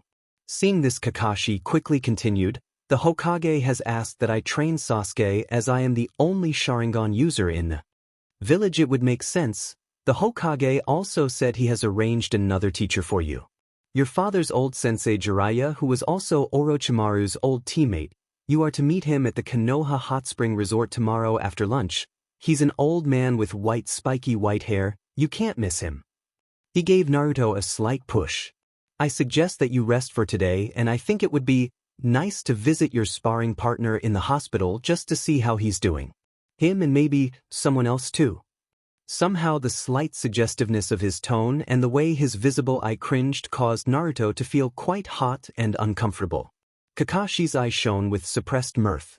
"Anyway, I'll leave you some scrolls that I think might come handy when you go against the Hyuga boy. Remember, he's no pushover, so train hard and all that. Well, see you in a month." Naruto watched with mixed emotions as his uncle vanished in a cloud of smoke after a final wave of hand. As he made his way home for the first time in 5 days, he pondered about what Kakashi had just said. I guess he's right about that whole Sharingan thing, though it's still kinda SCKS to be referred to someone else. On the other hand, he was father's sensei and one of the Sannin, just like that snake BSRD, so that would mean that he's really strong too. Grumbling, he absently stroked Akai-chan while immersed in his own thoughts. When they got back to Naruto's apartment, they cleaned up and headed out for some celebratory ramen at Ichiraku's. 20-some bowls of ramen later, Naruto decided that he would do as Kakashi had instructed and visit the hospital. He was anxious to know exactly how badly both Lee and Hinata had gotten hurt. First thing he saw when he arrived at the hospital was Guy-sensei, who immediately ran up to his part-time pupil and began to yell, "Anru-kun, it pleases me greatly to see that you take the time visit your fallen comrade despite burning passion for training that you must feel is needed to fulfill your youthful potential." After few moments and several rather harsh glares from the nurses, he calmed down enough to explain in plain words that Lee was expected to make a full recovery. He had pulled or torn muscles all over his body and there were small fractures on many of his bones, but still. Guy sighed, "The flames of youth are strong in this one and thusly he will make most efficient recovery. They expect him to be up to norm in 1 month, but I say he'll be back to it in 2 weeks, and if he's not, I'll run around Konoha 500 times, and if I can't do that, I'll." Naruto tuned the rest out. He knew from experience that only a blatant interruption could stop Guy, or Lee for that matter, when they went on their rants. He bid the starry-eyed Guy goodbye and went to front desk to find out where Hinata was taken. After receiving a room number, he went to find the said room. When he entered the room, there was no one else there beside Hinata, so he pulled out a chair and sat next to her bed. After a moment of awkward silence, he cleared his throat and pulled out a kitsune plushie that he'd brought on Akai's insistence and placed it under Hinata's arm. He then looked from her to Akai to the plushie and then to Hinata again and shook his head. "Damn it, why is this so hard? I mean, I speak to girls every day and she's not even awake for Cammy's sake. Could it be that No, I will not think about that stuff until I'm done with the DMN exam." He cleared his throat again and then said, "Well, Hinata, you did really well out there, and Akai wanted you to have the plushie so that you could pet it in her stead and stuff, so I'll be going now, I guess, and we're still on for the ramen, right? I mean, well, I'll be back when you are feeling better and stuff, so bye." Acting as on instinct, he reached out with his hand and slightly touched Hinata on the cheek, and then realizing what he'd just done, quickly pulled the hand away and blushed deep crimson. "Phew, good thing nobody saw that one. What ever possessed me to do it in the first place?" Throwing a dark curse at Kyuubi, who was now rolling around in barely concealed fits of laughter, he stood up and walked to the door, which suddenly opened, smacking him squarely on the face. After he regained his senses, he came face to face with Hinata's Jounin instructor Yuhi Kurinai and her teammate Shino. Seeing an opportunity to gain more info on Hinata's state, he asked, "How is she? I mean, she's sleeping and all, and there are none of those weird machines they keep on really sick people on TV." What happened next was something he really didn't see coming. Kurinai simply grabbed him in a hug and whispered a heartfelt, "Thank you," into his ear. When Kurinai finally let go of the confused foxboy, she began to explain. The medics said that she'd suffered major trauma on most of her internal organs, The combinate effect would have been fatal or the very least very severe had she not received extensive first aid on the spot. She locked her red eyes with Naruto's. You may very well have saved her life with that jutsu of yours, and for that you have my gratitude. Naruto cringed when he heard the words, then his face set in a determined mask.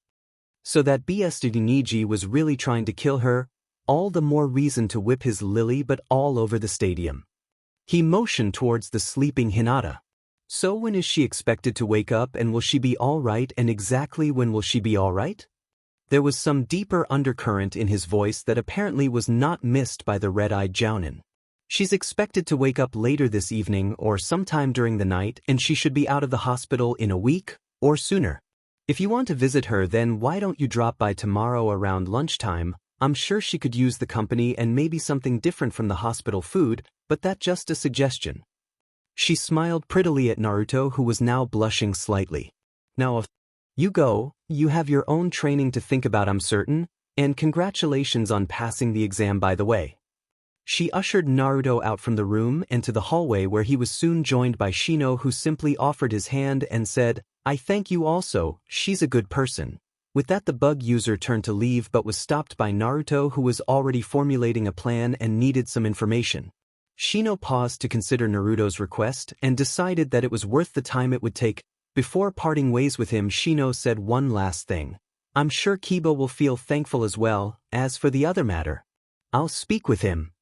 Gaara was staring at the full moon. Shikaku was always most active during this time, but now, this was the first time in his life that he was able to look at the moon and not feel the desire to kill things.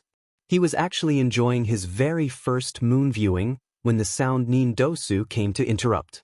After the sound, Nin prattled something about trying to kill him in his sleep and the need to eliminate him so that he would have a better chance of fighting the Uchiha. He was growing bored. You are sort of lucky. He's sealed now. He used to get so bloodthirsty during full moon, but now, you only have to deal with me. There was a sudden wave of sand that engulfed the sound Nin and a muffled cry followed by a spurt of blood when Gaara's sand crushed the poor bee. Moron, Shikaku might not make me kill things, but I still don't like assassins, much less sound assassins. He was unaware of the two men watching him. So that's the extent of his capabilities? Or should I say that that's the extent of his capabilities unless it comes out correct? And don't worry about Kinyuda. He served his purpose and wasn't all that useful anymore. Height perked his ears. There was the Sand Jounin Baki talking to Kabuto, a leaf genin who was to be arrested on suspicion of treason. He listened intently as the two men talked about a plan to attack Koona, only to gasp slightly when he heard Baki declare, I'll take care of the eavesdropper. It's only one rat there, so no problem. The two jounin faced off, and after a conceding, my Mr. Examiner, what are you doing here all alone? From Baki, Hei launched his attack after performing a few seals and yelling out, Mikazuki no Mai, Dance of the Crescent Moon. An attack that did connect but didn't quite cause the effect it was supposed to, as Baki only smiled. Very surprising to master such a move on so young age, but your blade can be stopped while a blade of wind can't. Kaze no Yaiba, Height saw it coming. So, it ends here then. There was a moment of blackness, then he realized something. Sand, there's a wall of sand in front of me. What the hell? He quickly and cautiously navigated around the wall of sand only to see Baki's head, with his mouth covered, sticking out from a cocoon of sand. He whirled about when there was a voice that said, I believe Baki would tell you most interesting things if you were to question him. Looking towards a nearby roof, he saw the sand boy, Gaara, smirking and holding his hand towards Baki. I wish to leave the service of Kazake-sama and join the ranks of your leaf genin if possible. It was nearly lunchtime the following day, and Naruto was balancing several takeout bowls of miso and beef ramen along with a bag that held several canned beverages and an additional bag of special treat he'd gotten.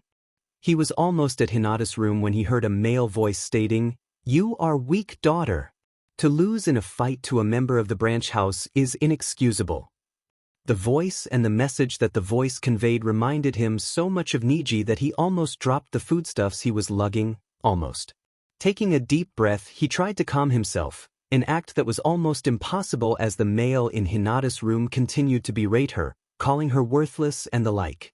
Deciding to take Kyuubi's advice, She was talking his ear off really. He feigned ignorance of any other visitors and kicked the door open, secretly hoping to hit the offending male with it, and burst into the room.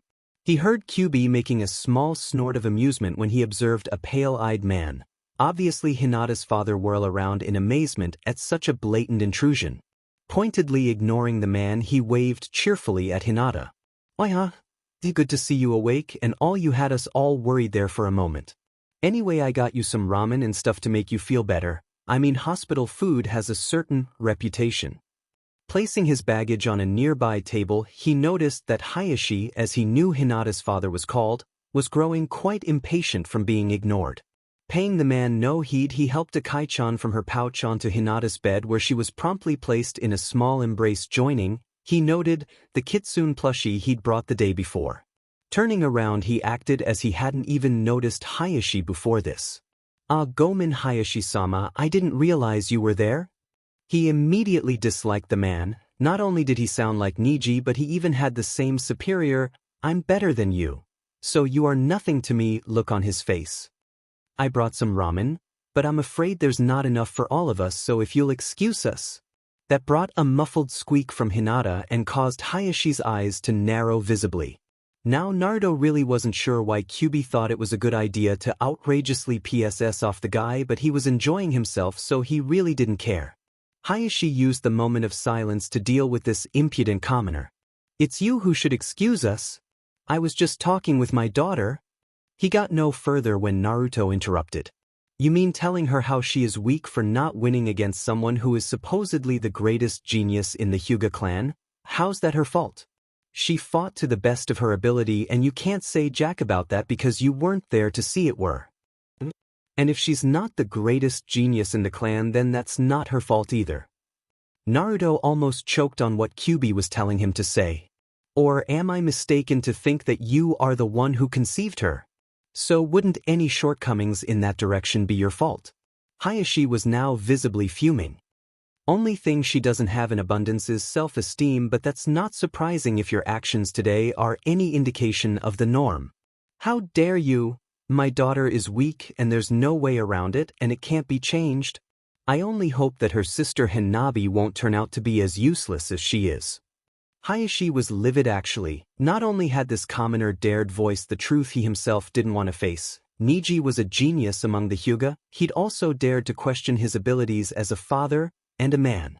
He was about to defend his position when the boy continued.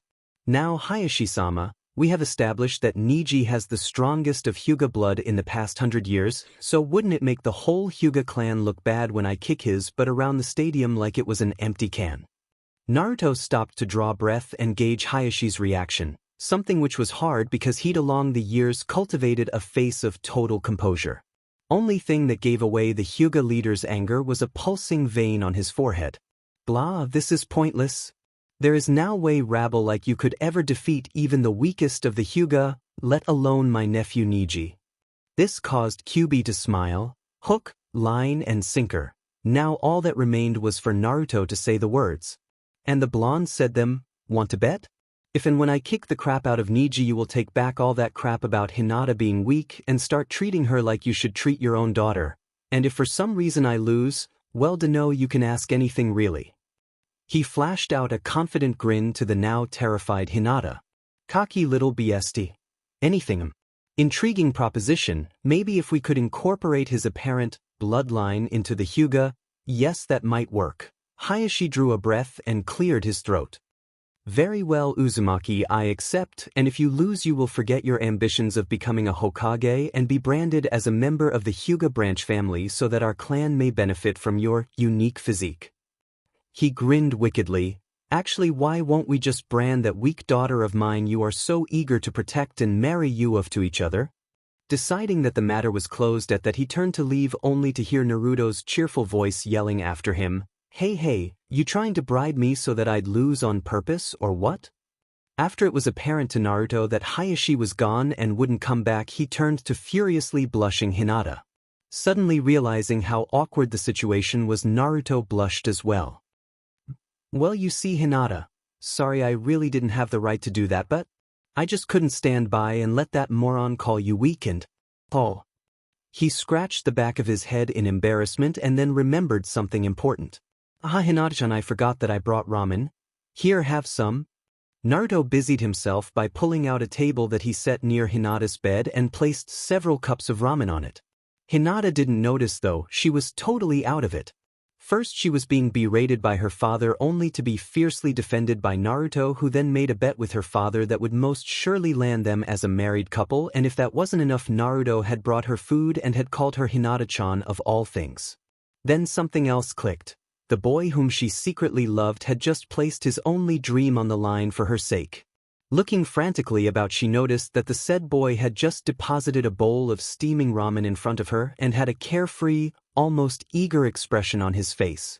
She began to whisper out, "Ryukin, you must withdraw from this bet. You can't risk your dreams." Naruto only raised his eyebrow in amazement. He wasn't sure how Hinata would react to bet, but he certainly wasn't expecting her to only worry about his chances of becoming a Hokage. He needed time to think, and luckily the excuse was only an arm's length away. "Don't worry about that now, Hinata-chan, just eat that ramen before it gets cold and we can talk after that, right?" Trying to set an example, he dug in. After Naruto cleaned out 4 bowls of ramen, 3 of his own and 1 he'd brought for Hinata, who demurely declined the second bowl, saying that 1 bowl was enough for her, he grabbed the bag he'd brought and handed it over to Hinata, who, blushing only slightly, peeked into the bag only to squeal out, "Cinnamon rolls, my favorites. How did you know?" Now it was Naruto's turn to blush, but before he could even begin to explain, Akai cut in. "He bullied that information out from your teammate Hinata-chan. That was yesterday when we came to check up on you and brought you that plushie to keep you company." This blatant lie caused Naruto to gasp. He hadn't bullied anything from Shino, just merely asked if there was any food Hinata liked in particular. He rubbed his temples while thinking, "And I swear Akai and Kyuubi are in league and playing matchmakers," a thought that caused Kyuubi to snort in amusement. He checked the time and noticed that he'd have to meet that mysterious teacher of his pretty soon. Turning to look at the still blushing Hinata, he said, "Look, Hinata, like I said, I'm sorry about that bet I made with your father, but it just made me so mad when he put you down like that. But don't worry, I won't lose, so you don't have to marry me or anything."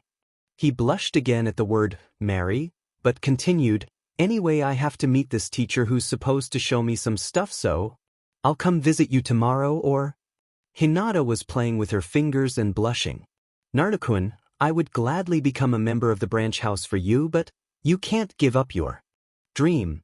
Naruto decided that if he was to get any reply from the shy girl, he'd have to administer his patented anti-finger-playing no jutsu, and so he grabbed Hinata's hands, effectively stopping the nervous motion. The blush didn't diminish, however.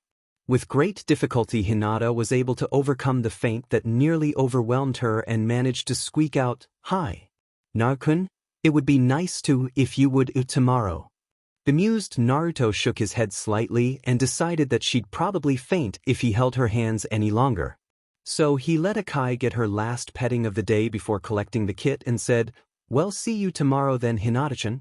I gotta run, so—" With that he left the room only to poke his head through the door a second later. "Oh, and get better soon, okay? So maybe you can help me with my training and stuff. Well, bye again." And then he was gone, leaving poor Hinata in her bed pondering the most bizarre, yet at the same time most gratifying lunch of her young life. Naruto was pondering things along the same lines when he ran towards the Konoha Hot Spring Resort with an easy lope. He wondered why on earth would his new sensei want to meet at the hot springs though. Maybe he'll teach me some cool techniques involving hot water. At this, images of lobster red Niji entered his mind, causing him to laugh out loud along with Kyuubi. Or maybe he's just an old man who wants to take a nice relaxing bath while planning out my training. Playing through the myriad of possibilities in his head, he soon arrived at the hot springs. Looking around the entrance, he saw no sign of a white-haired man, so he decided to check the inside only to find them all but deserted.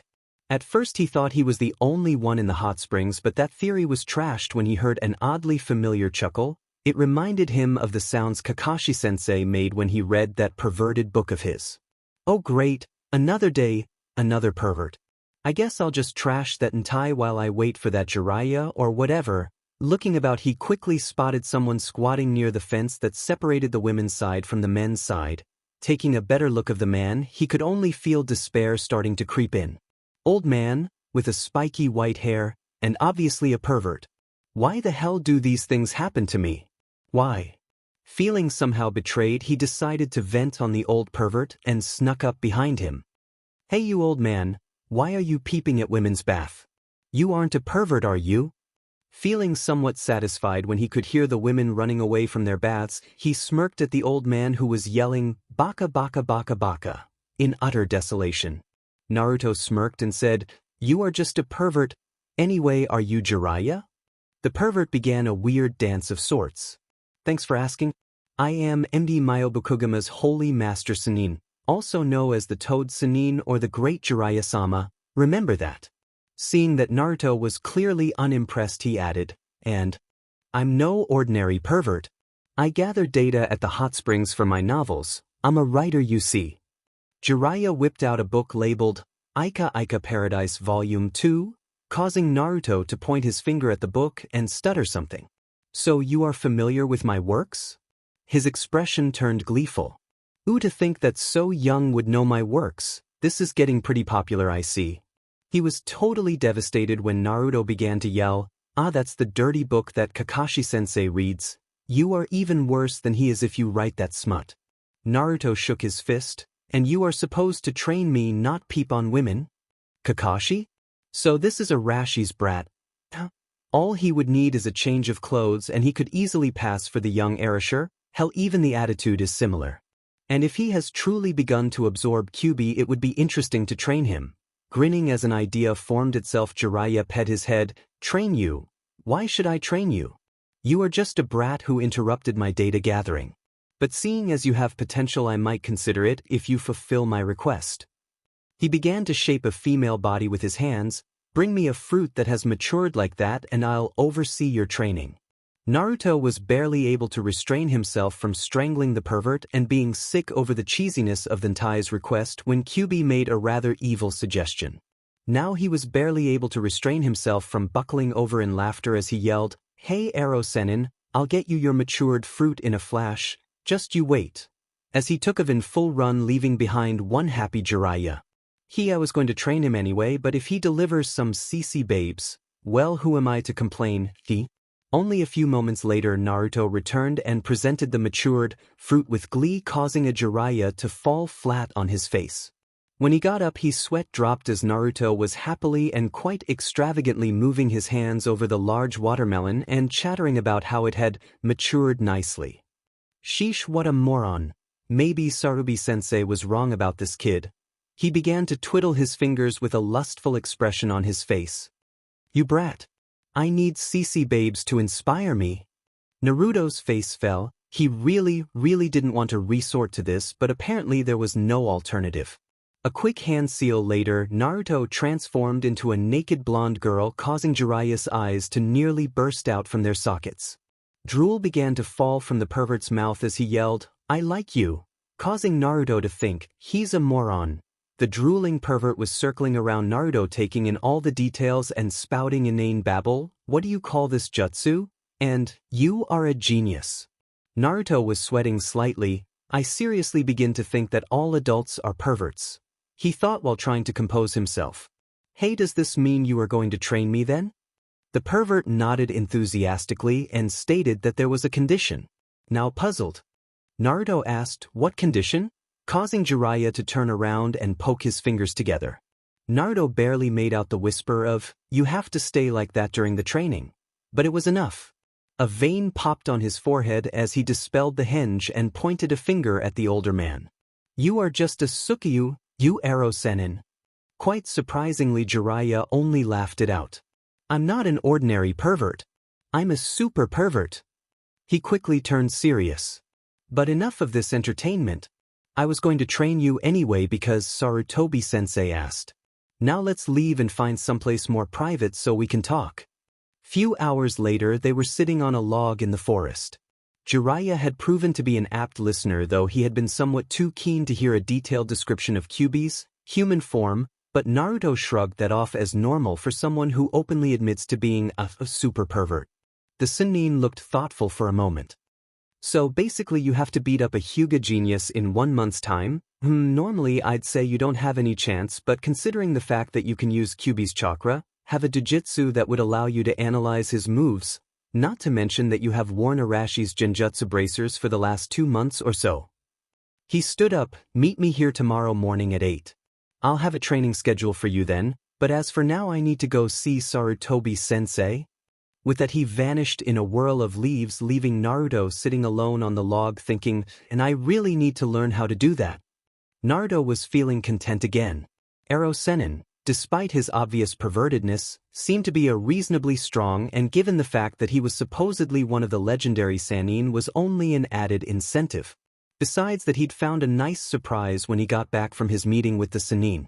Kakashi had been good to his word and had left several scrolls for Naruto to read, including to his delight scroll that contained the Chidori, and an attached note that said only to use Chidori when his Shinkegan was active to evade possible enemy counterattacks. There were also several notes made by Kakashi that detailed some tactics that might be useful against the Byakugan and all the info he had about Niji's abilities. Next morning he was early at the agreed-upon location and so immersed in the Chidori scroll that he didn't even notice Jiraiya until Akai let out a warning yap, which was rewarded by a small piece of jerky thrown at the kit as a gift from the old pervert who'd taken immediate liking of the cute little fox. Well, Brett, I hear that your chakra control is good enough, so today we'll try summoning. Biting his thumb and smearing his palm with blood, he performed few hand seals and yelled, Kuchios no Jutsu, summoning technique, causing a large toad with a scroll in its mouth to appear. The toad then handed the scroll down to Naruto while Jiraiya explained, this is a toad summoning contract. Write your name in blood and press your fingerprints on the contract and you will be able to summon toads. Naruto was about to do so when he was interrupted by Kyuubi, who bid him to come and visit her. Complying, Naruto concentrated and found himself on Kyuubi's meadow. The said fox was sitting near a similar-looking scroll and said, now listen, Kit. I've been meaning to give you contract with foxes, and while I can guarantee that they will cooperate, but I can't say the same for toads. You would have to negotiate a deal with Gamabunta the boss toad if you are to sign their contract as well. Anyway, here's the summoning contract, so sign in blood please. Bewildered, Naruto complied and signed the contract only to find himself in the real world where he was being shaken by somewhat concerned Jiraiya. Hey kid, what happened? You just spaced out for a moment there. Naruto explained what had happened to the dubious-looking Jiraiya, who decided that regardless he should sign the toad contract because toads were much cooler than foxes and because Naruto's father had also summoned toads. Shrugging, the blonde complied, bit his thumb open and signed the contract, after which the pervert dismissed his summoned toad. Running few times though the hand seals necessary for summoning, Jiraiya said, now, if you really have 2 different contracts, it's important that you focus on the animal you wish to summon. And now we will practice, yes? Pull out all the Kyuubi's chakra you can and perform Kuchios no Jutsu. Snickering to himself, Naruto complied and began to pump out Kyuubi's chakra in vast amounts. In fact, he pumped out enough chakra that Ero Sennin decided it would be prudent to put some distance between himself and Naruto, just in case. The decision proved to be wise, seeing as there was a huge billow of smoke that solidified into a very large toad that bellowed, Jiraiya. Demon you Jiraiya.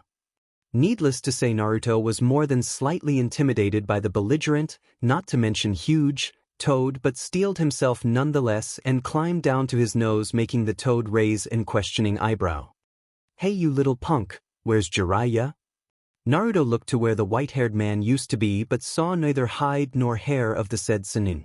Looking back up at the toad, he said, well, he was there just a moment ago. Anyway, are you Gamabunta? This made the large toad snort in disdain. It's Gamabunta-sama to a little shrimp like you? Now tell me, why the hell did that perverted geezer summon me, and why is there a weird little punk on my head? Naruto blinked. He hadn't realized that summons didn't even know who summoned them. Shrugging the fact aside as unimportant, he made a face. Well, Gamabunta-sama, I actually summoned you. Making a forestalling gesture to prevent the toad from erupting into laughter, he continued. See, I used Kyuubi's chakra to summon you. I'm the weird little punk who got the demon fox sealed in me.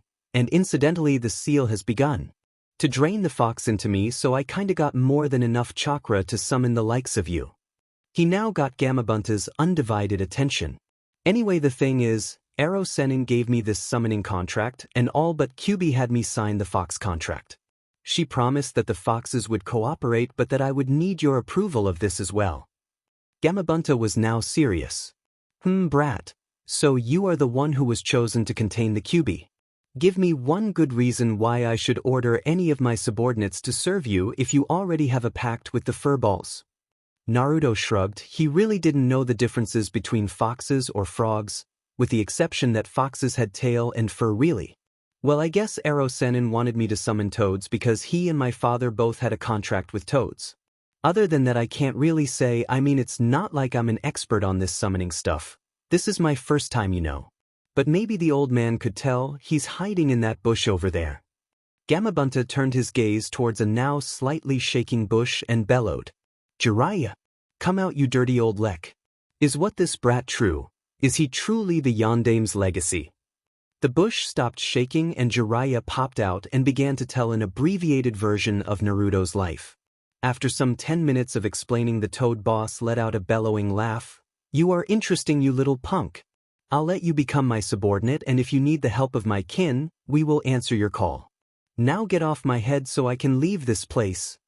Naruto jumped down and Gamabunta vanished in a cloud of smoke, leaving ecstatic Naruto and unnerved Jiraiya behind. Well, kid, I guess you did better than I expected with that. I was actually thinking that summoning might take you longer to learn, so that'll be all for today, but feel free to practice summoning and whatever it was that you were studying earlier. The pervert waved his hand and left thinking, for sure. My boy, your kid is certainly something else. He even befriended the Gamabunta. But now for the important things, to data gathering. He began to chuckle pervertedly while walking in the general direction of Konoha bathhouses. Naruto stayed behind and began once more to study the Chidori scroll. By dinner time he was hungry, tired and happy. He'd advanced noticeably due to the similarity between his foxfire and the Chidori, and was now capable of performing the initial stages. He still lacked control due to the vast amounts of power needed to perform the jutsu, but that would come in time. Now, if he only could learn to perform the Hiraishin.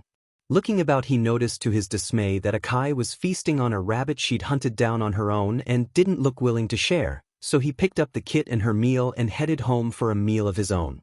Having filled his stomach with sweet and sour pork, rice and vegetables, he decided that a visit to the hospital was in order. He wanted to check on Lee and Hinata. Pondering again on the mysteries of emotions, he headed towards the hospital. This went on for a week. He would train with Ero Sennin during the days, perfecting his techniques and learning new ones. Jiraiya actually knew the principle behind Hiraishin no Jutsu and had begun to explain this to the eager boy.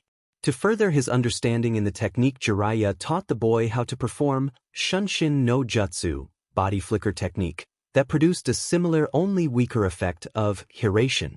At the end of the week, Naruto had pretty much mastered the use of Shunshin and Chidori, and had actually managed to correctly perform Hiraishin 3 times out of the 100 or so times he tried.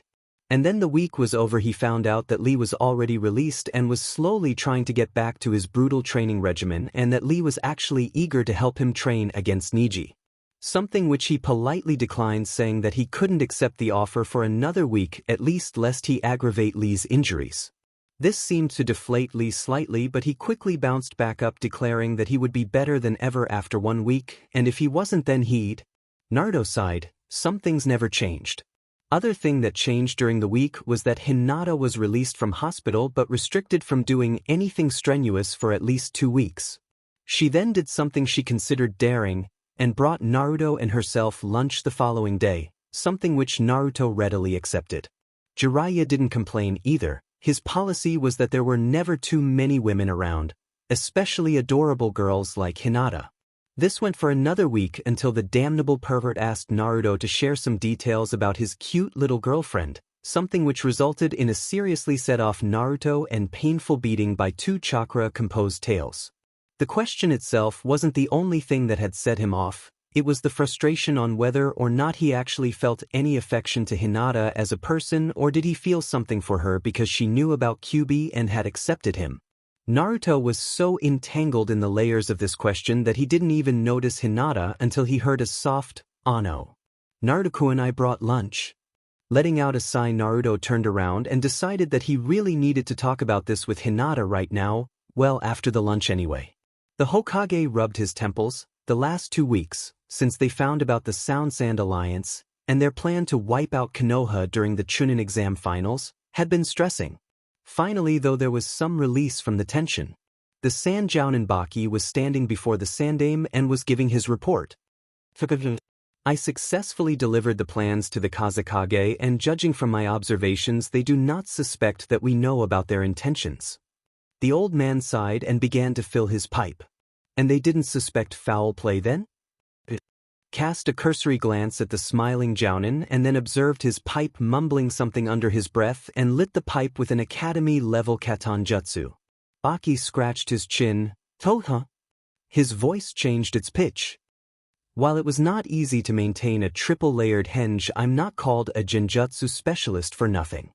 Yuhi Kurinai's smile widened. It took some concentration to keep up the henge in those demon winds though, what with Baki's preference for billowing clothes. The Hokage grunted in approval. Indeed, Kurinasan, the Wind Country is aptly named. As for the other matter, I'll trust your judgment. He cracked a smile. Now I suspect you wish to check on your team, yes? I believe you will find Aburame Shino training for the finals with Inazuka Kiba in the woods. As for your third charge, Hyuga Hinata was released 5 days ago and has spent her afternoons helping a certain blonde genin in his training. This caused Kurinai to raise an eyebrow in amazement. Hinata-chan actually managed to gather enough courage to go visit him, or did he perhaps ask her? I think I'll check on those too. But not before I take a soak in the hot springs. Yes, a good long soak. She sighed in anticipation of a well-deserved bath and took her leave. Half an hour later, the Jounin was relaxing in a spacious hot spring sipping sake. It would have been perfect had she not been so immersed in the enigma that was Uzumaki Naruto.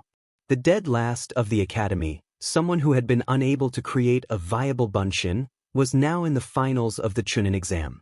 She sighed, having never really paid attention to the boy, beside his pranks that is. She never had held any animosity towards him for having the Kyuubi sealed in him but hadn't really even acknowledged him as a human being. She sighed again. No matter how you looked at it, the kid didn't deserve what he'd gotten. Abuse and all that, and yet, he wanted to protect everyone, to become the Hokage of all things. And how he had impacted on her team, beating up Kiba and hopefully teaching him a lesson about overconfidence. Not that Uzumaki was the best example of a cautious person. And then there was Hinata, the ultra-shy girl who had great potential yet not the strength of will to achieve it, or so she had thought. Only a brief exposure to Naruto had made her fight against a superior opponent with a grace and determination she had never seen before, and to think that Hinata was now actually confident enough to train with Naruto. I wonder what happened at the tower and at the hospital the day before I left for Sunakagure. All I got out from Hinata was blushes and stammering about a bet in Branch House or whatever. I really need to look into that too. I can't concentrate on relaxing when I'm out of the loop about my students. With that final thought of resignation, the red-eyed Jounin decided that she had soaked enough and that it was time to go find her shy student and the loudmouth, dead last, who had so effectively captured her heart. Naruto was poking his lunch nervously. He was hungry but didn't have the appetite. He was still too engrossed in exactly how he should and what he should say to Hinata. Sighing, he tried to eat again, only to freeze with the food halfway into his mouth when Hinata, who had noticed his unusual mood, asked, "Ano, Naruto-kun? Is there something wrong with your bento?" The blonde shook his head slowly and put down his lunch. Hinata, someone told me some stuff about you and then Aro-senin asked something stupid today and I'm kinda confused right now so. He looked around nervously and then blurted out. Someone said that you might be, in love with me, so I was just wondering because, Hinata felt her world crumbling. The most closely guarded secret of her young life was now out in the open, and apparently Naruto wasn't all too pleased. Why else would he question her so? She really wanted to die right there and then before Naruto could brush her off, but that was unlikely even though there was a pain building in her chest. She considered bolting but decided that she couldn't outrun Naruto, so the only option was to confess and take the rejection and move on with her miserable life, Not that anyone could ever like a shy and weak weirdo like herself. Sadly, she muttered out, "It's true, Naruto-kun, but don't worry about it. I understand that you couldn't possibly like someone like me, so I'll just Leah?" Naruto was dumbfounded, then got angry at, well, himself mostly. He really wanted to smack himself silly for not making any sense, but he really didn't know what he was getting anyway. One thing he did know though, and that was that he just screwed up big time. Almost reflexively, he managed to grab Hinata's arm, causing the shy girl stop in mid-sentence when he burst out, "No. You got it all wrong, Hinata. It's what I mean is that I mean." Growling out in frustration, he slapped his forehead. "Look, Hinata, no one, and I mean no one, has ever said stuff like that to me, and I haven't really told you much about my life. It hasn't been pleasant. So anyway, what I'm trying to say here is that I like you and stuff, but I don't know if I like you like as in like you, if you know, arf." At this point, Hinata was utterly confused and more than slightly hopeful. He likes me. He likes me. And maybe even more. Oh, I just wish. Gathering her courage, she began. Now, maybe you should take your time and focus on the exam." Her voice started to fade as she noticed the vigorous nodding coming from Naruto. The blonde was nodding even harder. "That's right, Hinata-chan. You know, I had a crush, or I thought I had a crush, on Sakura-chan. And then, well, you know, I told you about the dream I had after the seal was activated, right? So anyway, I noticed that I had just chosen to get a crush on her mostly because she was, and is, one of Sasuke team's fangirls. And I just want to make sure I'm not fixating on you right now just because you know about, well." He patted his stomach. "I mean, you are a great person, and the very least I would be privileged to call you a friend. And even if I was, well, I mean, I have to fight your cousin in less than 2 weeks, and I have to win too, so that this conversation won't just become trivial, right?" He then flashed a dazzling and relieved smile at Hinata, who was staring at him in shock. "So, I just really wanted to point this out because it's been distracting me, and well, now I feel a lot better, and you think maybe we could talk about this after the exam and all?" Hinata just stared, unblinking. He really thinks I'm a great person and that he wants to talk about this later, but how bad has his life been if no one has ever? She shook herself out from the reverie, noting that Naruto was looking at her expectantly. Smiling shyly, she poked her fingers together and nodded. "Naru-kun, it's okay. It really is, and we should concentrate on your fight with Nijinizan. I'll be able to help you train more after the doctors say it's okay for me to spar again so you can train against the Juken." This interesting conversation didn't go unobserved, however. In fact, it was observed by no less than 5 different individuals. An old man who was wearing Hokage robes, peering into a crystal ball and smiling somewhat happily at the antics of the 2 teenagers. Another old man was giggling to himself and thinking that he should stay after the exams to train Naruto and to gather some hot data about the fox boy and his soon-to-be girlfriend. Yuhi Kurenai was sitting in a nearby tree, under a genjutsu that allowed her to mask her presence with ease. She really didn't know whether she should strangle Naruto, yell at him, or pat him on the back.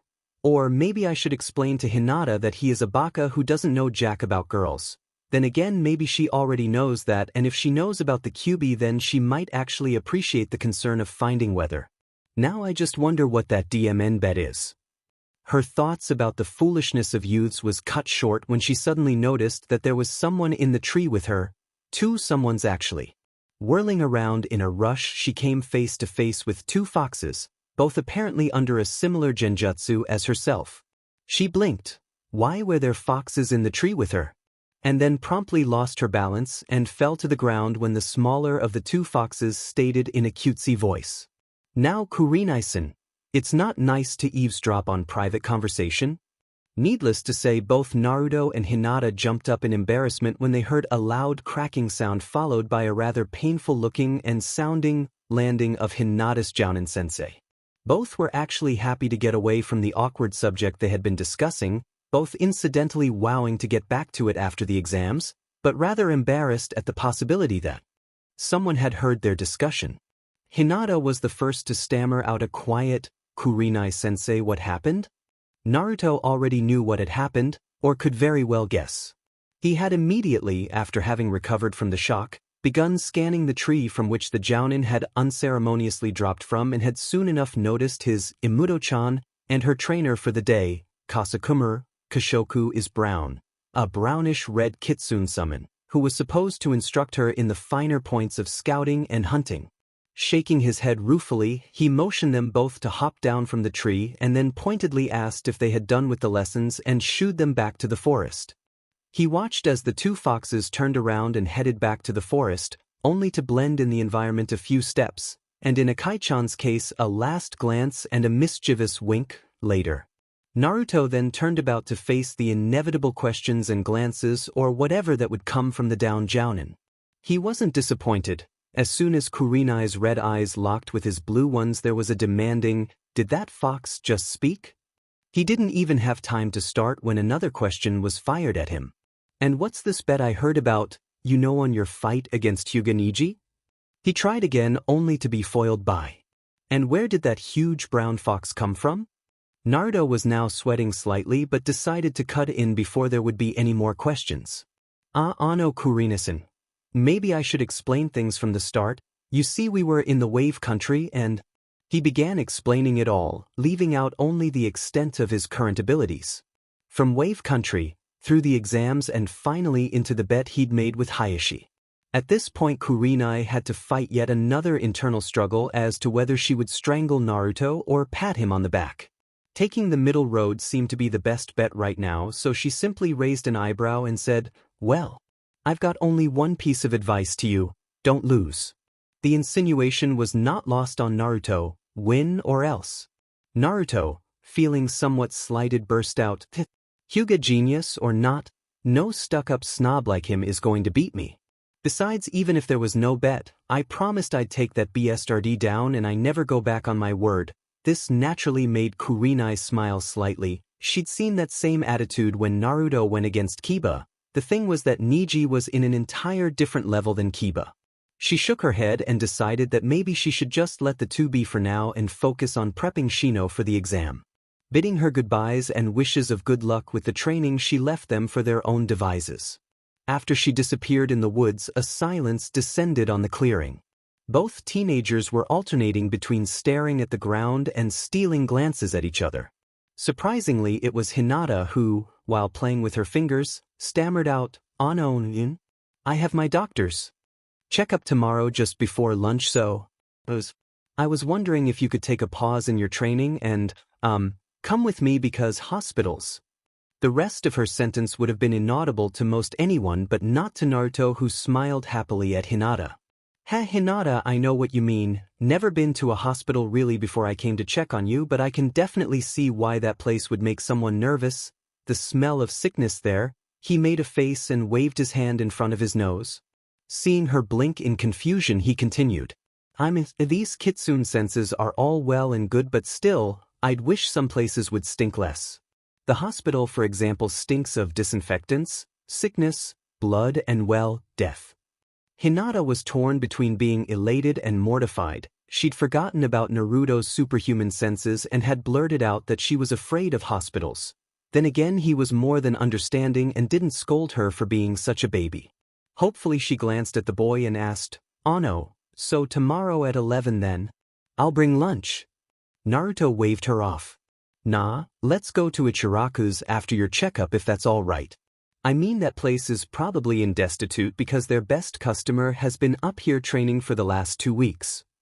He made a face in mock concern.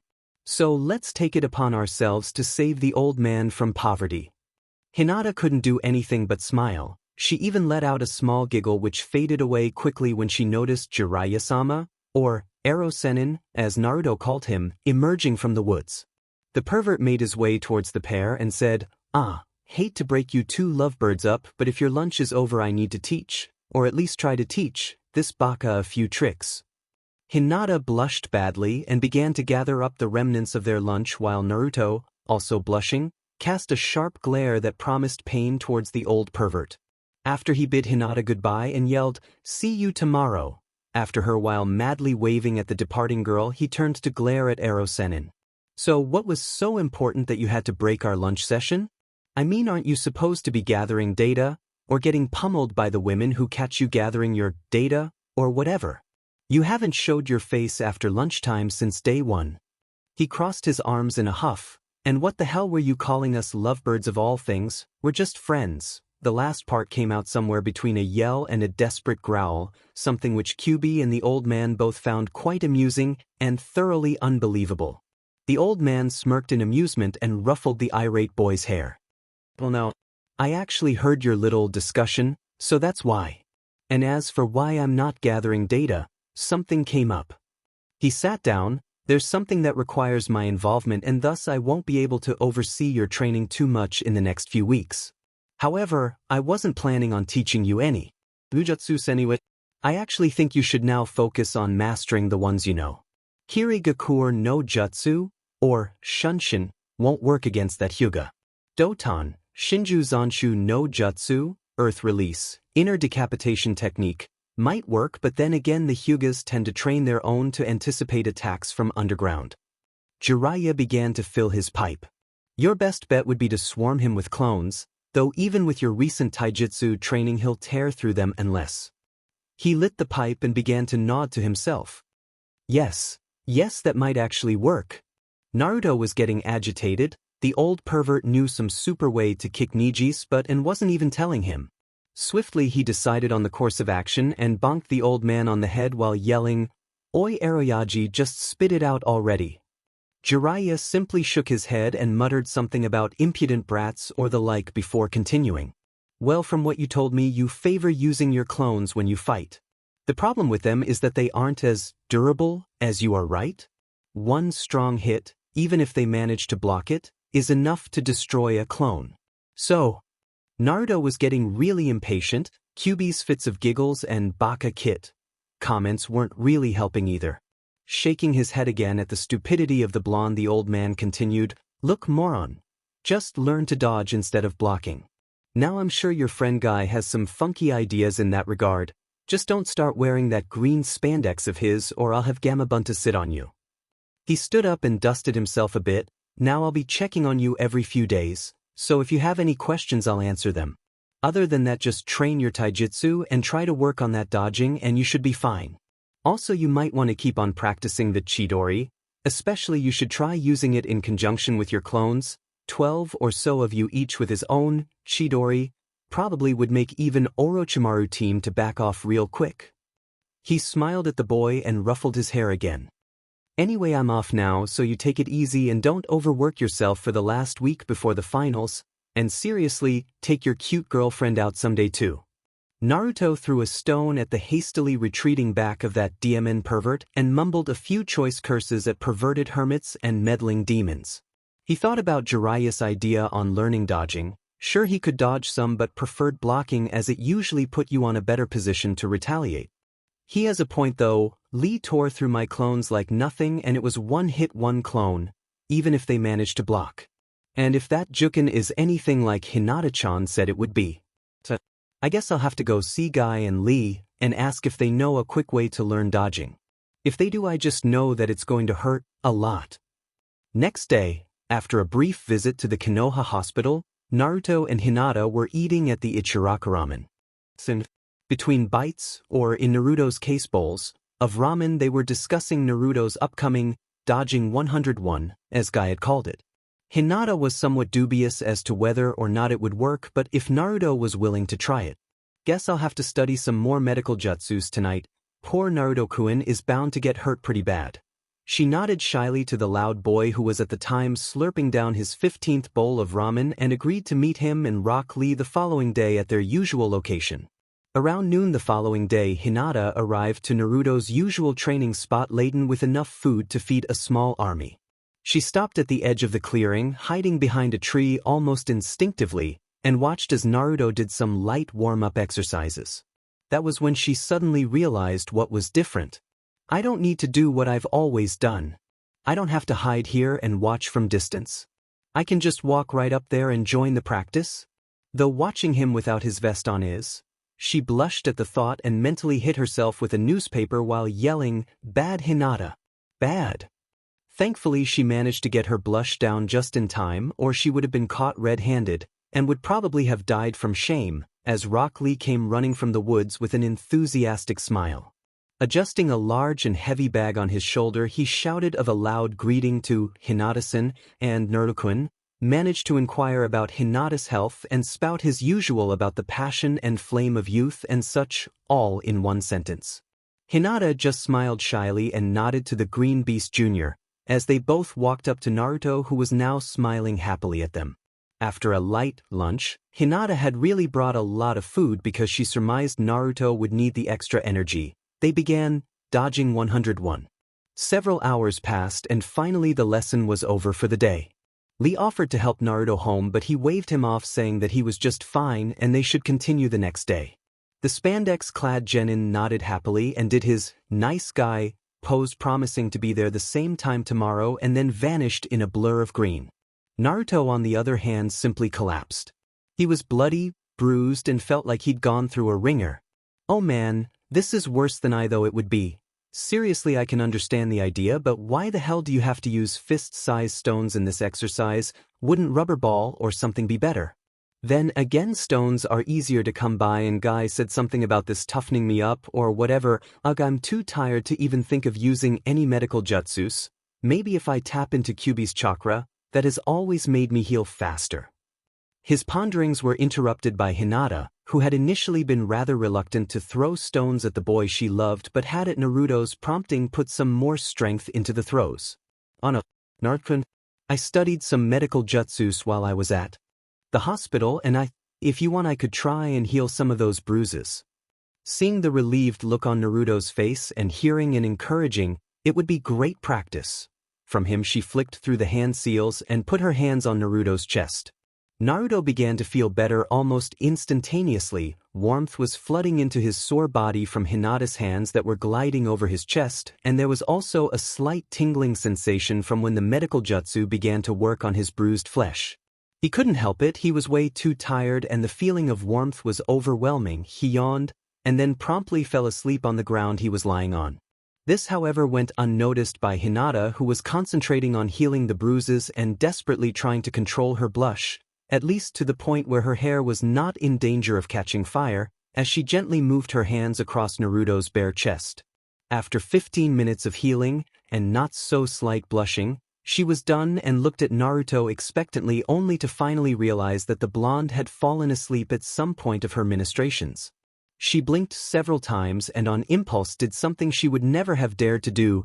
Courageously, she reached out and caressed Naruto's hair, only to jerk her hand back in fright when Naruto tossed his head slightly at the touch and mumbled something.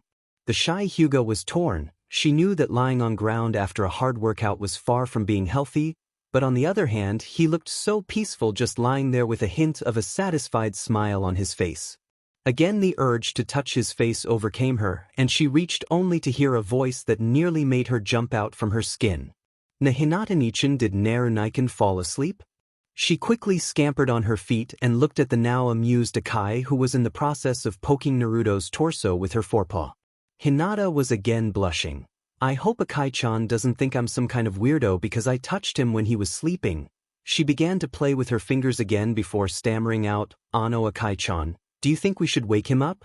I mean, he worked so hard and he could catch a cold or—" Akai was now sitting on Naruto's chest and was poking his chin with her forepaw. She turned and peered at the girl mischievously. "Hinata-nichan, poking him usually doesn't do the trick if you want to wake him up. Usually I need to lick his face or ears before he does so. Go ahead and don't mind me." She did her best imitation of a foxy grin at the furiously blushing girl and began curl up in a ball on Naruto's chest.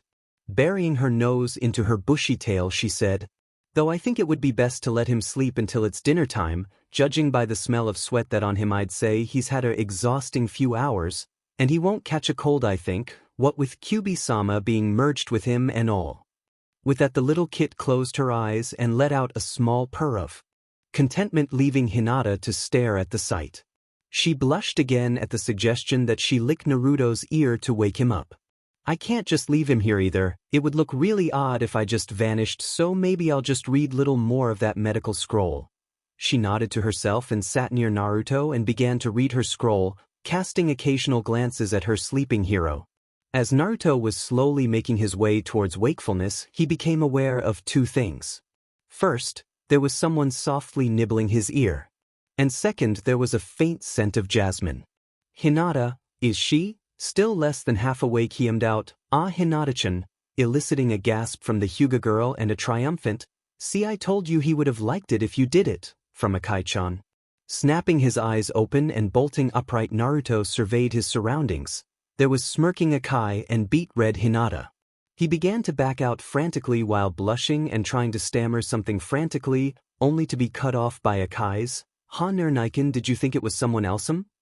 Hinata, on the other hand, was somewhere high above Cloud 9. Naruto-kun thought it was me and looked like he was having a good time too. She then looked shyly at Naruto only to notice that he was still sporting a deep crimson face and had trouble forming most basic words. Wow, he's really out of it.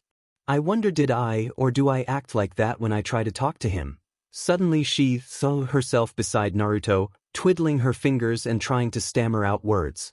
"Oh Kami, I probably do."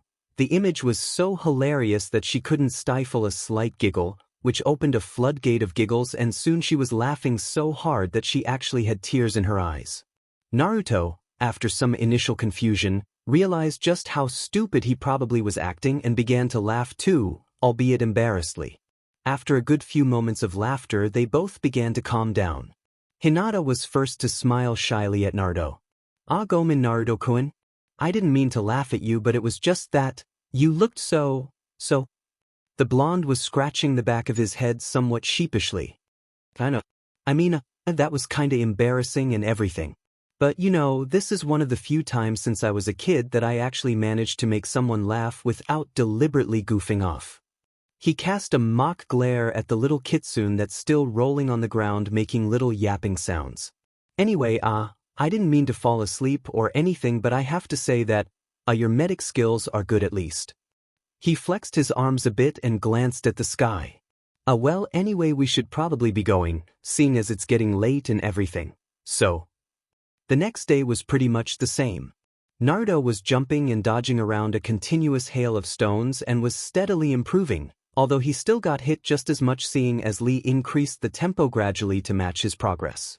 After their training he got patched up by Hinata, though he made sure he wouldn't fall asleep again. Not that he really minded the extra sleep, but the lip he got from Kyuubi and Akai-chan after the first day was more than he was really willing to put up right now. For more days followed, mostly the routine didn't vary. Naruto would practice his jutsus on the morning, and on afternoon he was subjected to guys dodging practice. He got patched up afterwards and did few light exercises on the evening coupled with some reading and whatnot. Akai for her part trained with summoned foxes in the art of moving about unseen, and during evening was practicing long-distance communications with Naruto. On the fourth day, Lee declared that it was time for the ultimate dodging test and that Naruto should remove his training weights so that they could really get a feel as to how much he had progressed. They were all quite surprised by the sheer speed that he was exhibiting while dodging almost every incoming rock. That was until Naruto decided to make several clones to join the stoning, clones that effectively pummeled him into unconsciousness with a double Iwa Bunshin no Jutsu, Stone Shadow clone, blah blah blah. When he came to, Lee was pumping his fist in the air and graduated him with honors from Gai-sensei's excellent course of Dodging 101. He also jumped about excitedly and yelled that tomorrow would be the last day. He was forced to restrict himself to only light physical exercise and made a nice guy promise that he would help Naruto with his taijutsu practice like his youthfulness demanded. Both Naruto and Hinata sweat dropped slightly at this, but Naruto quickly recovered, thanking Lee. Hinata pointed out that she was given a clean bill of health earlier the day and that she would like to spar with Naruto too to give him more familiarity with the Hyuga Juken style. There was only one little thing. Naruto-kun, I have a family matter that requires my attendance tomorrow. So if it would be alright, I would join you and Lee day after tomorrow? Naruto just waved her off. Sure thing, Hinata. I've been running you both ragged for the last week, and you guys need your own time too. Besides, I've been training real hard for the past 3 weeks, so it might be a good idea for me to take a day off too. So I'll see you guys day after tomorrow, same time, same place, right? And Lee, I'll see you at the usual place 4:30, right? At that, Lee pumped his fist in the air and yelled, "Eh?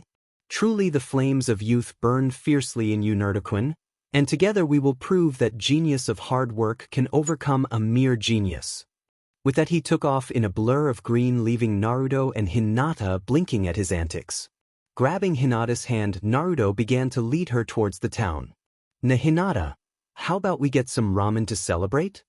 Hinata could only nod and follow the enthusiastic blonde while trying to enjoy the feel of his hand in hers to its fullest. Naruto stretched languidly and looked about while scratching his head lazily. He decided that a day off should start with a breakfast and proceeded to give Akai her minced meat and rice and served himself a hearty helping of cereals with cold milk and strawberry jam.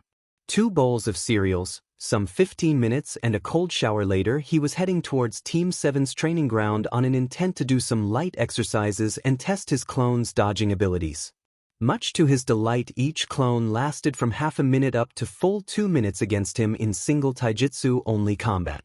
He was just finishing his workout when Sakura showed up, wearing a tired and worried expression. She hadn't seen either of her teammates since the preliminaries and was worried sick about Sasuke, and to an extent Naruto. The boy in question frowned at the sight of his teammate and even more at the subdued tone of her voice when she greeted out, "Hey Naruto." He forced a smile on his face and yelled out, "Ohio Sakura. You alright? You seem kinda tired or something. Been training hard since the prelims? That was a great fight by the way." He trailed off. Something was wrong with Sakura. Seriously, normally she would have greeted him back and or yelled at him for asking such pointless questions. Naruto frowned. "Sakura, what's wrong?" She sighed and sat down heavily. "I just feel so useless. I mean, I was the only one from our team who failed and now I don't even know where you guys are and I was worried and..." Naruto frowned even more. He could deal with angry Sakura, or with Sakura the rabid Sasuke fangirl.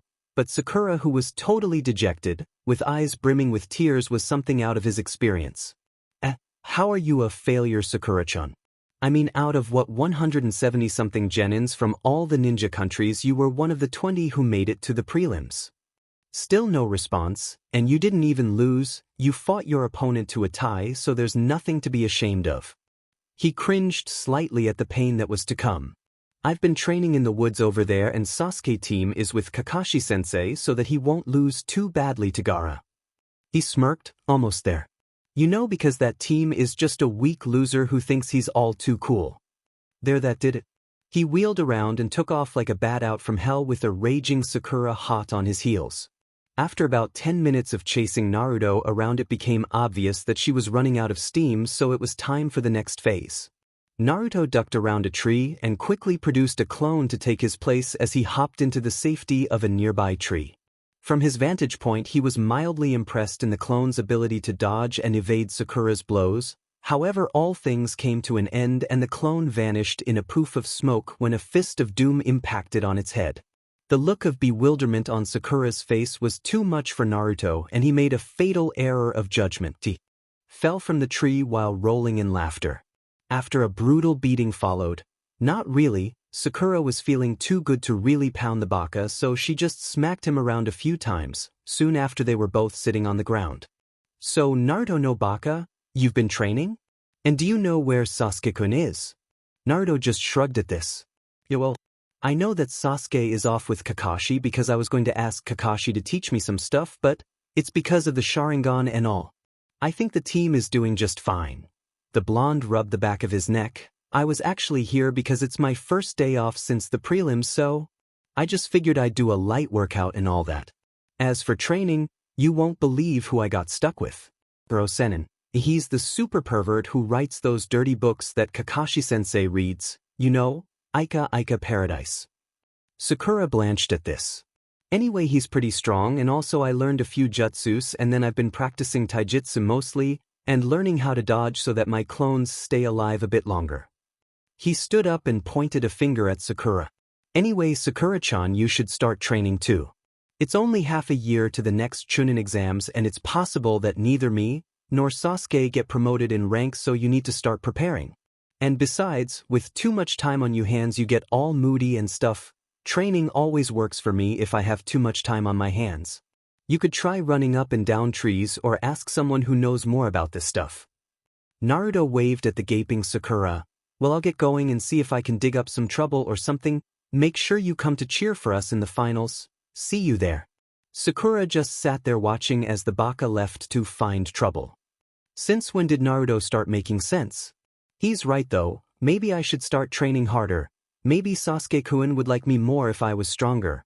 With that and a loud, hell yeah, from inner Sakura, she decided to visit the library to find out some motivational, get strong quick books. Naruto was wandering around aimlessly. He had been thinking about finding Konohamaru Corps and playing ninja with them but didn't quite feel like that anymore. He had suddenly realized that he hadn't even so much as thought about Sasuke before meeting Sakura. He realized that it wasn't about beating Sasuke anymore. It was all about beating Neji hard. He was in so deep thought that he almost stumbled upon the lazy bum, Shikamaru, who was silently watching the clouds on a hill. He had almost panicky expression on his face when Naruto noticed him and he whispered out, "Ino didn't send you, did she?" Naruto just blinked and shook his head, making the other boy relax visibly. I swear that bossy woman has been on my case 24. It's all about training, training, training and some more. So troublesome. She even bullied Asuma and Chuji into training me. Naruto smirked at this. Blah, smirk away. Naruto, I tell you she's got her eyes on you, just like she's got M on Sasuke. So after this troublesome exam is over she'll be off my case and onto yours. Naruto was starting to panic slightly at this but didn't have a chance to reply when a shrill, "Shika-kun, where are you?" cut the air. Naruto didn't have even time to react when Shikamaru pulled him on the ground. "We're doomed, it's Ino. You always manage to pull some escape trick after you pranked someone, so how about sharing? This is so troublesome." Naruto thought for a moment, then whispered something in a low tone to Shikamaru, who despite looking dubious nodded in agreement.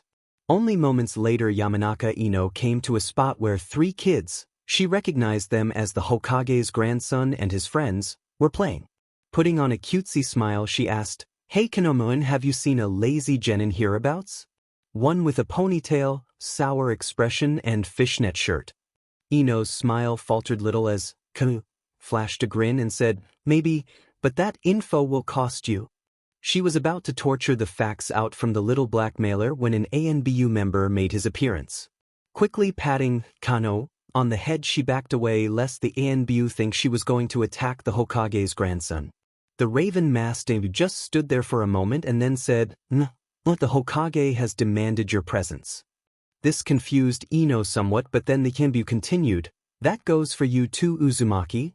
There were 3 poofs and, much to Ino's dismay, instead of the Konohamaru Corps there were Shikamaru, Naruto and Akai. She quickly got really mad at them and was about to strangle the stupid boys when the ANBU continued yet again, "It's about the finals. Don't keep the Hokage waiting." Shikamaru, who knew his teammate well, muttered something about troublesome and then grabbed Naruto and made a mad dash past the fuming Ino yelling, "Important Hokage business, see you later." After they were out of Ino's sight, the lazy genin slowed down considerably and fixed an angry glare at Naruto. "You just got me into a most troublesome situation. That crazy woman is going to skin me alive." He pointedly ignored any excuses about bad timing on the ANBU's behalf and such. The Hokage was watching the 3 genins before him. Naruto was shifting his weight from one foot to the other, obviously impatient. Shikamaru looked obviously bored and Shino, well, he didn't show much emotion at all. He cleared his throat, catching their attention. "Well, I wish this was simply a social call or such where I congratulate you for making it to the finals, but it's not. A situation has come up. Suna and Oto are planning a surprise attack on us during the Chunin finals." He stopped to gauge their reactions before continuing. "The information we have is accurate and was gathered with the aid of one Suna's best genin, Gaara, who felt that he owed us for a certain favor." This brought forth intriguing reactions. Naruto looked almost happy, Shino only raised his eyebrows slightly and Shikamaru looked dubious. "With all due respect, Hoka-sama, but what exactly did we do to him that made him betray his own village?" This made Naruto squirm. If the old man would explain how they had helped Gaara, that would raise more questions as to why and how Naruto had been involved. The Hokage noted his discomfort and said, "Now Gaara, who has requested that he be allowed to join our ranks, has given me permission to reveal the nature of this favor. However, it also involves a certain leaf Genin and he has not given his permission as to this matter. He cast a surreptitious glance at Naruto, who drew a deep breath. What he means, Shikamaru, is that Gaara has some issues, or rather that he had some issues as we helped him with those. At this, the lazy Nara became quite interested. Naruto was involved somehow, and that usually did make things interesting. You see, Naruto threw a look at the Hokage. The Kazekage wanted to turn Gaara into a weapon, so he had one of the Bijuu sealed into him before he was even born. Ichibi no Shikaku, the one-tailed Tanuki. However, the seal was not sufficient to keep Shikaku at bay, and Gaara has been tormented by the insane beast his whole life, until the Hokage fixed that recently. Shikamaru was now bewildered. Certainly he knew of the Bijuu, but to seal one such a creature inside a human being.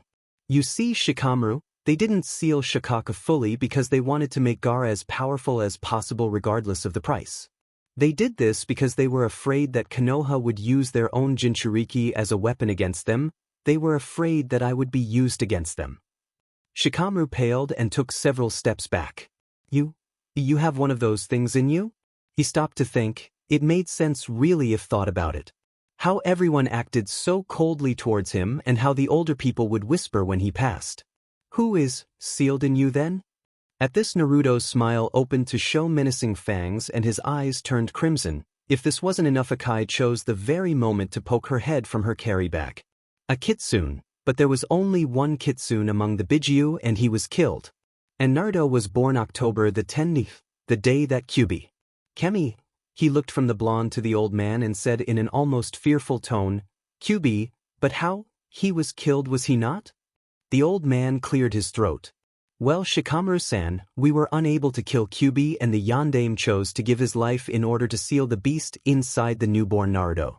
Basically, the seal has been draining Kyuubi all these years and has now become more active, as you can discern from Naruto's changed appearance.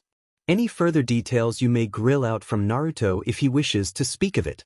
Now I remind you that this is a S-class village secret and then some, so you are not to speak of this to anyone without Naruto's permission. The Hokage took a deep breath. As for the reason you were summoned here, you are to take charge of the Genins who are at the arena, and when the attack begins you are to get them to the academy. Once there you will be placed under the command of the academy instructors. The plans we acquired from Sand indicate that they will send a relatively weak force of Genins and several Chunins to the academy to finish off our academy students. Your job will be to safeguard the academy and the children there at all costs. If you have any further questions, Yumino Irika will gladly answer them as he will be giving you a detailed briefing on the situation. I wish you luck. That is all. You are dismissed.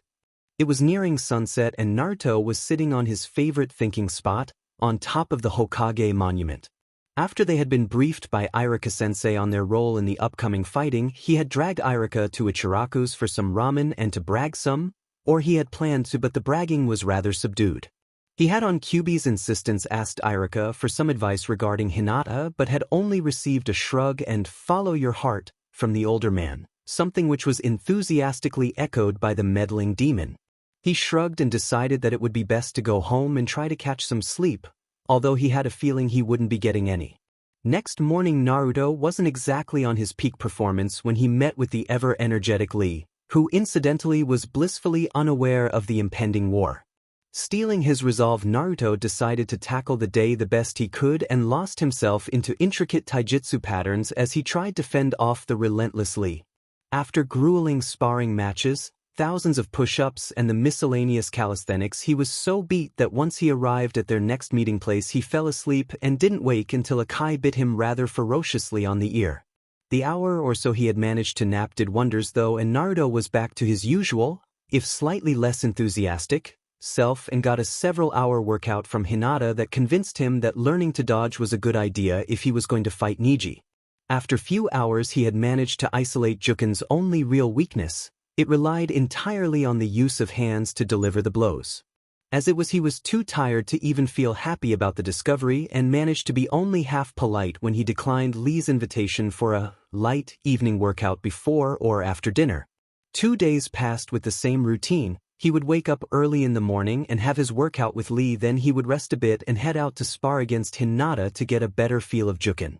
On the third day they got onto a discussion about the tenketsu and how to stop Niji from closing them. This was the time that Kyuubi decided to make her presence known.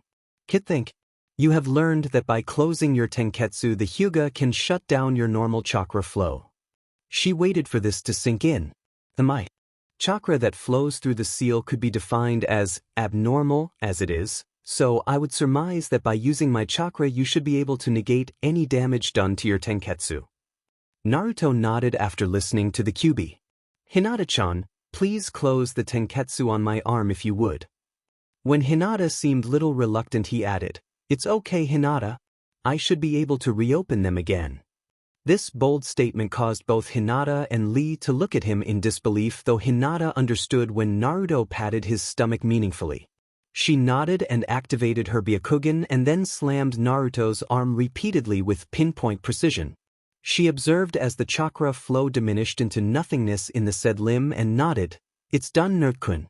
Hinata observed as Naruto began to change as he tapped into Kyuubi's chakra, and their crimson chakra began to flow around his system and entered the disabled arm and began to circulate through the closed tenketsu, opening them. She gasped, This was not supposed to be possible, Naruto-kun, sugoi. You are so great. Lee's jaw detached itself and literally fell to the ground as Hinata declared, Naruto, your tenketsu, they have reopened. Naruto grinned triumphantly and said, In your face Niji. Now Hinata-chan, that actually hurt a lot, but thanks. And if you could now shut down all my tenketsu to shut of my entire chakra circulation so I can see how long it does to recover from that. Hinata began to stutter. That would require some precise blows, and even minute misses could cause severe damage to Naruto. Her fears were overridden by the aura of utter confidence that was coming from the blonde. NaruHina, do your best, or should I say worst. He flashed a bright smile at Hinata. It hurt, it really hurt. It took more than 100 hits to close up all his tenketsu, and in the end he was barely able to stand. He spat out some blood and looked at Hinata. Are they all closed? After examining him with the Byakugan she nodded, looking mortified. Naruto was spitting blood because of her. Okay. Ready then, here we go. They both ignored the frantic questions from Lee while Hinata watched in awe as the seal began to pulse as massive amounts of chakra began to flow through it, forming 9 swaying tails of pure chakra that wrapped themselves around him. Naruto's eyes turned crimson, the whisker marks thickened, his fangs and claws grew, and the 9 tails transformed into 2 bushy semi-solid tails that began to sway behind him. Hinata gasped as she saw a final pulse from the seal take form of grinning fox that winked at her. Rather suggestively, she would have blushed had she not been in awe of the spectacle. Doing a double take she answered Naruto's expectant, Well, did it work?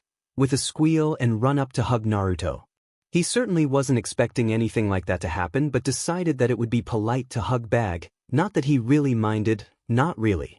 Suddenly Hinata stiffened. She just processed the fact that she was hugging Naruto-kun and he was hugging her back. Bracing herself, she gave one last squeeze and then disengaged herself while blushing brightly and mumbled, Hi. Naruto-kun, all your tenketsu are now open. The moment was shattered by a loud thump when Lee keeled over in dead faint from the amazement. When he came to, he was only able to mumble, How? It's not possible, it can't be possible. Niji is toast. Naruto scratched the back of his head at this and looked at the boy who was staring at him in awe. He made his decision. Well, Lee, it's like this. After an hour or so, during which Lee had been totally immersed in the story and had not uttered a word, he finally spoke. Naruto-kun, you truly are. I don't have the words. You are a hero. Naruto raised his eyebrow. To overcome prejudice and to rise above it, you truly burn with the passion of youth. The blonde sweat dropped. So much for hoping that tale would shock him out of guy-like speech patterns. Meanwhile, Lee had managed to get himself up and was now shaking his hand vigorously. Truly, Naruto-kun, I am honored if you would count me as your friend. There was very little that Naruto could really say to that. He did say that he had already considered Lee a friend, something which sent a green blur at his way that suddenly wrapped itself around him in a rather disturbing male hug. Hinata tried to stifle her giggles at the sight but failed miserably. She had been more open around Naruto after the rather embarrassing incident that involved a Kai-chan, a tongue, and Naruto's ear.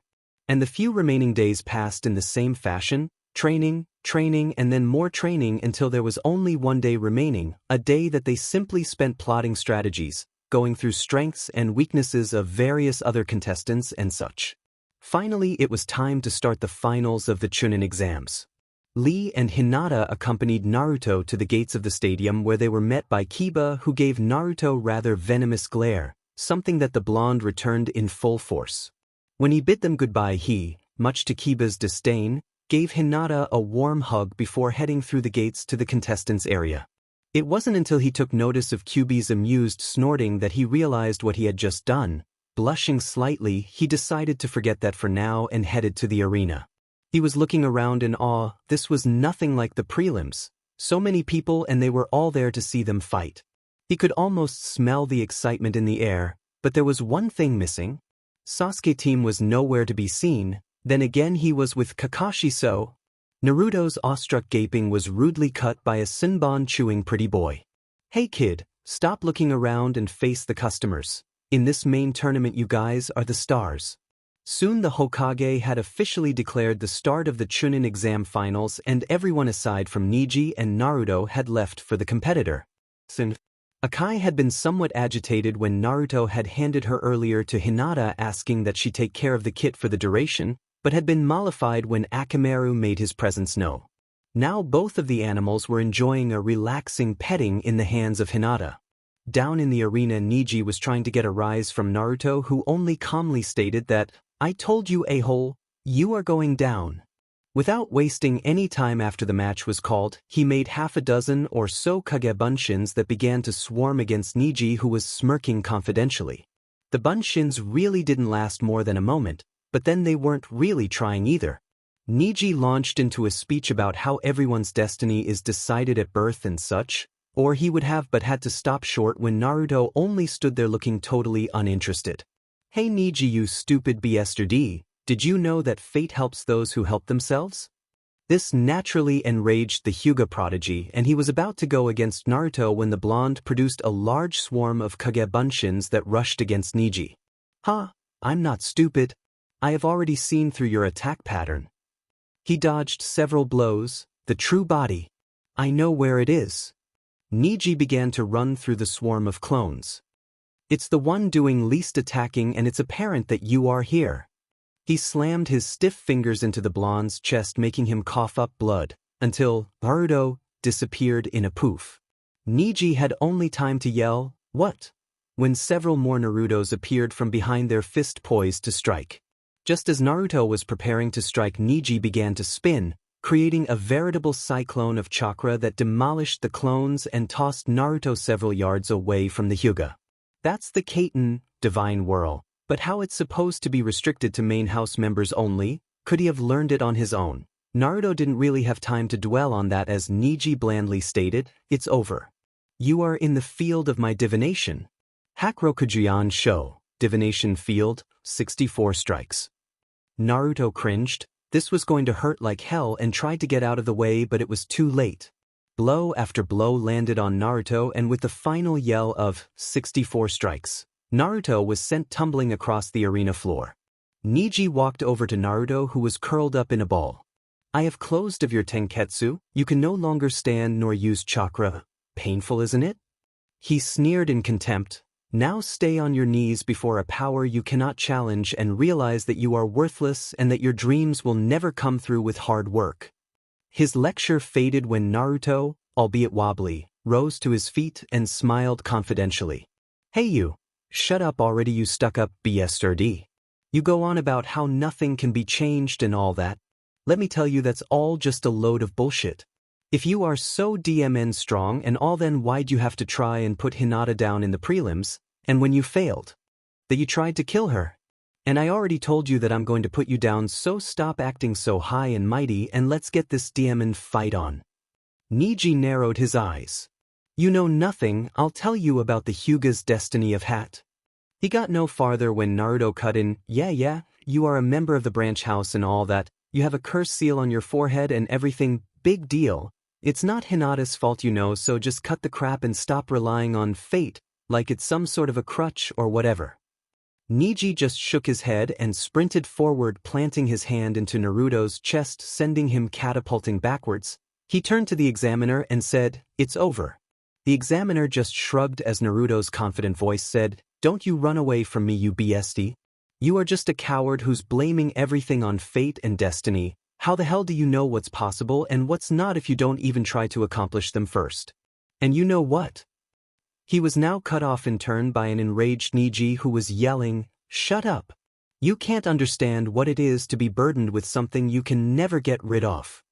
This made Naruto laugh out bitterly, images of his own past swimming before his eyes. "Oh, I do understand, better than you can even imagine. But so what? Stop acting all cool, you aren't the only one who's special or who's suffered." He began mentally to yell at the Kyuubi, "Give me all you got." There was a moment of silence, during which he heard Niji say something about intending to kill him, and then Kyuubi answered, "No." Naruto almost fell down from shock. "What the hell do you mean no? You stupid fox, he's going to kill us if you don't open my tenketsu." Kyuubi giggled, "I'll consider it if you admit that you have the hots for Hinata-chan." Mentally promising to change Kyuubi's habitat back to its previous and gloomy sewer setting, he grumbled, "Fine, so what if I have, now give me the demon chakra." And you did? The effects were spectacular. Up in the stands, all present Hyuga members, not counting Hinata, nearly fell on the floor as Naruto's seal began to pulse with almost blinding amount of chakra. Small, and not so small, rocks began to float upwards in the stream of chakra that gushed out from the seal, chakra that tore gashes in the ground around Naruto and finally took a form of a huge fox head that was looming over him. To everyone else the effect was less visual, seeing how Kyuubi had decided to keep her chakra invisible to the naked eye. Niji was taken back. Naruto's tenketsu were now being opened by the flood of crimson chakra that had formed a monstrous fox head above him, a fox that was glaring at him with burning eyes that promised pain eternal. He took a reflexive step back from the sheer amount of killer intent that radiated through a seal that had formed itself into Naruto's stomach. Naruto was shaking his head inwardly at Kyuubi's flair for theatrics. After a while he yelled in his mind, "Oi Kyuubi, you sadistic fuzzball, enough torturing the poor bee. He'll wet his pants if you keep up with that killer demon badass routine any longer. Besides, this is starting to wear me out." Kyuubi grumbled something about not getting any fun, but her excess chakra began to flow back into the seal and soon only evidence of demonic chakra were the usual marks on Naruto. Niji was backing away from Naruto now, not really knowing what to think. What is he? Suddenly he just opened his tenketsu and there was that odd chakra that was laced with killing intent. Great Kami, such power. This was the same Naruto he'd seen when he was mocking Hinata after the prelims, the weird half-man half-beast with two tails that were apparently made at least partially from chakra. For the first time since his childhood, Hyuga Niji was afraid. Naruto reached to his second shuriken holster and retrieved a half a dozen shuriken. He prepared to throw them at the shaken Niji, yelling, "Okay, you BSRD, here's some attitude adjustment for you," and threw the shurikens while flashing through a series of hand seals necessary to perform the Shuriken Kage Bunshin no Jutsu. Niji managed to shake himself out from his stupor and perform the kaiten to block the ridiculous amount of shurikens speeding his way. When he stopped his spinning, Naruto was suddenly behind him. Niji tried to turn in time to counter the boy, but it was too late. One of the tails swung forward, smashing him on the side of his head, making his vision swim. The other tail followed and wrapped itself around his midsection, effectively binding his hands against his sides. The first tail then slammed him on the head again, bringing him closer to unconsciousness, and then wrapped itself around his lower body, binding his legs in place. To the audience, who had been rendered speechless by Naruto's display of sheer power, it seemed that the Hyuga prodigy was now suspended in air by a slight shimmering that seemed to come from Naruto. To all the Hyugas watching, it was clear that the boy had grown tails that were keeping Niji in his place. Naruto grinned wickedly at Niji and rammed his fist into his gut once, then again, and then for the third time. He really didn't want to hospitalize Niji, seeing as they would need his prowess during the fight that would start in few short hours. Niji's head lolled from side to side as he hung limp in the embrace of two chakra tails. Naruto grabbed his chin with a clawed hand and lifted his head so that they had eye contact. "Like I said, you aren't the only one who's suffered. Hinata-chan suffers because she is considered weak by her own father, weak because she's not the greatest Hyuga genius of her time. And what do? You berate her, mentally try to break her and then try to kill her. You spout crap about how your fate is to protect the main house, yet you try to kill Hinata. You are full of shit, but maybe this will make you understand that. Naruto drew back his fist. Now do you yield, or do I have to pound you within an inch of your life? Niji's eyes seemed unfocused, then focus again, but he didn't say anything. Shrugging, Naruto was about to slam his fist into the Hyuga's face when it was grabbed from behind by the examiner. This fight is over. Winner is Uzumaki Naruto. Naruto immediately let go of Niji, dropping him unceremoniously on his back, and began to let go of Kyuubi's chakra. He watched in awe as the crowd, people who usually sneered at him, were now cheering madly. He waved at the crowd and tried to spot Hinata from it, only to find another Hyuga. It was Hayashi. His eyes narrowed as he waved flippantly towards the Hyuga head, who acknowledged his gesture with a slight nod. He smiled as he heard the examiner tell Niji something about a caged bird that would still try to gain its freedom. His smile faltered when Kyuubi reminded him, "Now go find Hinata-chan and admit that you have the hots for her." He blanched, making Kyuubi smirk. "What? You think it was enough that you admitted it to me, huh? Well, guess again, Kit." The fox demon was rolling around in laughter when Naruto shot dark curses, threats, and other nasty things at her while making his way to the competitor stands. There was a 15-minute recess declared to sort out some confusion regarding the fights, as Uchiha Sasuke was nowhere to be found. In the competitor stands, Gaara was using this time to inform his siblings of certain changes. "When the fighting breaks out, you two will follow me and will not under any circumstances get in my way. We will make our way to the rear entrance of this arena, where we will accompany the Leaf Genins to their ninja academy to bolster its defenses." Needless to say, this gave both of his siblings a pause. Aren't we supposed to fight against the Leaf, not with them? Gaara fixed them both a freezing glare and stated casually, "I don't really want to hurt you, but if you raise your hand against the Leaf, it will be the last thing you will ever do. Am I understood?" His glare softened somewhat. "You know, father was responsible for me being so uncontrollable. He deliberately had Shikaku sealed with an incomplete seal in the hope that I would gain more power. The plan worked to an extent, but in return Shikaku was able to affect my thoughts. No more. Thanks to Uzumaki Naruto, I am finally free of its influence. This is why I chose to side with the Leaf. They have treated me like a human being instead of a monster that's inside me, and here I won't have to be alone." He looked at them both again. "So please do as I say.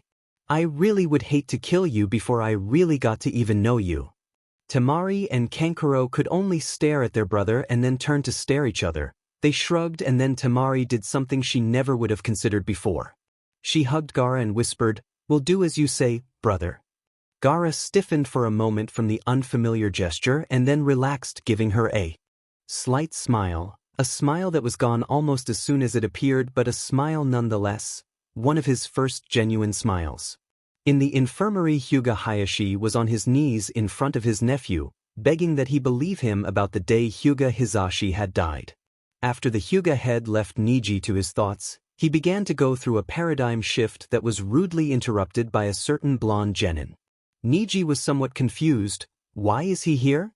Did he come to finish the job, or? His thoughts were confused further when the blonde asked, "Hey Niji, are you good to fight still?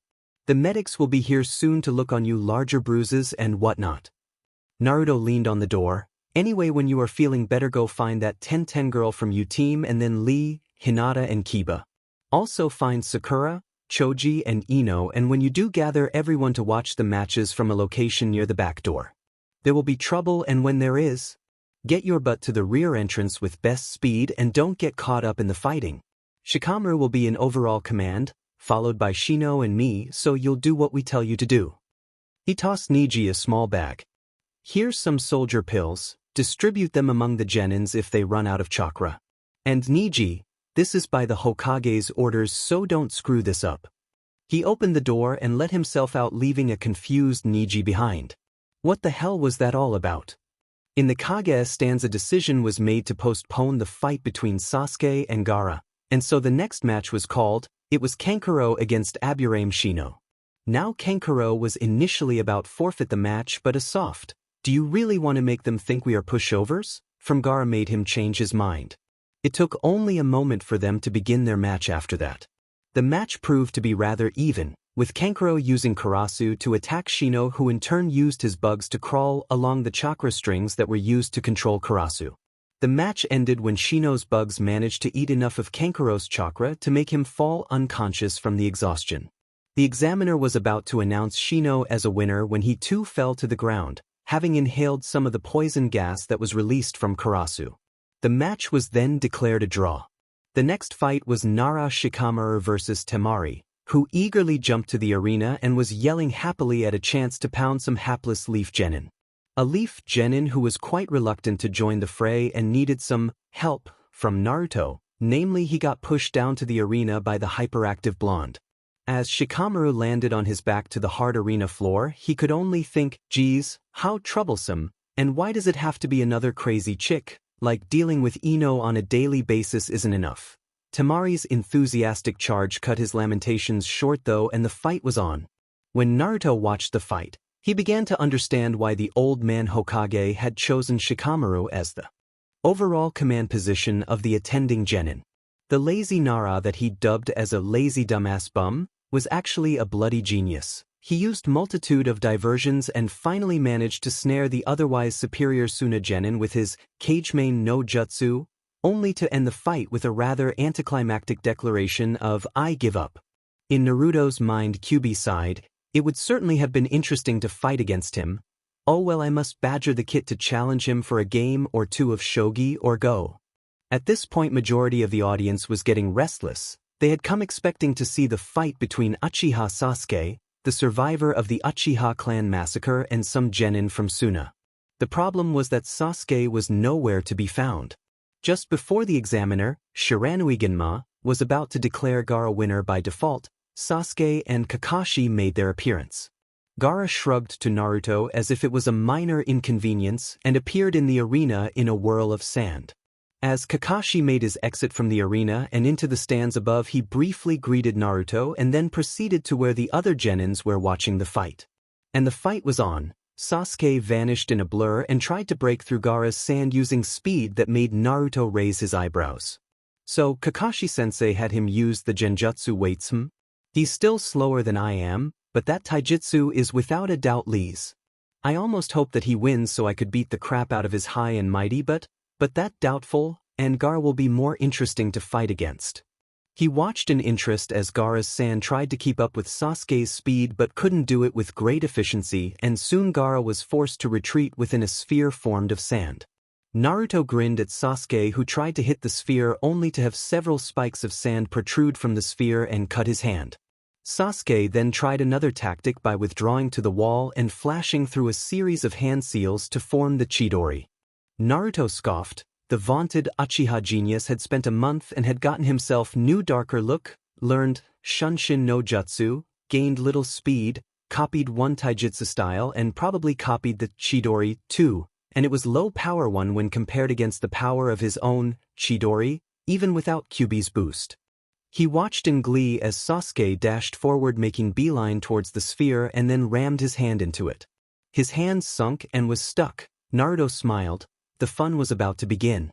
Gaara's sand wrapped itself around Sasuke's hand and then yanked him forcibly away from the sand user. Not relinquishing its hold, the sand began to toss Sasuke around like a rag doll and finally slammed him repeatedly to the arena wall with enough force to make even Naruto wince. The arena was silent. It only took 4 blows and then the Uchiha prodigy was done for, slipping into blissful unconsciousness. Naruto just hoped Gaara didn't put him totally out of commission because, BSTRD or not, Sasuke still was more than 1 cut above your average genin and they would need all the help they could get. There was still no sound from the audience. Their precious prodigy had just had his butt handed to him by some anonymous genin from the sand, and the next fight would be against Uzumaki Naruto, the demon boy, who incidentally was the last remaining Konoha genin in the tournament. Naruto waited patiently as the Medinins administered some on-the-spot treatment to Sasuke and then dragged his now conscious, but badly bruised, carcass to the stands where he could watch the next match. Smirking at the now awake and obviously said Sasuke, he too performed the sunshin and appeared down to the arena in a twirl of leaves. He waved at the audience and then turned to Gaara. Ready, Gaara? I mean, let's give it our best, but leave the killing outright. Seeing the other Jinchuriki nod in confirmation, he turned to the examiner and made a questioning gesture. Genma brought his hand down and yelled, "Fight between Uzumaki Naruto and Sabaku no Gaara. Begin." Naruto began by putting some distance between himself and Gaara to avoid any tendrils of sand that might grab him early on. Without wasting any time, he then made several clones that rushed towards Gaara and began to pummel his sand shield, making Gaara to cocoon up in his sphere just like Naruto had hoped. He made several more clones and had 12 clones move in a perfect circle around the ball of sand. Then he tapped into Kyuubi's chakra reserves for the second time that day. What he had in mind would take a lot of chakra, more than he normally could put up. Inside his sand cocoon, Gaara was observing the happenings calmly, although he began to sweat slightly when all the clones had their eyes turn red. He could still make out the real Naruto as he was the only one with those weird shimmering things behind him. His sweating intensified when the clones began to flash through hand seals and grab their hands, forming a Chidori that blazed crimson instead of the blue one Sasuke had used. The clones charged forward, easily dodging the sand spikes that were aimed at them, and within a second of each other slammed their Chidoris into the sphere. Gaara's eyes widened. This is not possible. This must be the power of Kyuubi herself, as the sphere was overloaded with chakra and simply exploded into a cloud of sand. Gaara quickly tried to recompose himself, scanning the area for the real Naruto, but only too late did he realize that something grabbed him from below. Naruto performed the Doton, Shinju Zanshu no Jutsu, to a perfection and pulled Gaara into the ground so fast that his sand could not stay after him. With blinding speed, the blonde Jinchuriki slammed his fist twice to Gaara's forehead, effectively cracking his Suna no Yoroi, and then brought his hand, claws first towards the boy's forehead. His claws dug themselves into Gaara's forehead, only to stop after breaking the skin. Naruto smiled sheepishly. Sorry about that. Meant to stop them just before I broke the skin." Gaara just blinked. He'd lost, totally and utterly for the first time in his life. The examiner just stood there rooted on his spot. This was beyond anything he'd seen. He'd recognized the Chidori, a jutsu that took ridiculous amounts of chakra to perform. The Kapinin, Kakashi himself, had stated that should he use it 4 times a day it would drain him pretty much dry. And here was the little shrimp Uzumaki doing not only a dozen Kagebunshin, but making them perform a Kyuubi-powered Chidori, while doing another jutsu himself. He shook his head in amazement and then said, "Gaara is still able to fight, yes. So what are you waiting for?" Gaara only blinked once at that and said, "No. This fight is over. I would be dead had Uzumaki-san not restrained himself. I concede his victory." Genma only nodded. He'd expected as much, seeing as they were going to be fighting a real war in only a few moments. Winner is Uzumaki Naruto. We will proceed with the final match after a 5-minute recess. Temari was scared. She really was. How the hell was she supposed to fight against someone who totally trashed Gaara in less than 5 minutes and walked away from it without a single scratch? She shivered and looked at the blonde who was talking with her brother. He could make out Gaara's, "Naruto, please, if you can, refrain from hurting my sister too much." She felt less uneasy after that statement and a reassuring foxy grin from Naruto, who was now rapidly whispering something to Gaara. Whatever relief the wind user had felt fled rapidly when her brother's smile began to grow more wicked by the minute. It wasn't a "I'll feed you to my sand" smile, but very unnerving to say the least, especially when Naruto turned to her and flashed another grin, this one laden with mischief. The recess was over and Naruto was facing the now very nervous Temari down on the arena. When the fight began, Naruto immediately flashed through hand seals and yelled, "Kiri Kagure no Jutsu," causing a thick fog to roll up the area. Temari was quick to retaliate but didn't hit her mark as the mist began to deepen.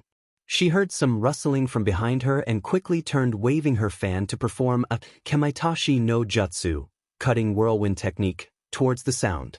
There was only silence after that, until a creepy voice began to chant from all around her. 8 points: the larynx, spine, lungs, liver, jugular vein, brain, kidney and heart. Now, which vital organ do you want to get struck at? In the stands, most of the audience were creeped out by the sheer maliciousness of the voice. A simple genjutsu trick really, something that Naruto had some experience in due his perfection of Oiroku no Jutsu. The thing was that the voice sounded like that of a totally insane person. Kakashi smiled into his mask. Momochi Zabuza, the poor sandgirl had to be out of her mind right now. And indeed she was. Temari was literally shaking, being only barely able to hold her fan and turning this way and that as the source of the voice moved around her with an incredible speed. Suddenly she was felt a hot breath and a set of claws against her throat, and several pairs of hands that grabbed her own, effectively binding her. Then the creepy voice said, "Bo." The audience was grumbling. There wasn't really much to see in this fight and the voice had gone silent moments before. Then suddenly there was a shrill, blood-curdling scream that spoke volumes of the brutality of the fight. The mist cleared and there was sheepishly grinning Naruto and 3 clones holding to a fainted Temari. He looked at the stands and shrugged apologetically at Gaara's general direction.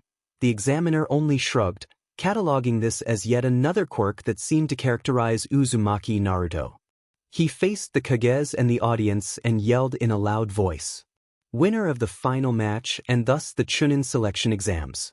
Uzumaki Naruto,